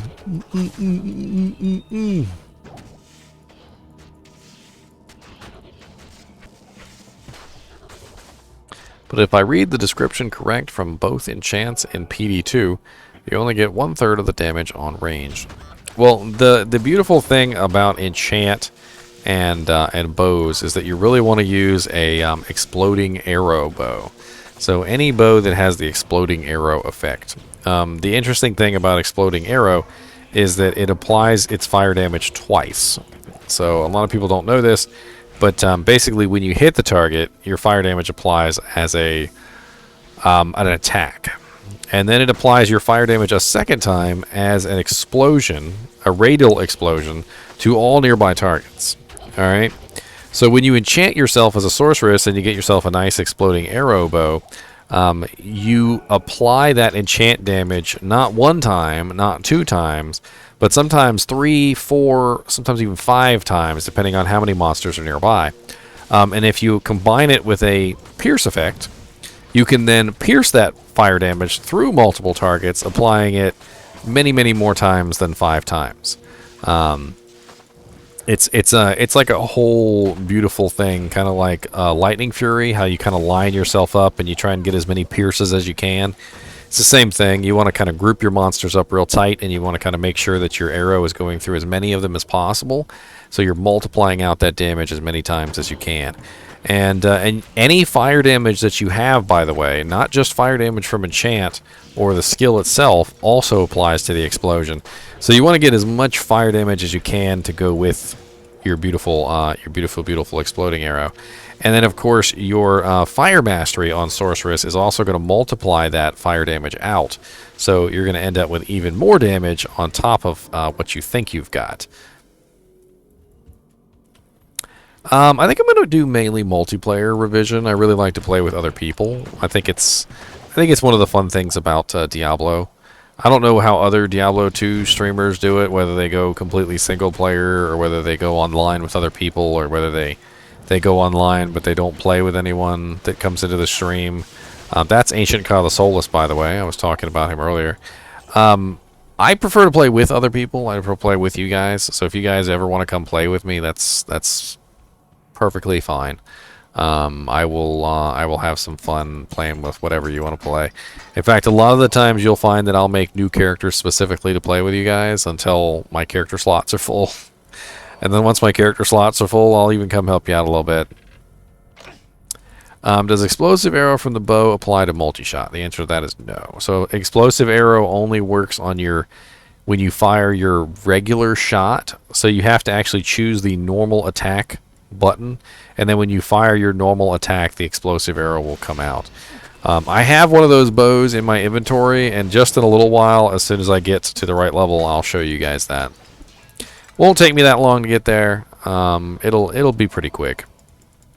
Once I hit level 24 here, which I'm just about to, I'm gonna hop into some games, try and get the ancients done, and then I'll be level 40 something before you even know it. Jedi Master in the house over here.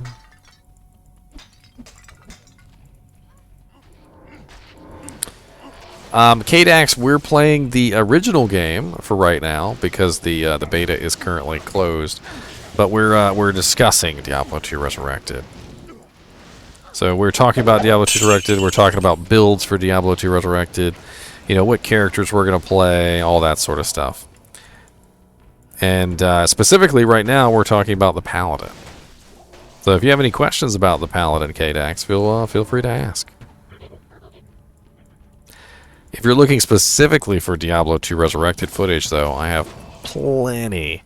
And I mean, like, buku buttloads on my YouTube channel, if you're interested.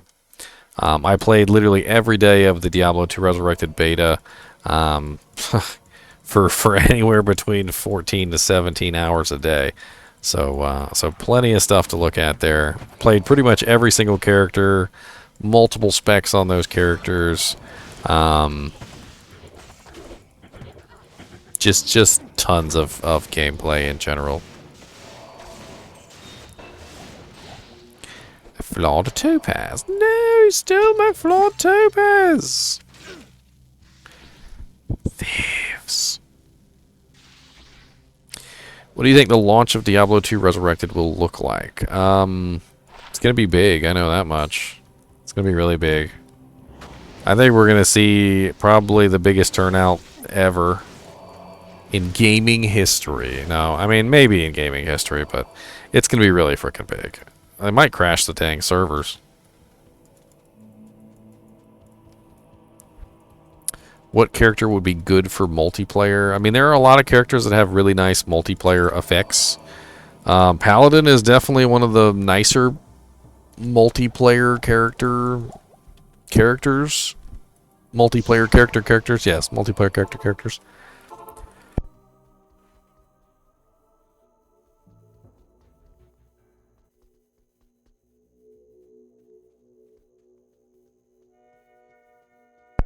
You know, this is the video about paladins, so let me talk up paladins. So Paladin has a lot of different auras.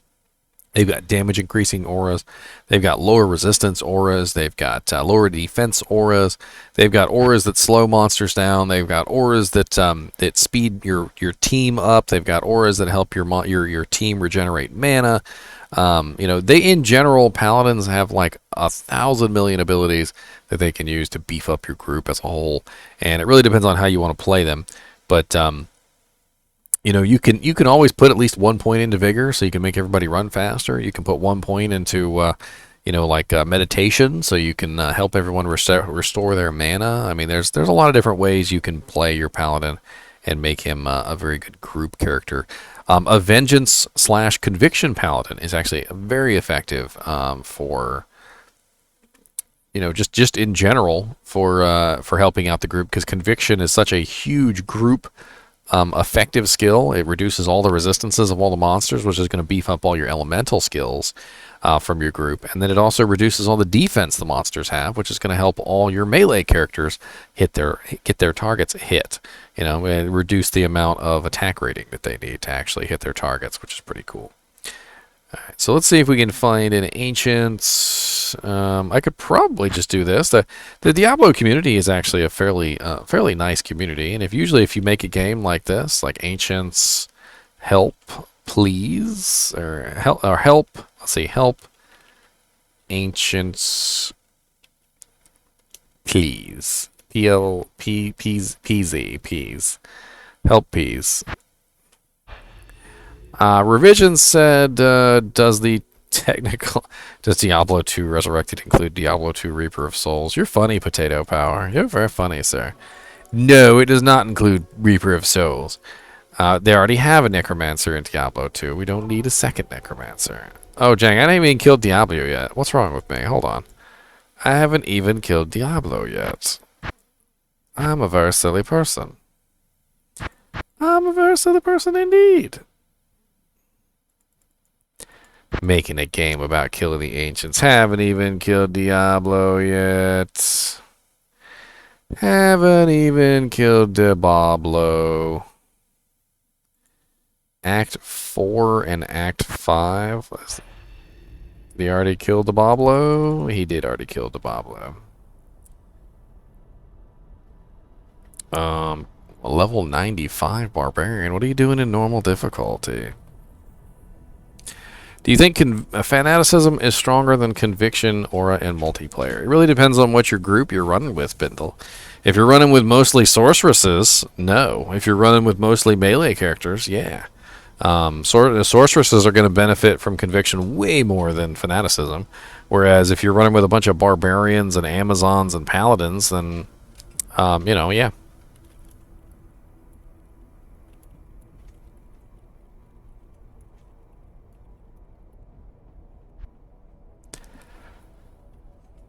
Yes, I did play Diablo 1 KDEX back in the day when I was like 13 years old, and also recently I did a full playthrough of Diablo 1 just for fun. It's a very fun game.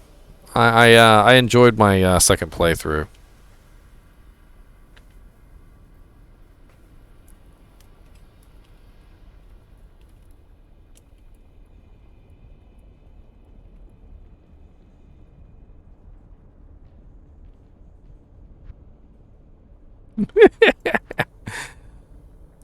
I will come help you, big level 95 barbarian, said the little tiny paladin. Said the little tiny paladin. So these are the bows that I was talking about, by the way. See how it says piercing attack? Every bow has a different rating on that. They don't actually tell you, which is stupid. But piercing attack is on this bow in particular is 66% chance to pierce. And then it has fires explosive arrows or bolts. So this one will fire explosive arrows and bolts. And then this one right here has piercing attack too, but this one is 100% pierce.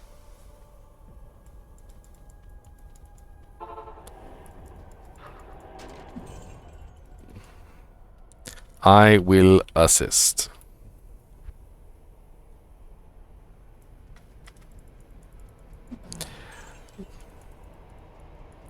I already went this way. I see dead bodies. Back off me, sucker. Don't you say nothing to me. How many hours does it take? You could take a look at my playthrough, KDEX. I did a full playthrough of normal difficulty there. And you could take a look and see. I'm not sure how long it would take you to do a full playthrough all the way to hell difficulty now. But you can always test it out and see.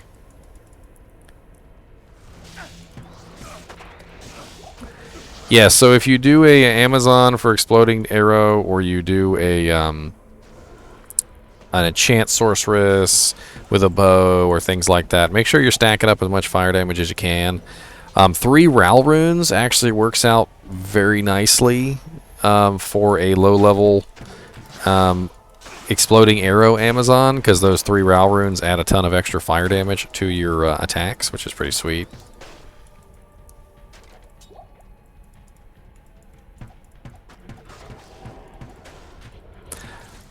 I also have a whole lot of tutorials, by the way, guys. If any of you guys and gals out there are just looking for refreshers or tutorials on Diablo, I mean, I have a whole bunch of stuff on there on my YouTube playlist. Like, I go over breakpoints, I go over magic find, I go over all that stuff. You know, less specific stuff than what I'm doing right now. But here he is.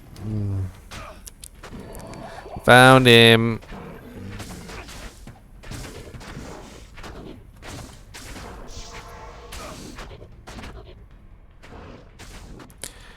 Not particularly revision. In fact, I know a lot of people prefer not to play Amazon with the crossbow. For some reason, the crossbow has kind of like a long animation on its fire attack or something.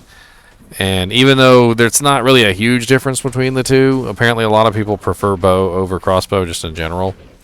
But there are some pretty nice crossbows for, specifically for non-Amazon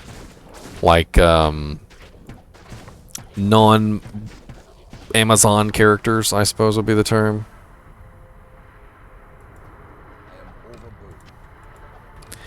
A bow! I wonder what this bow is. Let's see if it's any better than my bow. 5% lifesteal. Pretty crappy damage. No elements. I mean, the damage works out to be a little bit worse, but I guess I have higher physical, which isn't terrible. Let's take off my my aura, just so I can actually see what the real damage is.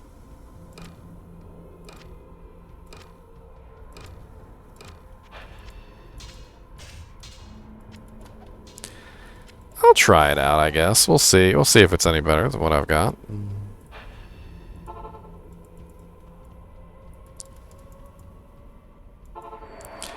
I mean, I think crossbows tend to hit harder, much the same way that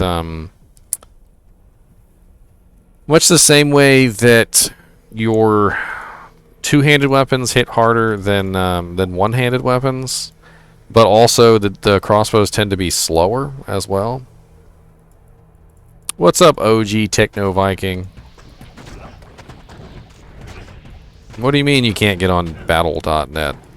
You trying to log in on Diablo 2 Resurrected? Are you running any kind of VPN? Are you running any kind of what's the term? Firewall? Try turning off your firewall. Make sure you're not running any kind of weird VPN in the background. Those tend to interfere with it. You can either turn the firewall off, or you could put an exception in for the program. Diablo 2 is very old. It uses a lot of old protocols. What if he's already there? He's already in the River of Flame. Look at him being all fast. Look at him being all fast. And I'm running out of arrows.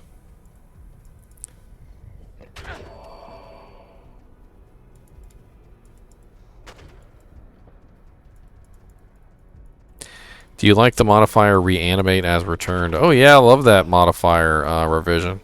That's on the Faith Bow. It's on the Tomb Reaver. God, what are the other bows, weapons that's on? I can't remember off the top of my head, but I know it's on at least those two.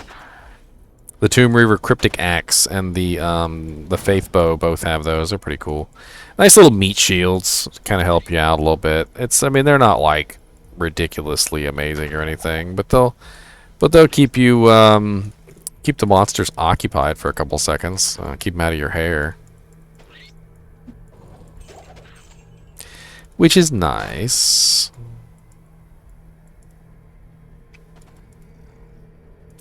I'm trying to find the waypoints. As nice as this guy is, I can't kill Diablo in this game. So cannot complete this quest in this game. So I'm gonna have to grab the waypoint and make another game. Which I am looking for desperately. Oh, waypoint! A little waypoint. Doodle-doo-doo-doo. Oh, lovely little waypoint. Doodle-doo-doo-doo. I love you. Doodle-doo, doodle-doo, doodle-doo-doo-doo.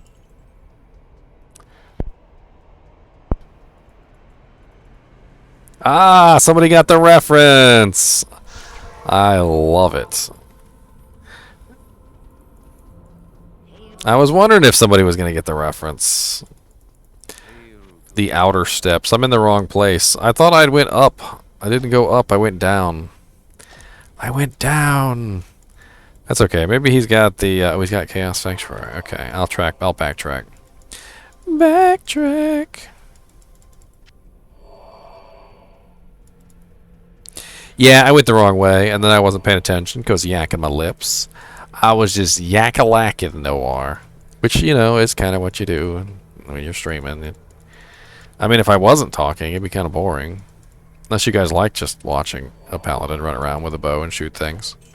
Which, you know, maybe you do. No offense intended. Oh, what's up, militants? I just grabbed River of Flame waypoints. Now I need to make a game. Kill Diablo. There we go. Kill Diablo. Diabolo. Let's go bolo. All sooky now. I'm stuck. No, morphines. Pew pew pew pew pew pew pew pew pew pew pew pew.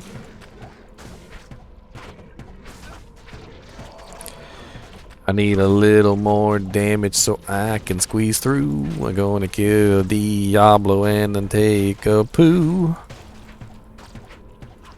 'Cause that's just what heroes do. Boom, boom, boom, boom, boom.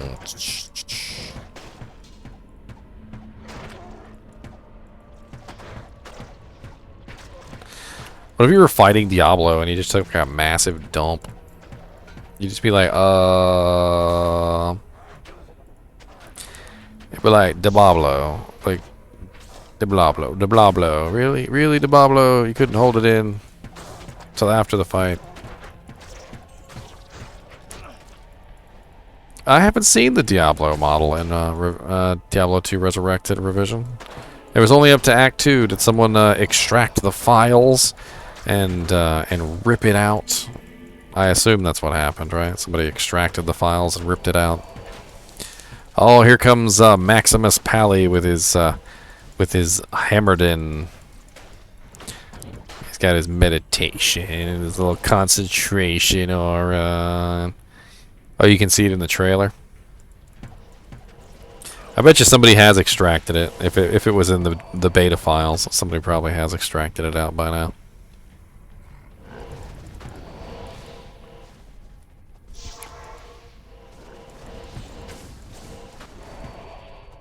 OP hammers. I got an OP bow. Okay, oh, he's cold enchanted.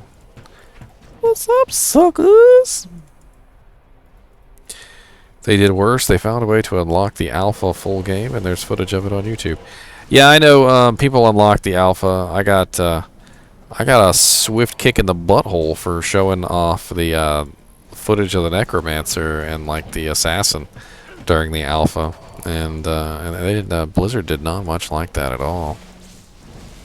The Paladin too. Wasn't even my footage. I just it was footage that I found on the internet, and I put it on YouTube, and Blizzard copyright stroked me and banned me from live streaming, and that was a whole interesting thing.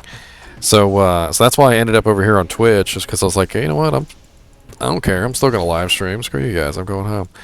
And so I came over here and I started live streaming, and that's why I have a YouTube account, and I also have my I got my Twitch account over here too.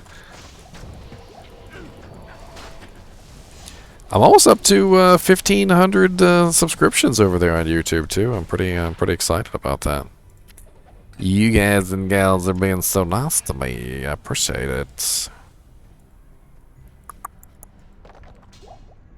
I also do tech stuff too. If you guys ever need some help with tech, I've been a big techie for a really long time. I had my own computer business for a while.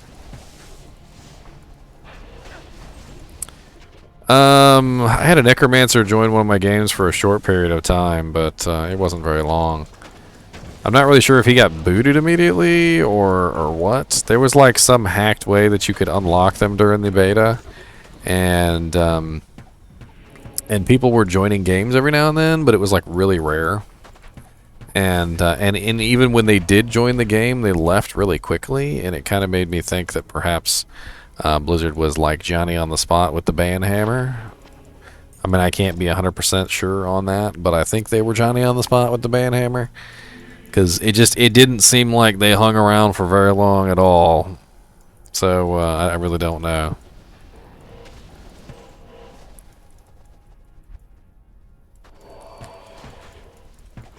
I absolutely think TCIP removal was caused by them cracking the alpha version. They didn't just crack the alpha version, they literally made like a full playable client out of the alpha version, and they did it through the TCIP connection. And whatever qualms you know, Blizzard had about leaving the TCIP connection in, they were still okay with it, you know. And the sad thing is I think that if they hadn't hacked the alpha, we probably would still have the TCIP in the game. So I think you can pretty much blame that on Shalzuth and what was that other guy's name? There were two guys that were involved in cracking the alpha, and they got served court summons, from what I remember, if I read the article correctly. Blizzard was not very happy about that one at all. TCP is a local internet connection. So, like, instead of over the internet, it's just simply over a local connection through, like, through your house. So, like, it would go through your router or your Wi-Fi router, things like that, and allows. So, like, for instance, let's say I had a computer and my brother or something, you know, he was here with a laptop. We could play single player together essentially. So it allows you to take your single player characters and connect them together over a TCP connection, and that in turn allows you to have a a really nice game with somebody who's local. But the reason why people are mad is not because they've lost local co-op. People are mad because a lot of the mods and programs that people play, like PD2 for instance, use TCP as a way to initiate those mods. And so they're not very happy about losing access to TCP because that also shuts down the mods themselves. But if you're asking me, I think we're probably going to see them re-add it. And the reason why I think we're going to see them re-add it is because they had the alpha version. The alpha version had TCP added. And these mod makers know how to rip apart these games and put them back together like they're nothing. So I think what we're going to see is we're going to see someone very quickly come out with a mod to re-add TCP/IP connection. It's not going to take them very long.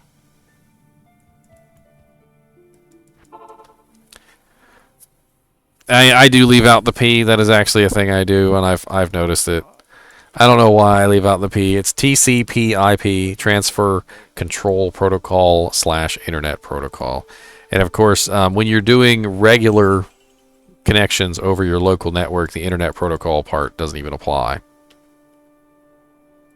I did it on my video too when I was talking about TCP/IP, and somebody pointed it out in my video too. I was kind of laughing about that.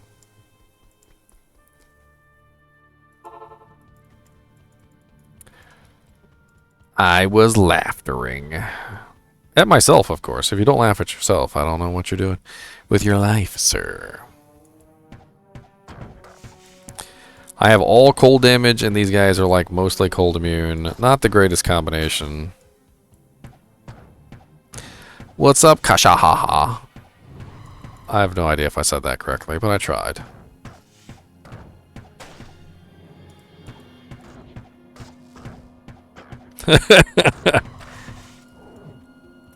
I tried. What's up, Frozen Scourge?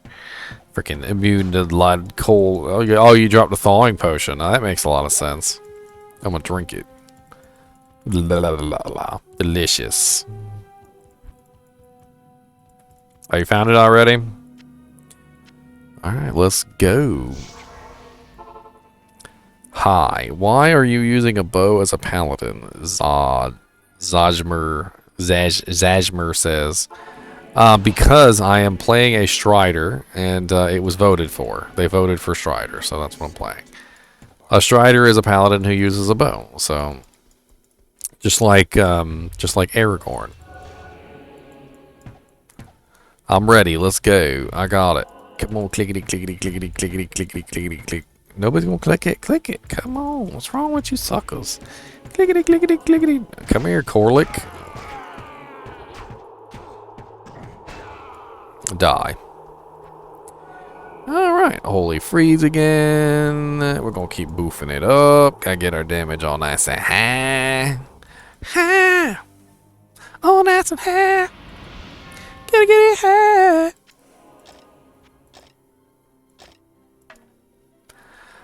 I mean, yeah, because you got your OP magic hammers, Maximus.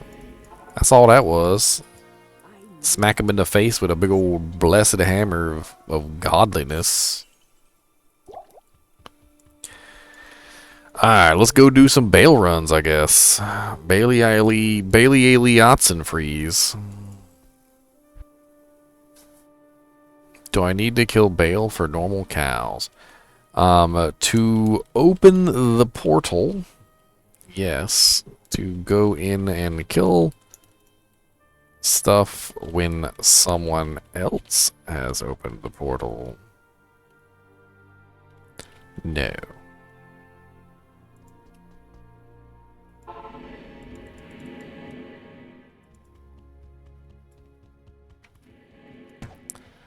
I did back-to-back solo clear from normal to hell. It was fun. Sweet. What character did you play? Because today we're playing Paladin, if you can't tell. Today is the day of the Paladin. Day of the Paladin. Do. I can't hit nothing because my attack rating's really low. And I need to solve that problem or I will really blow. Lightning cold. Did you go with thunderstorm? Or did you go with lightning slash something else? I heard thunderstorm's a pretty good option. Not as many points. Lightning orb. Oh, I was about to say, who got a lightning orb skill? I'm like, man, I really want a lightning orb skill.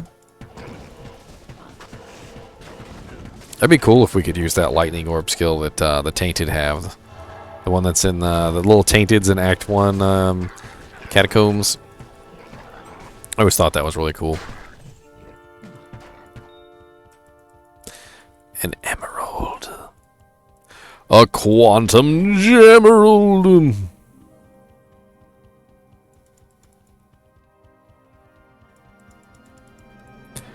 What's up, Deathlord? I heard you got mudkips.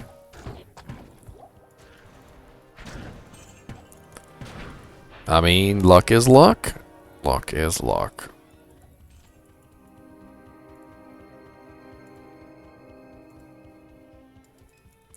Do I use a lower resist wand on any characters? Not specifically.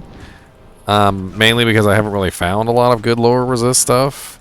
But I did actually come across a pretty sweet... When I was doing ladder a long time ago, during the ladder reset for this particular season, I did find a really sweet sorcerer staff with lower resist charges on it, and I thought that was really cool.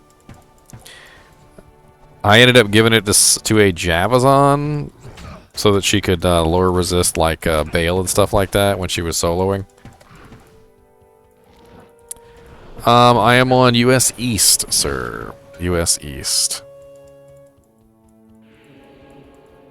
Just having some fun showing off paladins, playing around. I'm leveling up this paladin from scratch because I really wanted to kind of show off paladin. And they chose Strider. Don't be mad at me. That was the vote. That was the vote. They were like, I was like Charge Paladin, Fist of the Heavens Paladin, Hammerdin. Nope. They wanted Charge Paladin. I mean, Strider Paladin. But second choice was actually Fist of the Heavens. They wanted to see Fist of the Heavens. So.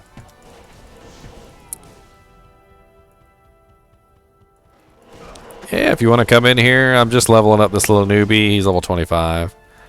I mean, we'll see. Tomorrow, I'm going to do Necromancer. Tomorrow's going to be the day of the Necromancer, if you guys want to show up for that one. Necromancer is definitely one that I've put a lot of time into, so I definitely know a lot about that class. I can certainly answer a lot of questions.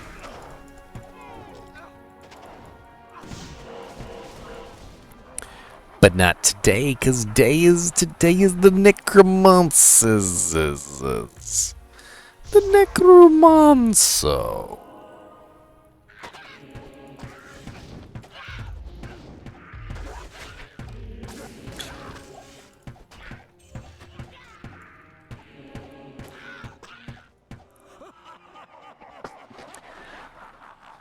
Oop.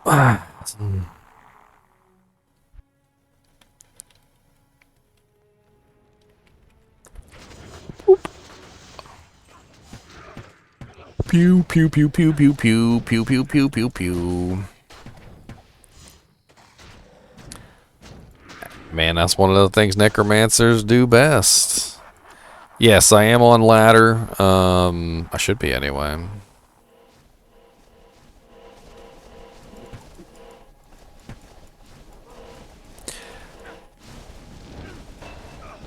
Ah, Sanders Rip Raps. No, they stole my Sanders Rip Raps. How dare you steal my Sanders Rip Raps?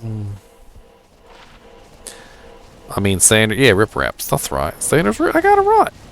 I was trying to doubting myself and everything. I was all like, no, they're not sandals rip wraps. Those are the taboo. Those are the sandals taboo or the paragon. No, they're the rip wraps. See, that's what see. Don't doubt yourself, folks. Follow your instincts. Follow your instincts.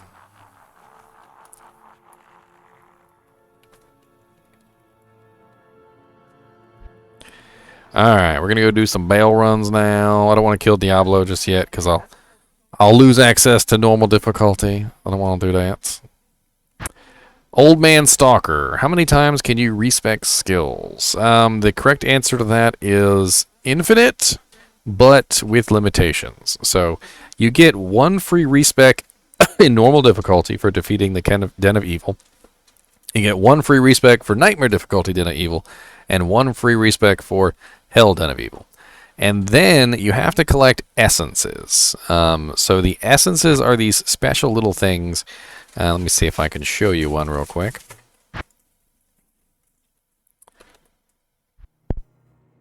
And the essences drop from bosses. So Diablo, Baal, Duriel, and Mephisto. They all drop one of these, and each one of these is a different name, and you have to collect 4 of them. And Andariel, so it's Andariel, my bad, Andariel. So they drop 4 of them, and what you have to do is you put them in the cube, and you have to transmute them to make what's called a token. And the token, you just right-click it like as if it's a potion, and it just resets all your abilities. So technically, you can have infinite resets, but you do have to farm the little twisted essences of suffering and pain and stuff like that to to get you to that point. So that's kind of nice. Should probably grab that. I'm trying to think if I have anything else Mr. Buttface can use. Mr. Buttface the Paladin. Since I'm here, I mean, I figure since I'm already here, but no, I don't really see anything. It's a % drop, but they're not like super sweet. It's a % drop, but they're not super rare. Old Man Stalker, they'll drop enough that that if you farm them, you'll have a fairly decent number of them.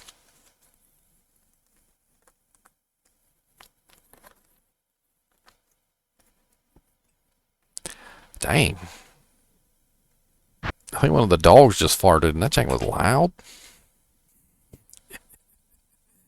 That jank was so loud. Dude, it like came from like way over there though. Like it was like an echoey one that came down the hallway. Like I ain't never heard a fart echo like that before. That jank was like came from like 3 different places as it echoed down the hallway. Oh, I'm on the wrong character. God bless it.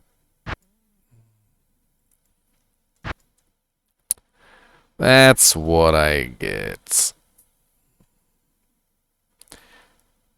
I was really hoping they weren't gonna just like do this weird list where it only shows you a certain number of games, and then you don't really get to see everything like in the old days. But in the new Diablo 2 Resurrected, they kind of did the same thing. Like it's still kind of like just like a list, like a random list. Good lord, they're already on Baal? God bless it, you guys are on Baal so fast. He's dead before he even got in here. Your mama's a hoe. Oh, there's a pole axe.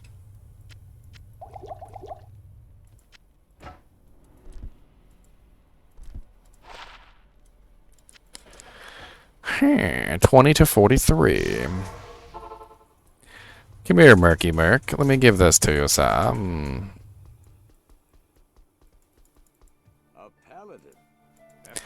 What was the mail with the runes? It was probably a piece. If I remember correctly, Jedi Master. I made a piece for my Amazon, and then I didn't. She didn't need it anymore. Yeah, because you need to be upgraded, sir. God bless you. You can't wear nothing. At your service.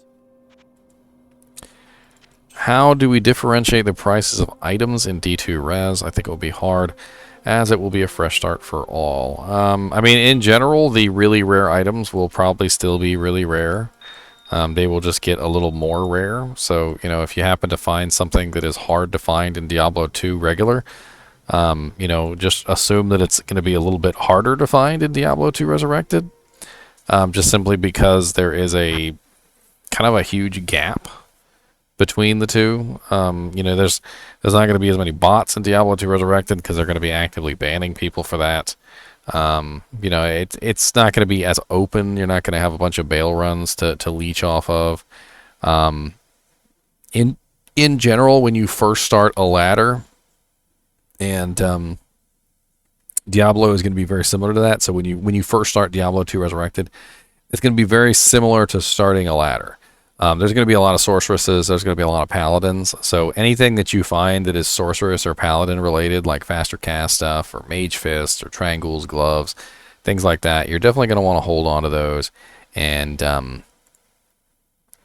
trade them because they're going to be really good trade value. Unless you're making one of those yourself, and if you're making one of those yourself, then you know, so be it. Just go ahead and hold on to them and use them. But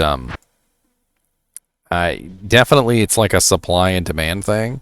So the more, since there's going to be like a trillion gajabillion sorceresses when you first start, definitely assume that your sorceress equipment is going to be worth more than most of the other stuff that you find.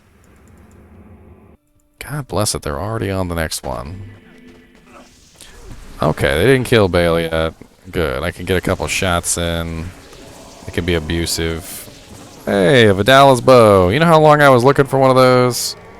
During the beta, and I finally managed to put together an entire Vidala's set during the beta, and I was so proud of myself. I'm so proud. I'm super proud. Alright, so Norm Dash Bale 253.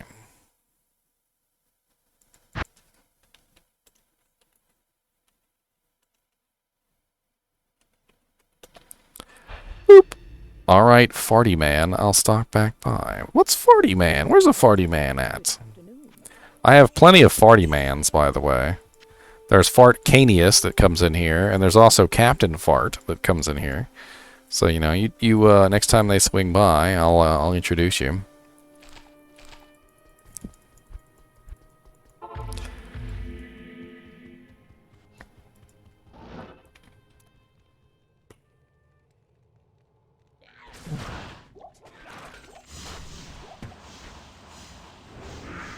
I want to shoot stuff too.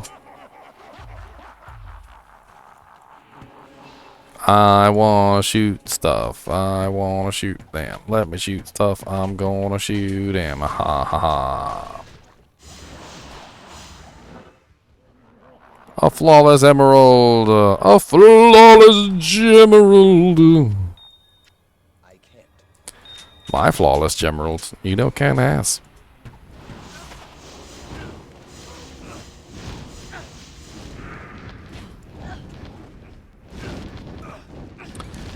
+3 to hunger. That'd be worth some monies. Javelintia.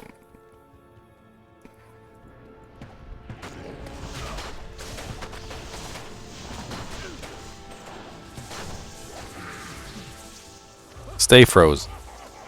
Stay frosty. Stay frosty.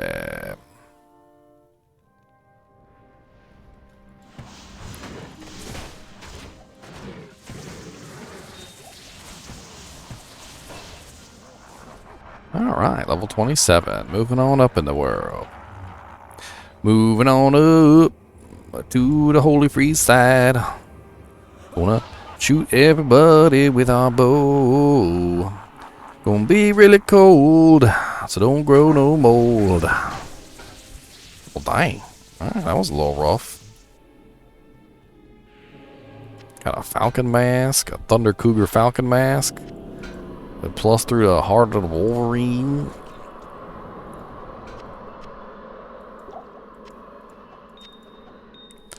Give me this crown. I want this crown. Norm Dash Bale 254.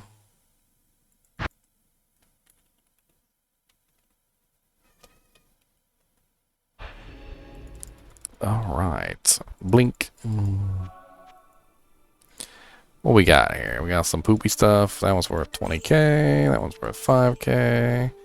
That one's worth some monies. I'll take all the monies. Give me all the monies. I'm gonna stand up here. I'm gonna shoot arrows down. Look, give me them arrows. I need all them.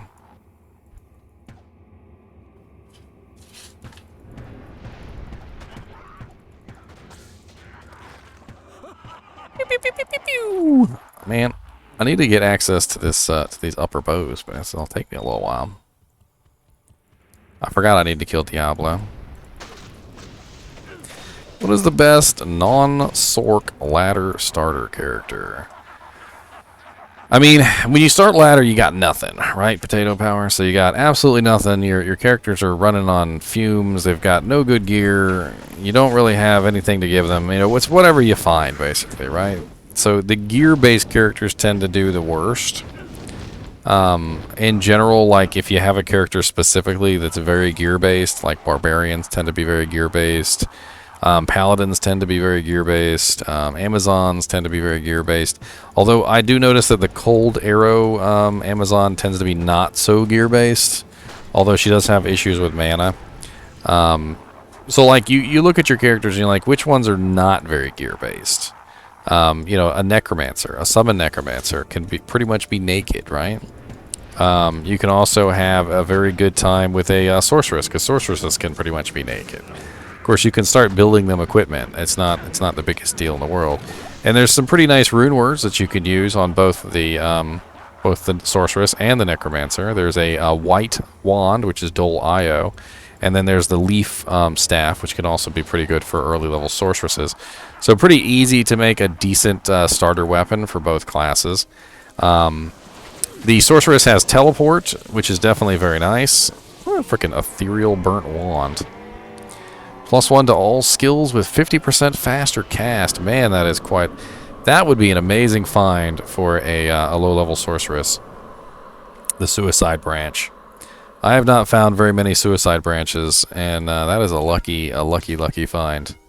If you could find that early ladder for your sorceress, that would be absolutely amazing. +1 to all skills with 50% faster cast, 40 to life, 10 increases maximum mana 10%, all resistances 10, and then even like some attacker takes damage of 25, which is not amazing, but at level 33 might actually kill one or two little noob creatures you're running around fighting.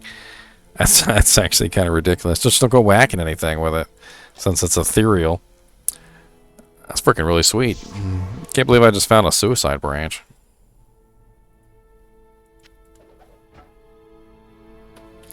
Actually, that's a whole lot of that. Alright, Norm Dash Bale 255.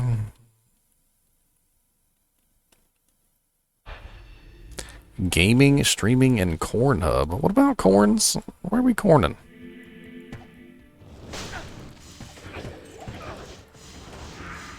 Well, I'm good. I'll enjoy that couch tonight, knowing I have a powerful machine coming between the next 2 to 12 weeks. Oh, man, that reminds me of when I used to order stuff from magazines. They would say, please expect delivery within the next 4 to 8... They'd be like 4 to 18 weeks. And you're like, what the hell? 4 to 18 weeks?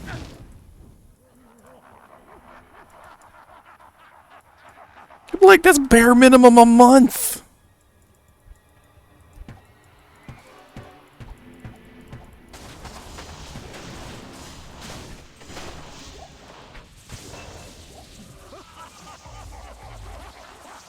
Picking Xmas toys from the Sears catalog in September.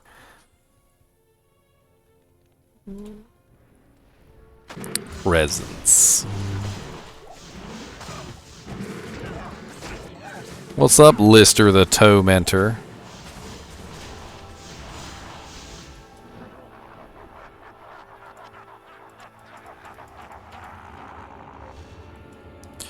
I didn't go liquid cooled. I ain't bother. I'm not bothering with liquid cooled. I know people say it's the safest thing in the world. Whatever, blah, blah, blah. Yakety smackety, butthole stinks. As far as I'm concerned, it's not worth the risk. If I don't have the money to replace the parts, it's not worth the risk. If I had the money to replace the parts, it would be worth the risk. But I don't. And that's really all there is to it. Freaking Suicide Branch. I'm so excited about that for no reason. I don't think I've been playing for quite some time, and I haven't found a Suicide Branch in a while. Norm Dash Bale 256. Don't judge me. Don't judge us. Probably find Suicide Branches all the time. Like, oh, I found like 6 of those. Look at these 6 Suicide Branches in my... No.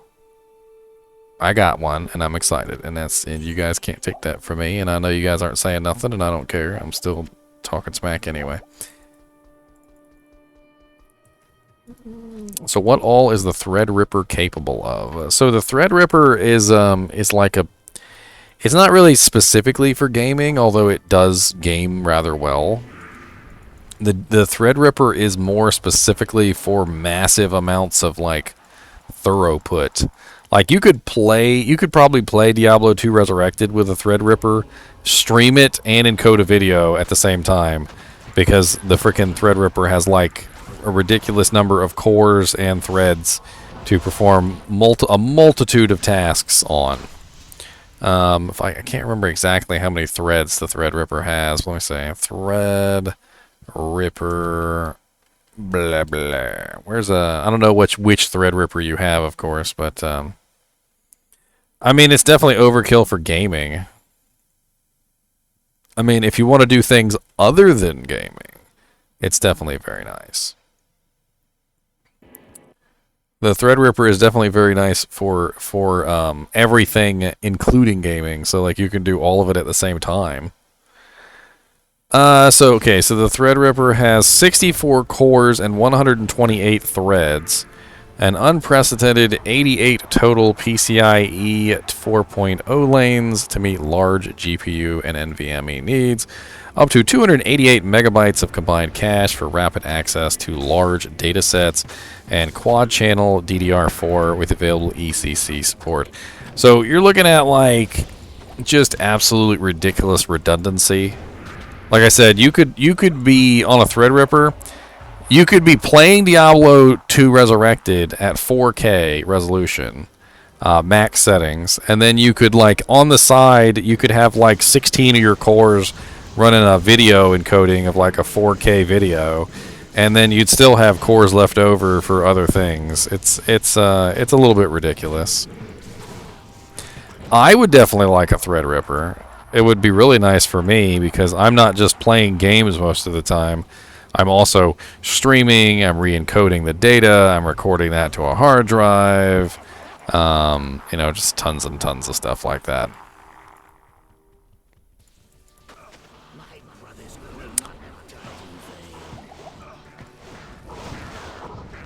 Definitely great if you want to stream.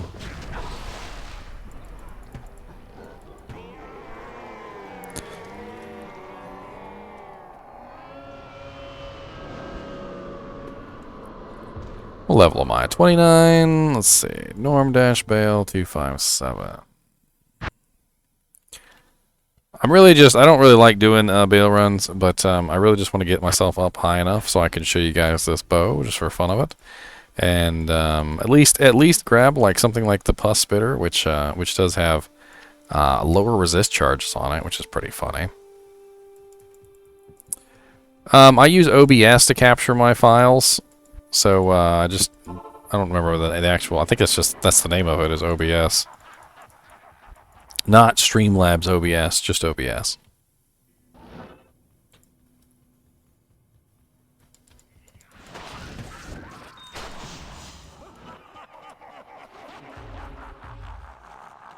I just don't know where to start it.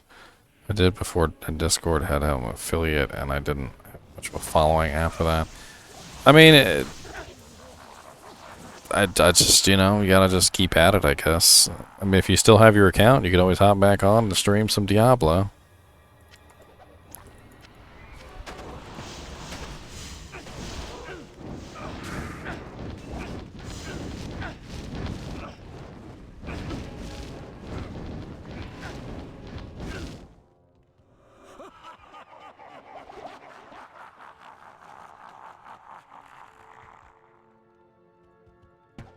Beep, beep, beep.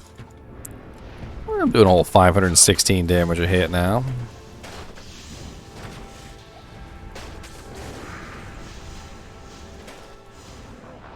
Freaking lower resist charges is certainly nice. Well, I don't know how often that would actually proc. But lower resist would definitely be helpful.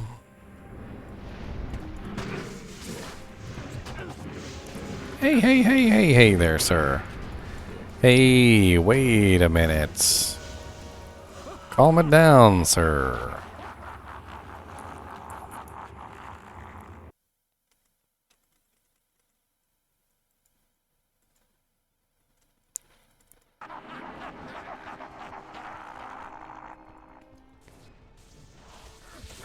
How much should I expect to put on a PC before new games require me to upgrade the PC?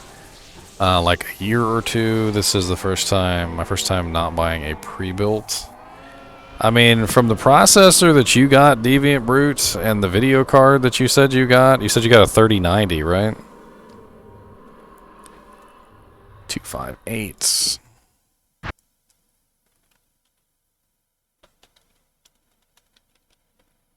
I mean, realistically, for most people, that's like a 6-year build. Like, I would, if I had that build, I would probably hold on to it for about 6 years. Sometimes, depending on like how stuff is moving, so like every now and then, tech starts to move really quickly. And you might have some really large advances in technology over a certain period of time. And if that happens, then you might upgrade a little bit sooner than you might expect. But honestly, the way that tech has been going is it's actually been slowing down, not speeding up. So the distance between the cards has been shrinking. And I noticed that like even say like a GTX 760, which is an 8-year-old card, is still sort of comparable to like a GTX 1650, which is a sort of a brand new card, and so we're getting less distance in between the systems now. You might even be able to get 10 years out of that system now.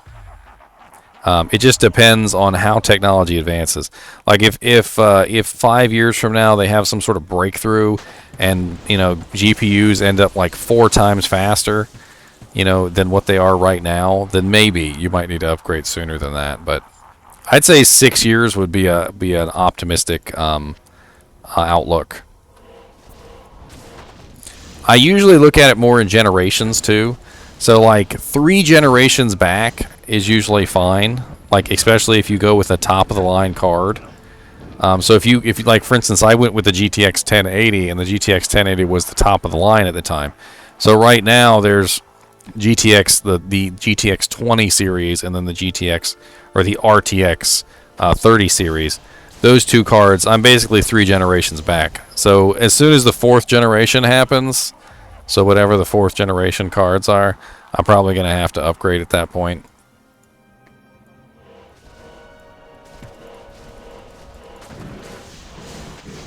And usually 3 generations upgrade is usually fine.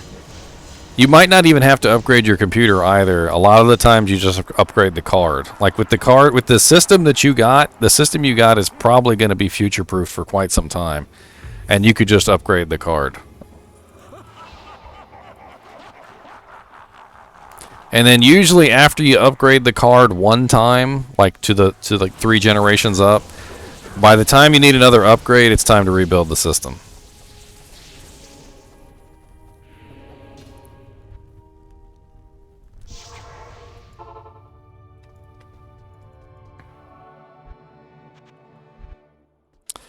Alright, Norm Bale, 258.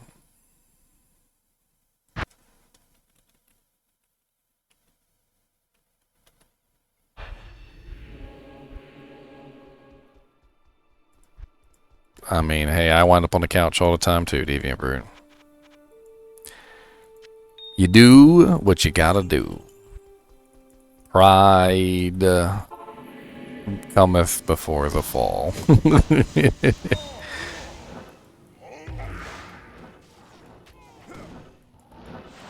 You type in exclamation point before what you have to say, and you say, "Big monkey butt, turd face," like that, and see it pops up above your head.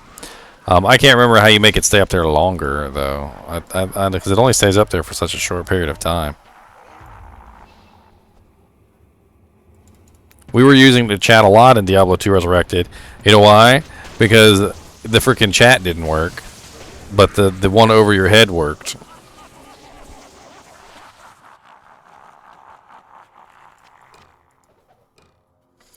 I got a better bow, and that's all I care about. I'm gonna shoot you in the face with my long war bow. Da, da, da, da, da, da. It's got 28% IAS, and that's all that matters. Da, da, da, da, da.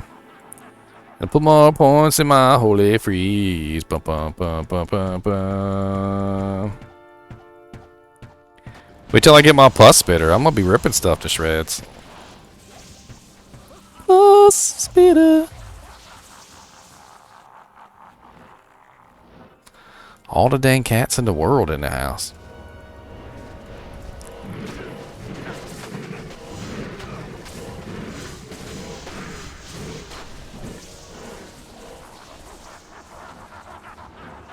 I just looked over and they're all sleeping on the couch. Except for one. She's looking mean at the other ones because they're taking up all the space. Which, you know, that's a thing. It's a whole thing. How dare you take up all the space. Come here, Mr. Bailey. I probably have terrible attack rating and can barely hit you, but that's okay. You took all my mana. I'm so sad. I don't even need mana.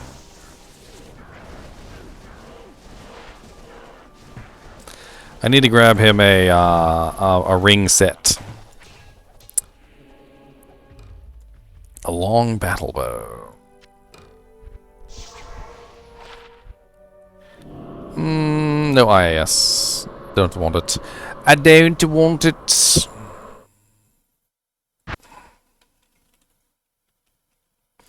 Boom, boom, boom. Boom, boom, boom. Am I too fast? Too fast.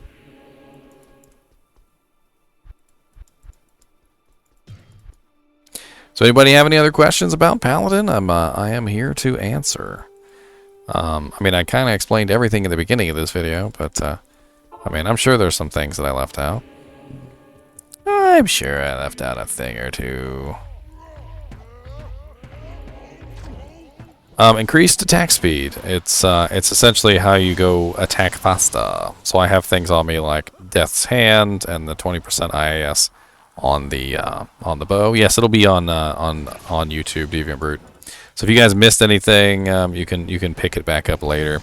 In fact, I did mean to keep this video a little bit short, you know, shorter than my 17-hour streams, so that you guys could actually be able to watch this on YouTube as opposed to just like skim through it. Acronyms are really easy, old man. So you got IAS, which is increased attack speed.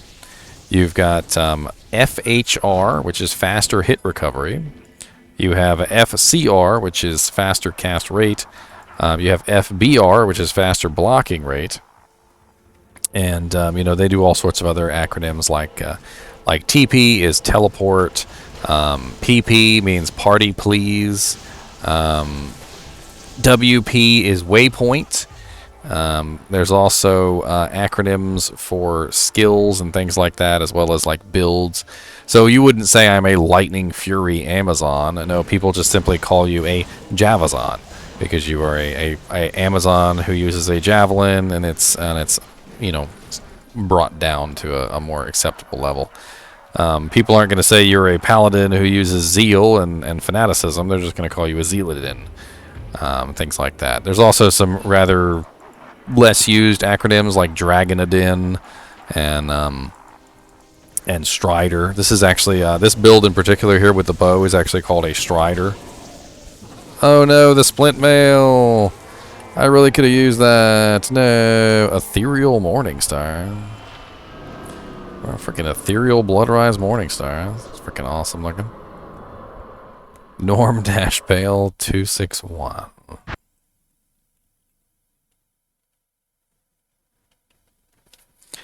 Oh yeah, people love spamming hammers, Jade.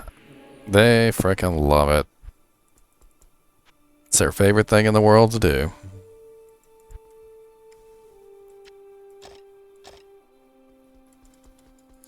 Got spam damn hammers left and right. Gonna spam all them hammers till all day and night. Impossible. Spamming and a spamming is what we do. Looting and polluting is not for you. Hear what Captain Planet has to say. The power is yours.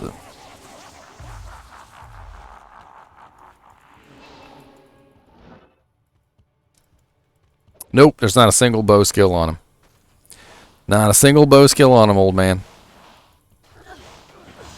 Paladin has no bow skills. But what he does have is he has a very strong elemental aura, which applies that elemental damage to your bow. So when you toggle your Holy Freeze aura on, for instance, you see my damage here is 637. If I take my aura off, my damage goes down to 101. My Holy Freeze aura is adding damage to my attack in the amount of 517 to 536 at the moment. So a huge damage bonus from Holy Freeze aura that's applying directly to the bow. It also applies to any weapon, by the way, not just bows, but in this particular situation I'm using a bow to apply that elemental damage in a ranged effect. You can also do the same thing with Holy Shock and Holy Fire.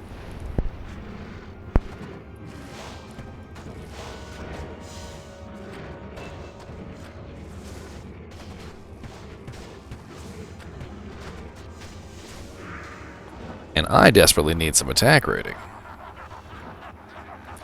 I need me some angelic ring, an angelic amulet, and another angelic ring. So that'll be fun to do. I'm going to go do that real quick, and I'm going to show you guys that setup with the angelic rings and amulets right after this. Let me...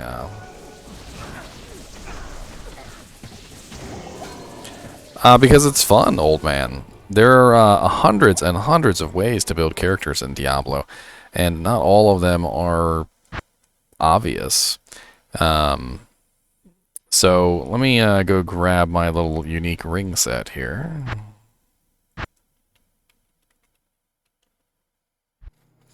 You know, some ways you build your character are very obvious. You know, you build them that way on purpose because, hey, why not build a Zeal Paladin or a Conviction Paladin? And you know, that's something fun to do. This is my Frenzy Barbarian, by the way. I'm gonna take him over here just to kill something real quick. He has a myth coat on. If you guys want to take a look at that, that's pretty cool.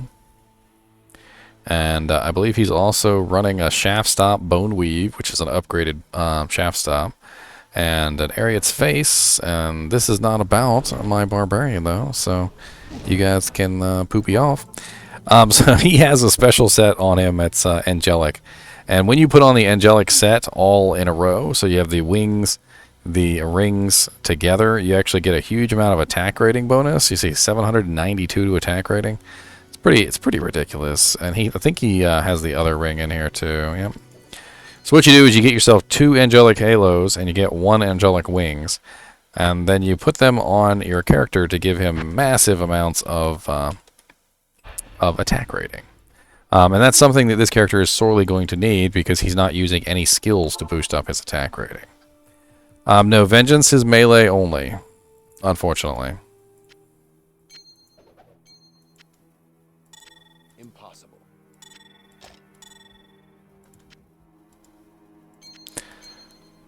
Besides, Vengeance is based off of your physical damage, so it's not quite as effective. So you have to have a really nice weapon to make it work. So as you can see now, I have 396 to attack rating from one ring, 396 to attack rating from the other ring, plus 10 to dex, plus 10 to dex from both rings, so I'm getting 20 to dexterity. And then the amulet is also giving me 75 to life. Or sorry, 10 to dex from the set bonus, my bad, not both rings. I also get 6 to replenish life and 20 to life from both rings, which is pretty sweet. And it's kind of a nice little setup, just especially for this character who is having trouble with strength, just in general. So he's going to have a much easier time with that.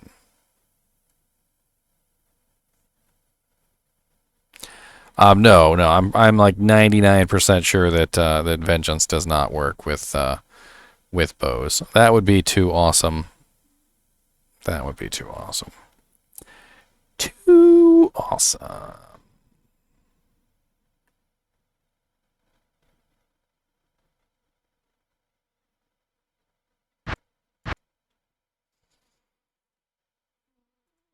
Bale, no EXP. I mean, I can always go on my Paladin and check it for you, Deviant Brute. You know what? Let's go do that real quick. Deviant Brute has a question. Let's answer the question. GGM, Patriarch, create game. Join game. Watch me get realm down. Watch me get realm down. Oh yeah, I need to put up my my weapon somehow. I got no room whatsoever.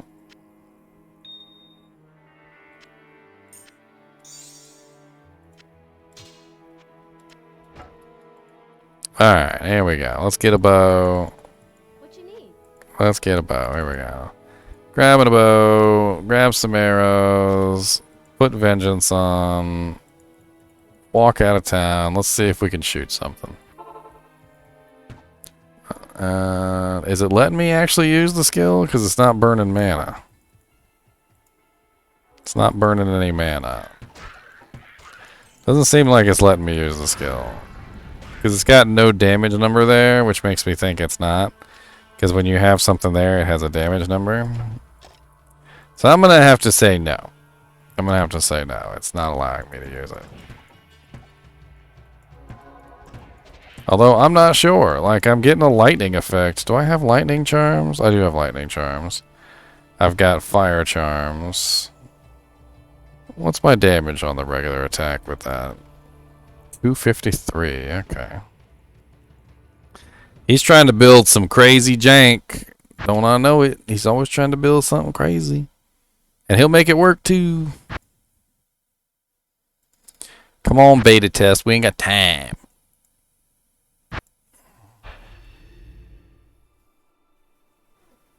To jungle.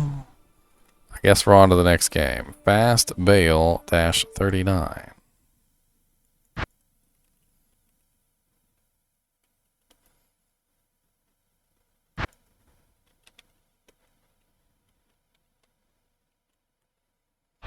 You're gonna build a Tesla Merc? That's right, the Tesla Merc. Hello.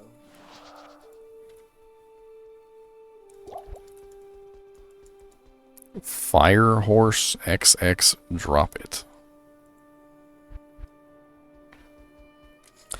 No, Old Man Stalker, I'm just leveling up. I was trying to get high enough level to at least use the pus spitter here before I log off. I wanted to show you guys the lower resist on striking, and kind of like just have a little bit of fun with it. I shouldn't have any problem hitting Bale now, though. So I should be boofing out some damage. So Bale is one of the best places to get EXP from, Old Man Stalker. That's why a lot of people will farm him. Because in normal difficulty, nightmare difficulty, and hell, he has really good EXP, especially his minions. So the minions that you fight of his, as well as him himself, just very nice EXP. And you can EXP in normal difficulty up to about level 45, which is pretty cool. So so you can just keep killing Bale over and over again and getting yourself some nice EXP to kind of beef up your character. So it's kind of been like accepted, I guess, as a Yeah, them websites are still on. They're freaking botting like crazy, Onyx. The bail runs are pretty much the norm. Skeletons inside of Ubers are the best EXP if you can still glitch them to keep them spawning nonstop, which I'll let you know if it works after launch. I thought that the monsters in Ubers didn't give any EXP. Did they change?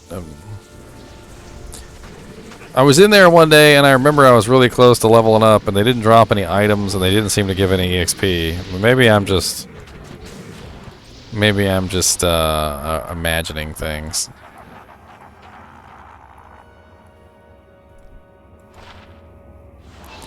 Saigon's Rap, I don't want it.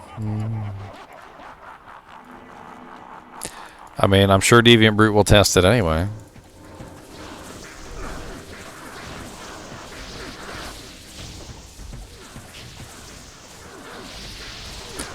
That's my chance to hit Bale. Still 60%.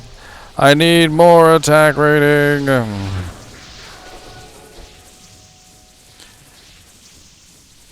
Alright, 2 levels away from Pus Spitter. Let's go. Fast Bale dash 40. No! Don't do that to me. I need you to be nice to me and don't do that. Thank you.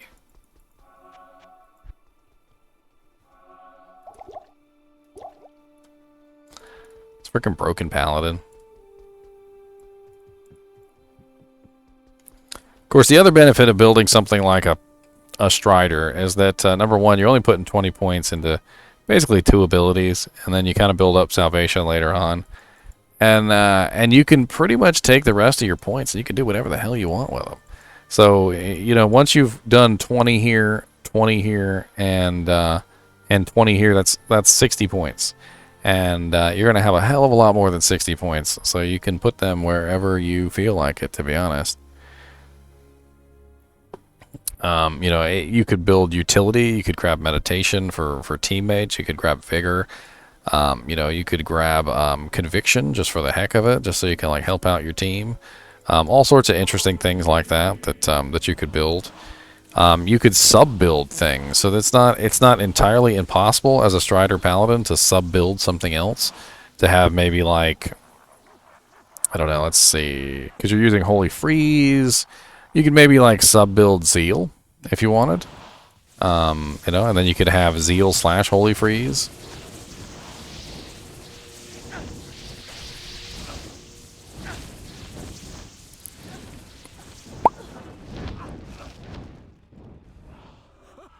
You could also run other auras too, so you could get like a Dream Helmet, and you could run Holy Shock along with your Holy Freeze, just for the giggles of it. And you could put holy points into Holy Shock, which will actually enhance that aura. That's right. Everyone in the game is like, why does the Paladin have a bow? I have a bow and you can't stop me. I will shoot you in the butt. Don't even cry about it or I will strut. Fire just tends to be lackluster in Hell difficulty. There's so many fire immunes. A lot of people tend to avoid fire damage. It's not that fire damage is, I mean, bad. Like, if I was in a group, I would definitely try to have at least one fire damage character. But if I was by myself, I might avoid fire damage in general, because it tends to have just too many immunities. It's a little difficult to actually make it work. And we are now level 35, and we are well on our way.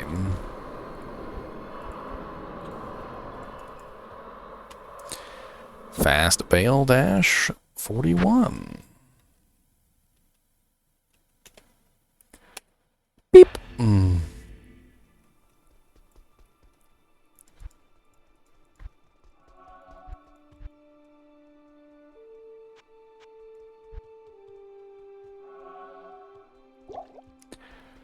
Pew, pew, pew, pew, pew, pew, pew. Take my Plus Spitter with me, because I'm about to hit the level where I can use it.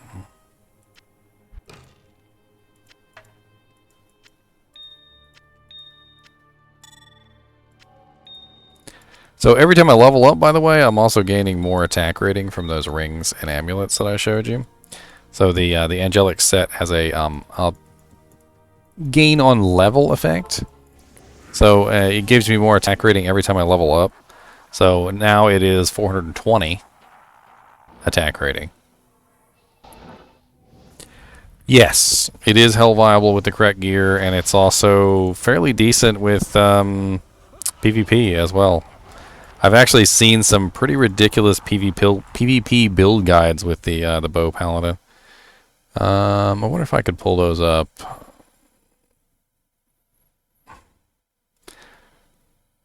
Maybe Deviant Brutes. Maybe, I'm not sure. Depends on how lucky you are with your drops.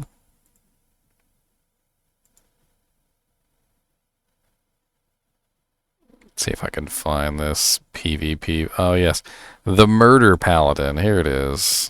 It seemed like any version of the Paladin that. It's on Cooley's website if you want to take a look at it. It's right here. He calls it the Murder Paladin. At least I think that's the right one. I could be wrong, but I think that's right.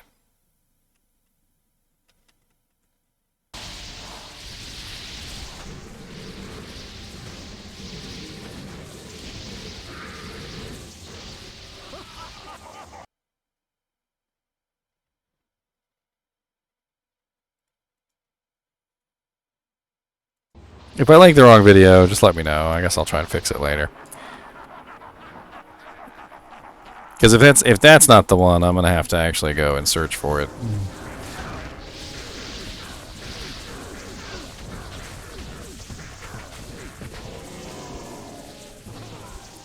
Flanged mace. What's that? Sure Frost? Yeah, Sure Frost. I don't need that.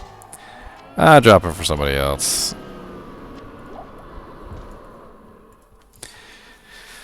Be the first person on console to 99. He's doing it, folks. He's doing it. Don't stop him.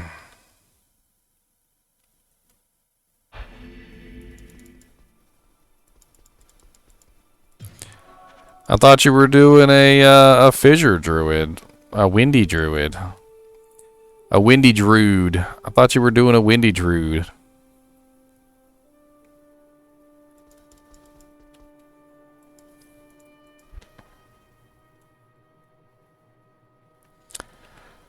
No cross play, but cross progression, Onyx. You have a friend that is dead set on being a windy druid. Tell him that you have been a sorceress forever and you want to be something new just this once, and that he can have a sorceress instead. Beep, beep, beep, beep, beep, beep, beep, beep, beep, beep, beep, beep, beep.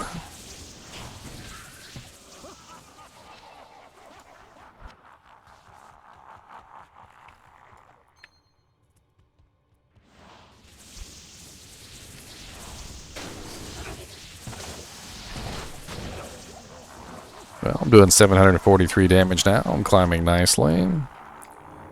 I need to build the synergies, and we will be rocking on our way. Good. Now I can use Pus Spitter. The Spitter of Pus.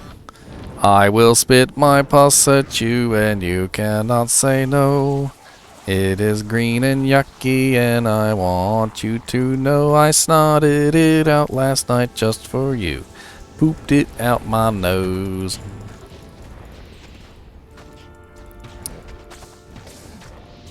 So the beautiful thing about Pus Spitter for a low level Strider is that it has lower resist on it, so 4% chance to cast lower resist on hit.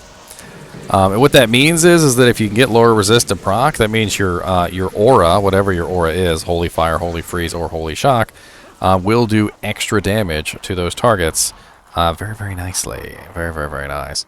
Even just level 1 lower resist is a rather huge bonus to your damage as an elemental class. And you get to help out some other people too while you're at it, which isn't bad. So like when you're fighting someone like Bale, and you can get that nice lower resist proc, which did just proc, by the way. Notice his health goes down pretty darn fast with lower resist up.